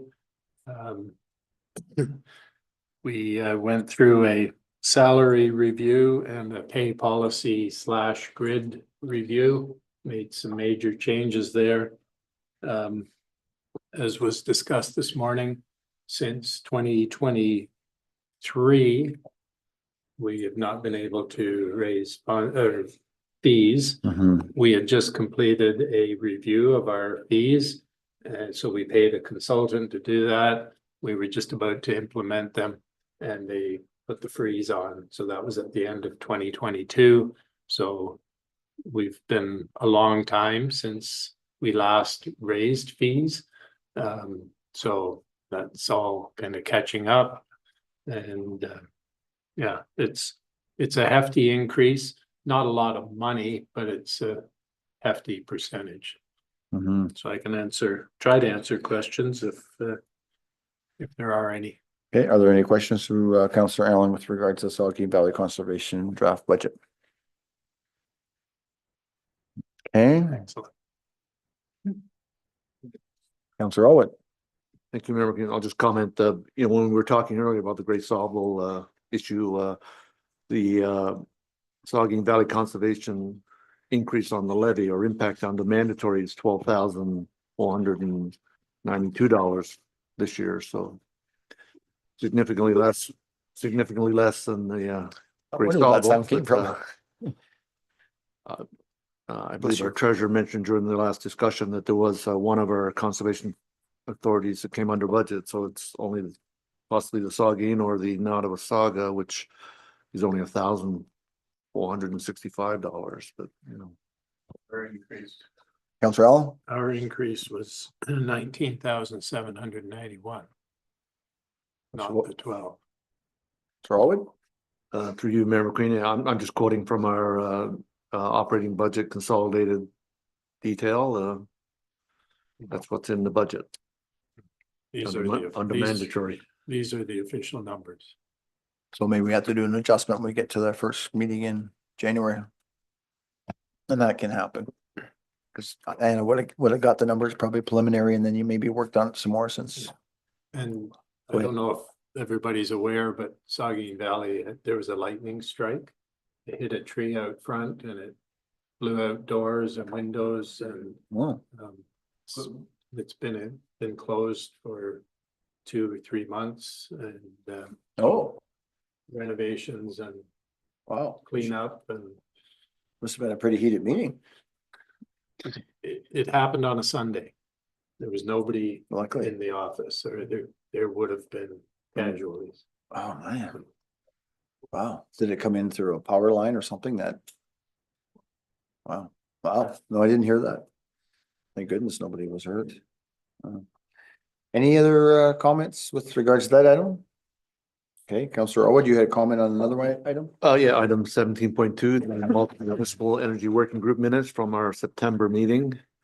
I just wanted to encourage council members to read the report that's attached to the minutes called Chasing the Wind, the value of wind generation in a low emission nuclear and hydro dominated grid. And it gets into a bunch of detail, but at the end of the day, it determines that the, you know, the actual value of that per megawatt should be $46, and we're paying $151. Interestingly enough, on CBC this morning, the federal minister announced that they've pushed back their Leche? no, the environmental fellow, Steben, Mr. G, I forgot his last name. Anyways, they pushed back their deadline to 2050, and there's three issues that they're dealing with. One is like zero emissions, reliability, and affordability. And the reason they're pushing that back is affordability. So if you'd like to read some information, the fellow that wrote this report, Miguado Sepulveda, is well known, and it's there for your information. So you're talking administrator, you're talking federal? That was federal, it's Yeah. federal. I heard some conversation around 30, 35. It's just not doable. No, Yeah. and it's, you know, it's not the technology. I mean, Yeah. There's lots of us there. Also in those minutes, it mentioned that we were supposed to have a private meeting with the IESO. That was scheduled, rescheduled, and canceled at the last minute. I'm hoping to be able to talk to them but we are hoping to get that meeting together with not just the IESO, because their answer is, well, that's not us, that's the ministry. So we want a joint meeting with, the working group wants a joint meeting with the IESO and the appropriate ministry representation to answer issues on setback and health concerns and other issues that we. So Leche would be part of that because he's Minister of Energy though, right? He is now, yeah. Yeah. Minister of Energy and Electrification. Right. Yep. Okay. That's my comment. Thank you. Is there any questions to Councillor Allwood or on that? Okay, and that's it was a September meeting, right? Because there's an October meeting we haven't got the minutes yet. Was there October or November? November. Yeah, November. Yeah, it's it's every two months. That is right. So, all right, seeing there is no other discussion on the consent agenda, all in favor? That's carried unanimously. 17.4, Councillor Allwood, Markdale Jubilee. There's levies coming up, and I've had some discussion with staff and the Jubilee Committee about a cake for the levy. And the Jubilee Committee has arrangements made for a cake, and the municipality normally pays for the cake for the levy. So in my discussions with staff, which I can't direct staff, but council as a whole can, we determined that we could possibly split those with the Jubilee Committee so that they would still have funds to do what they normally do with cake and attributes for the mayor's levy and the Jubilee. So, Madam CEO, do we need to have a motion or can that work out among folks? Instead of us paying for the whole cake, Jubilee wants to pay for half the cake? Yeah, it's $175, which. Yeah. Do we need something in place that we allow the Jubilee Committee to pay for half of the cake? Is that what you were saying, Councillor Allwood? That's what you're saying, right? Yes, that's what I'm saying. I mean, you've worded it that way. I was wording it that the municipality would pay for half and the Jubilee would pay for half of the $175 cake. We have a baker aligned to make the cake with the logo on it and everything, the Jubilee logo on it. And as long as it's carrot cake, I have no issue with it. I have no comment on that. But do we need, is that something staff can work out, or do we need a motion? Thank you, Mayor McQueen. I mean, I'm assuming, I don't know where the funds came from that the Jubilee Committee has. Are they levy funded, or is this money that they've raised? Right. So there's a Jubilee reserve that we're drawing down on for different expenses throughout these different events that we have been doing in coordination with our treasurer.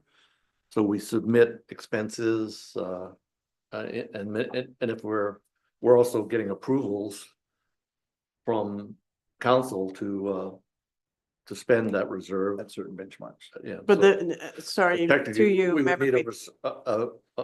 approval to spend our half of the cake from that reserve, and the municipal budget that's normally allocated for the mayor's levy would pay for the other half of the cake.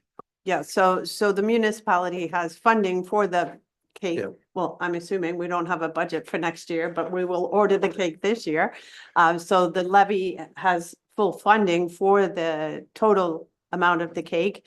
If the Jubilee Committee wishes to subsidize that by 50%, then I would suggest they have the authority to make that decision and make the decision like they have done with any of the other spending. So I don't think we require anything further from council. Unless the cake is double the size. Well, I do want to clarify that because I'm not sure how much money the municipality has in the budget for the levy, mayor's levy cake. I don't believe.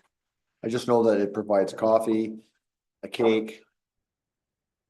But I did have sorry, Go ahead. through you, Mayor McQueen, I did have a preliminary discussion with Maya about the concept to see if it could work. And again, I wasn't trying to direct staff individually. I was just having the information available for council to approve it, basically. That's So I what think was looking to do by the CEO is saying if the Jubilee Committee wishes to pay for half, I'm sure the municipality will transfer the monies back into wherever it comes out of, I would think, right, Madam CEO?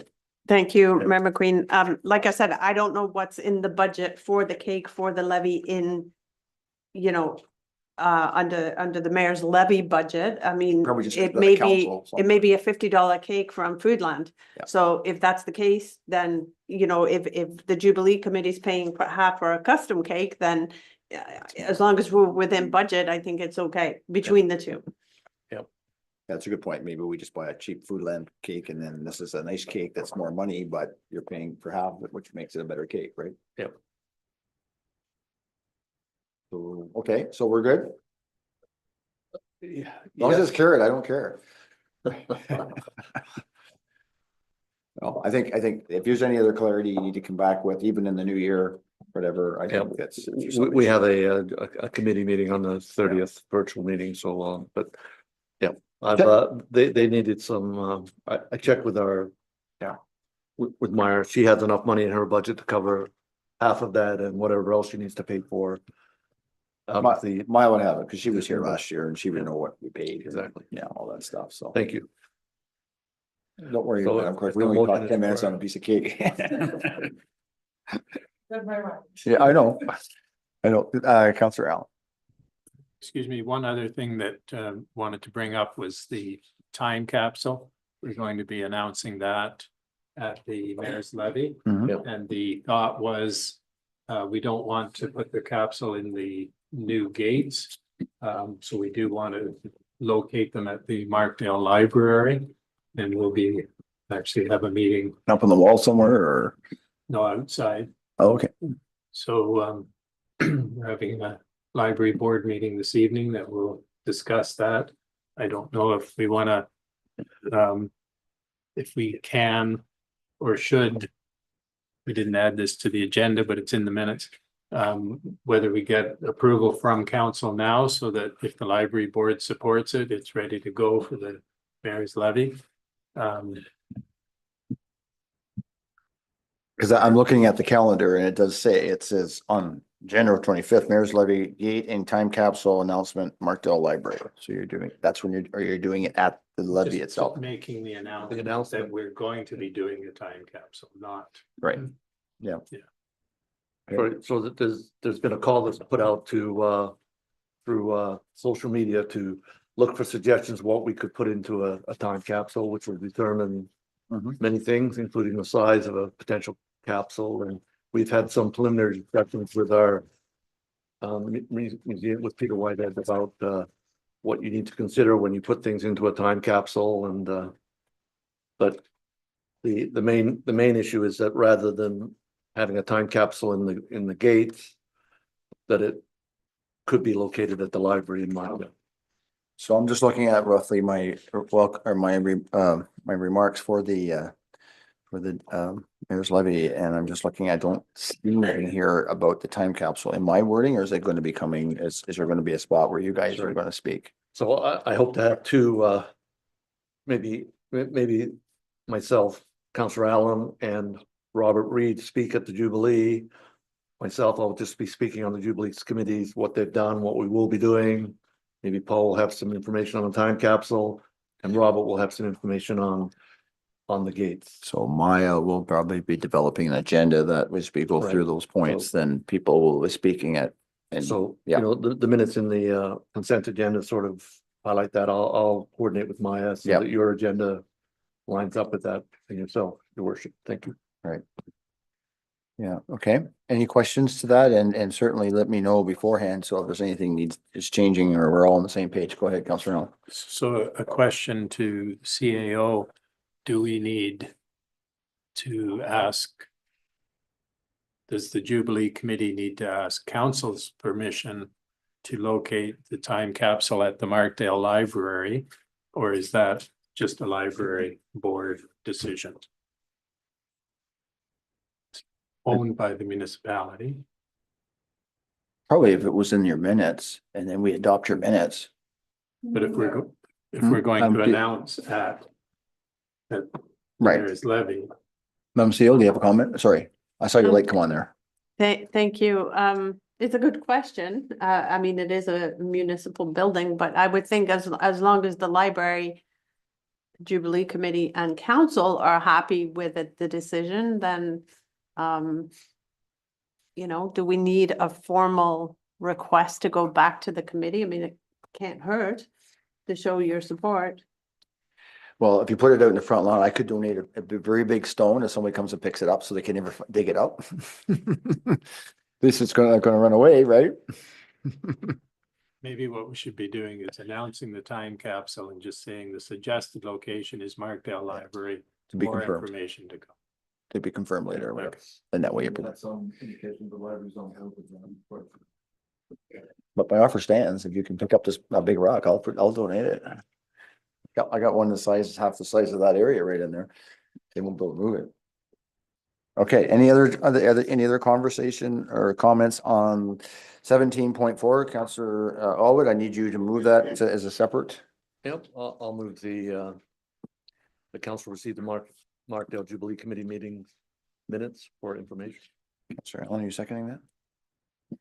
Okay, all in favor of that? That's carried unanimous.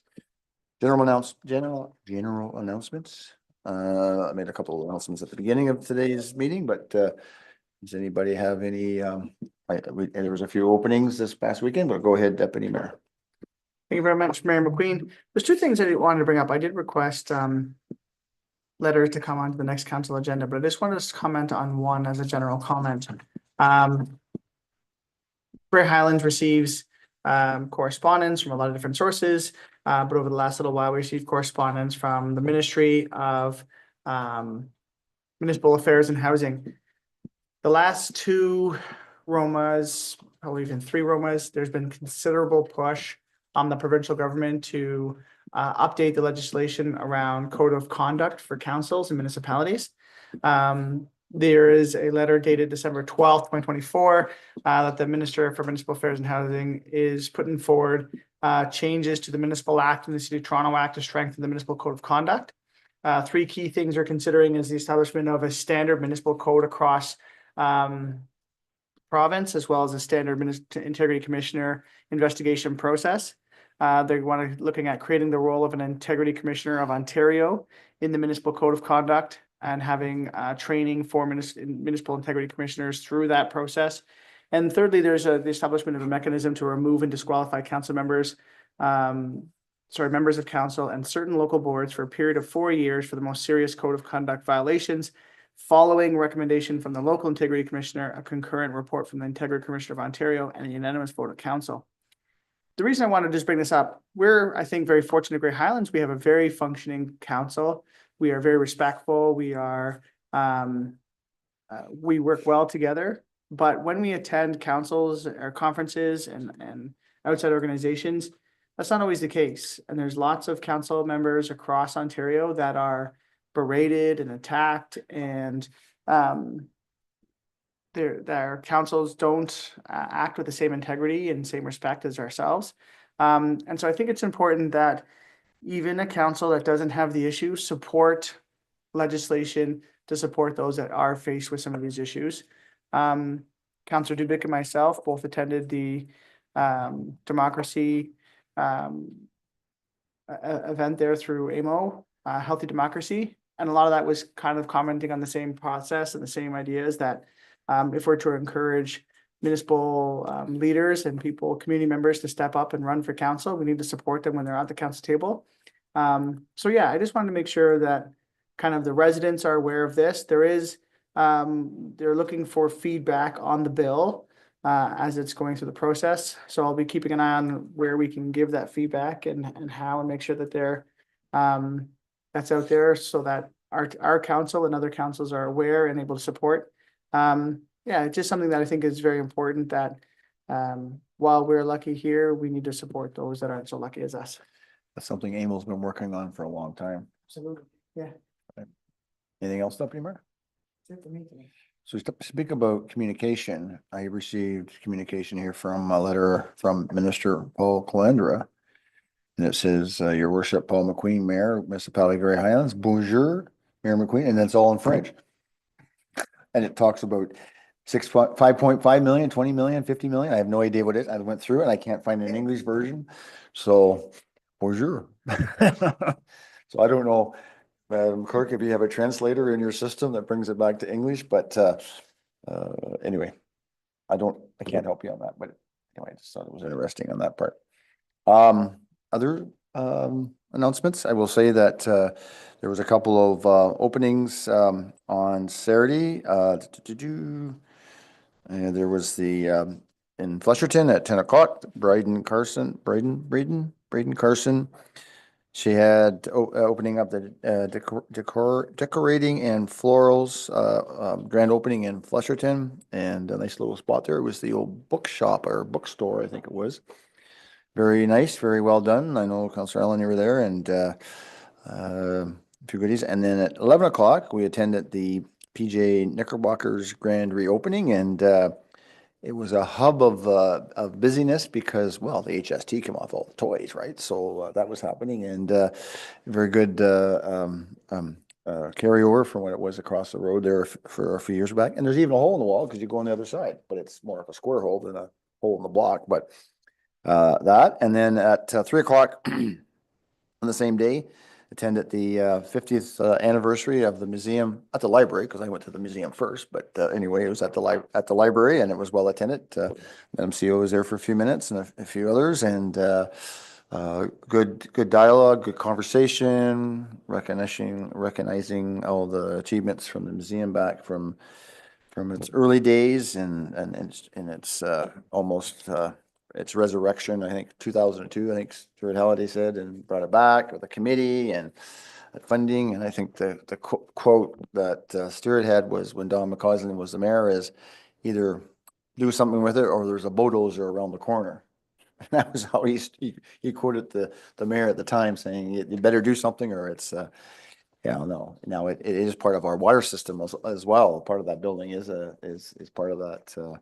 But some conversation, and Peter, trying to think of his last name, gave a good presentation, and they do want to come to council to bring a presentation. I understand they were trying, but our slate was full about storage and about the ability, a few things around that. And who's on the museum committee?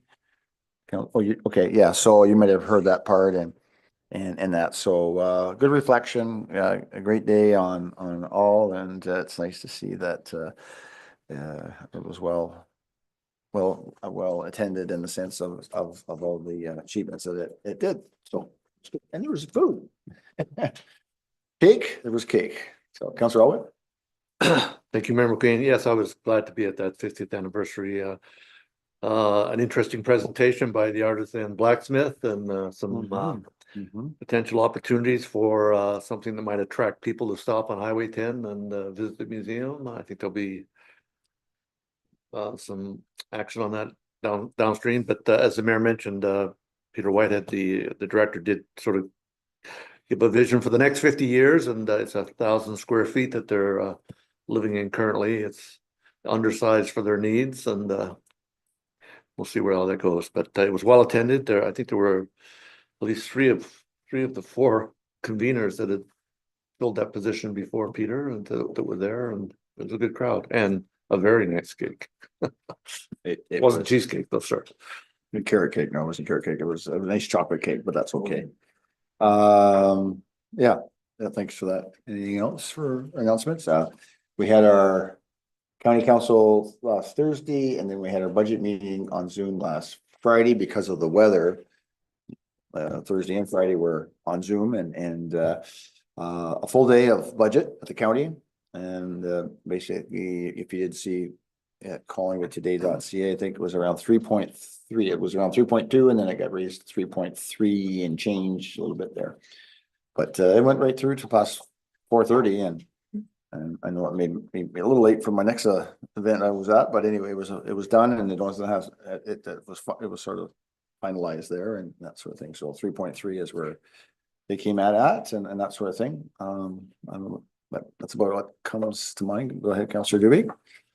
Just as a reminder, so if you're looking for something to do tonight, it's the Cookies and Carols at the Highland United Church on Pen Robert in Eugenia, 7 to 9. Always a great time. You get to sing, bring your singing voices, and cookies. There'll be cookies, and you can bring your own too if you want to share.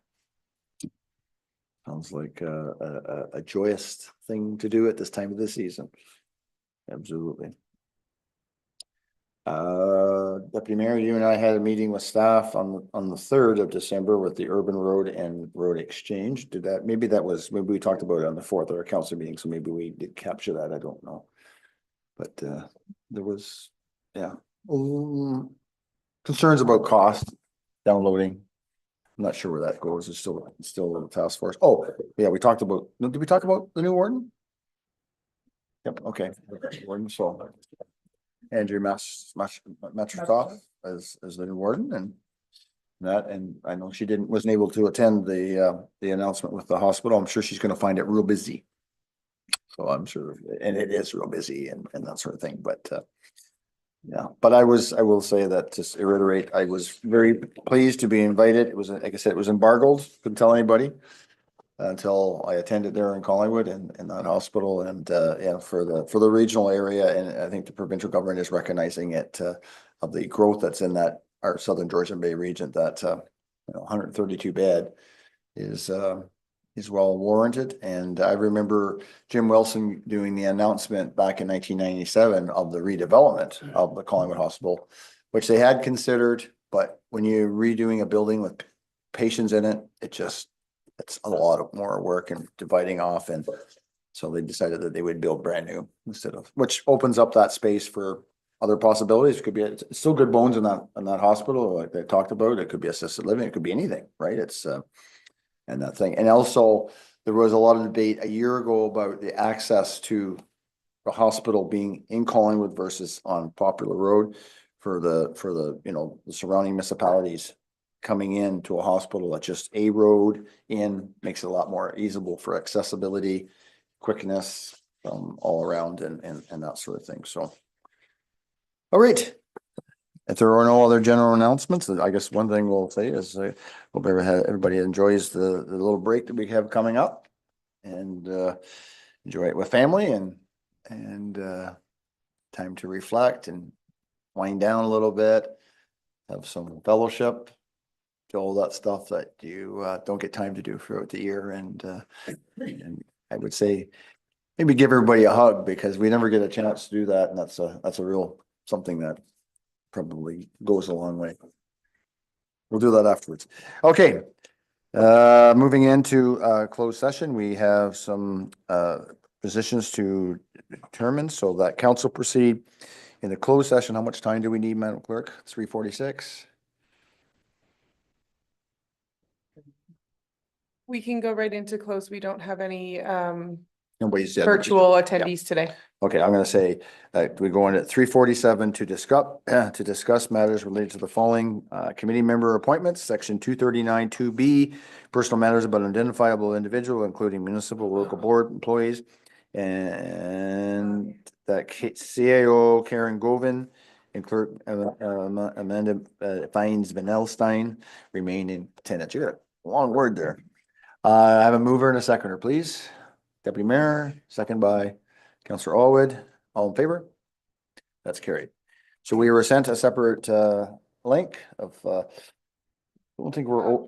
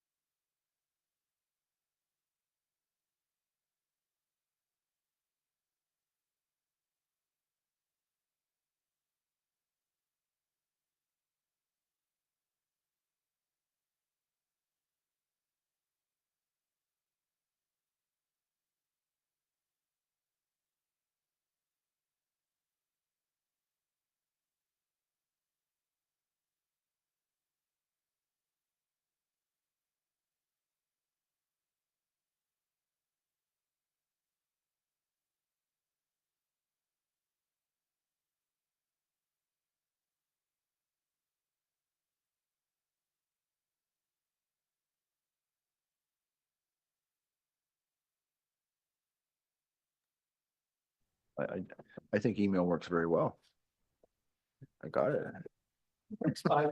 Listen, if it ain't broke, I'll fix it.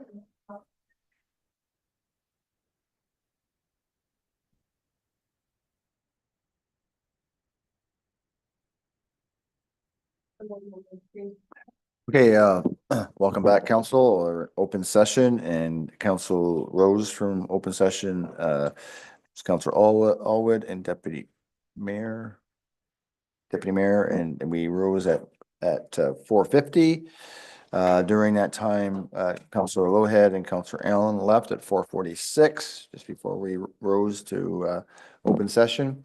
And what I'm reporting here is that a closed meeting was held and only closed session items identified were discussed in closed session, and that council approved bylaw 2024-123 being a bylaw to amend bylaw 2022-103, 2022 to 2025 appointment bylaw to appoint members appointed to Grace Sauble Conservation staff member, Maurice Dempster, Richard Lemoyne, Peter McDermott, Janie McGowan, Kenneth Shelson, Barbara Andrew to the Lake Management Task Force, and to appoint Thomas Campbell to the Heritage Grey Highlands Committee.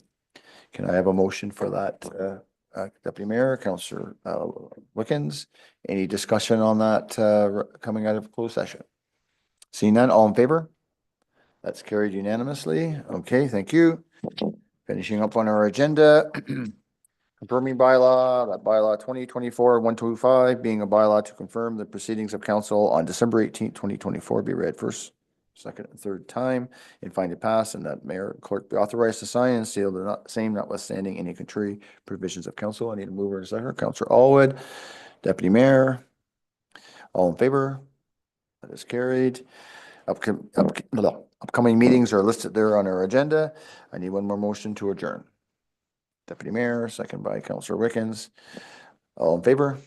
That is carried, and that is at 4:53.